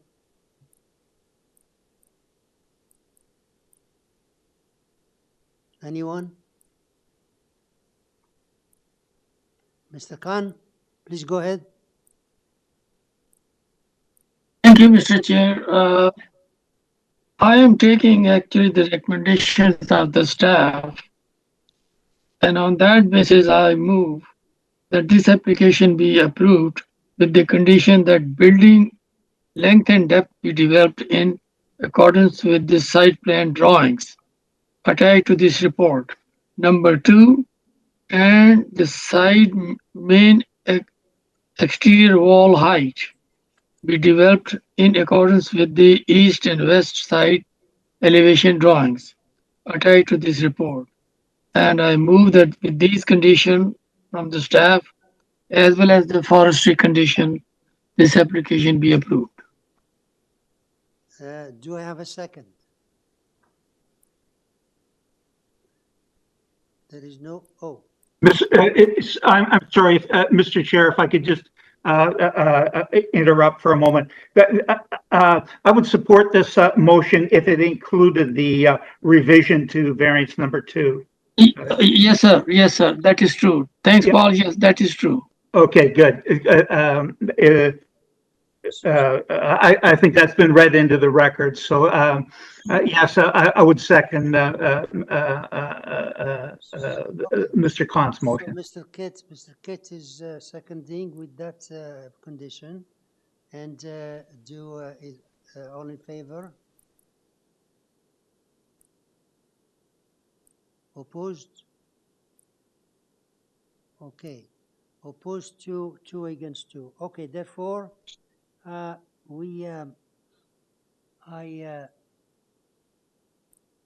don't vote for the motion. I'll go with the 2 who oppose it. Then I need another motion.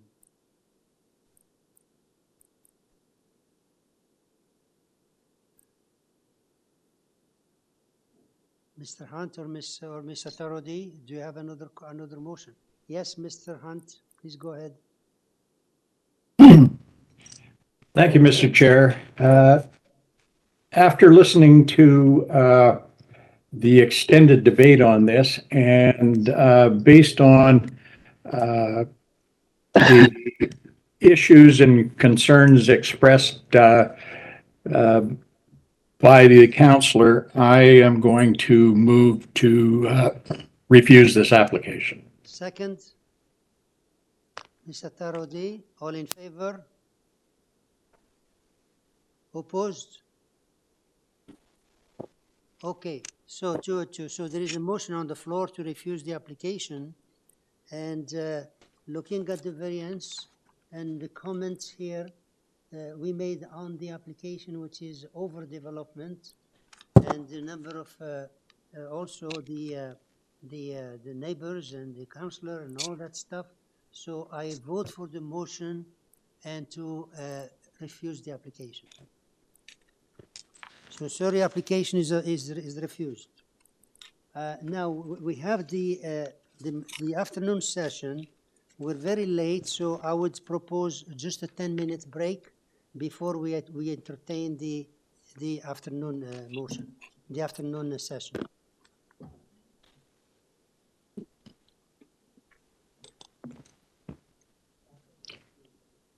Yeah, refused.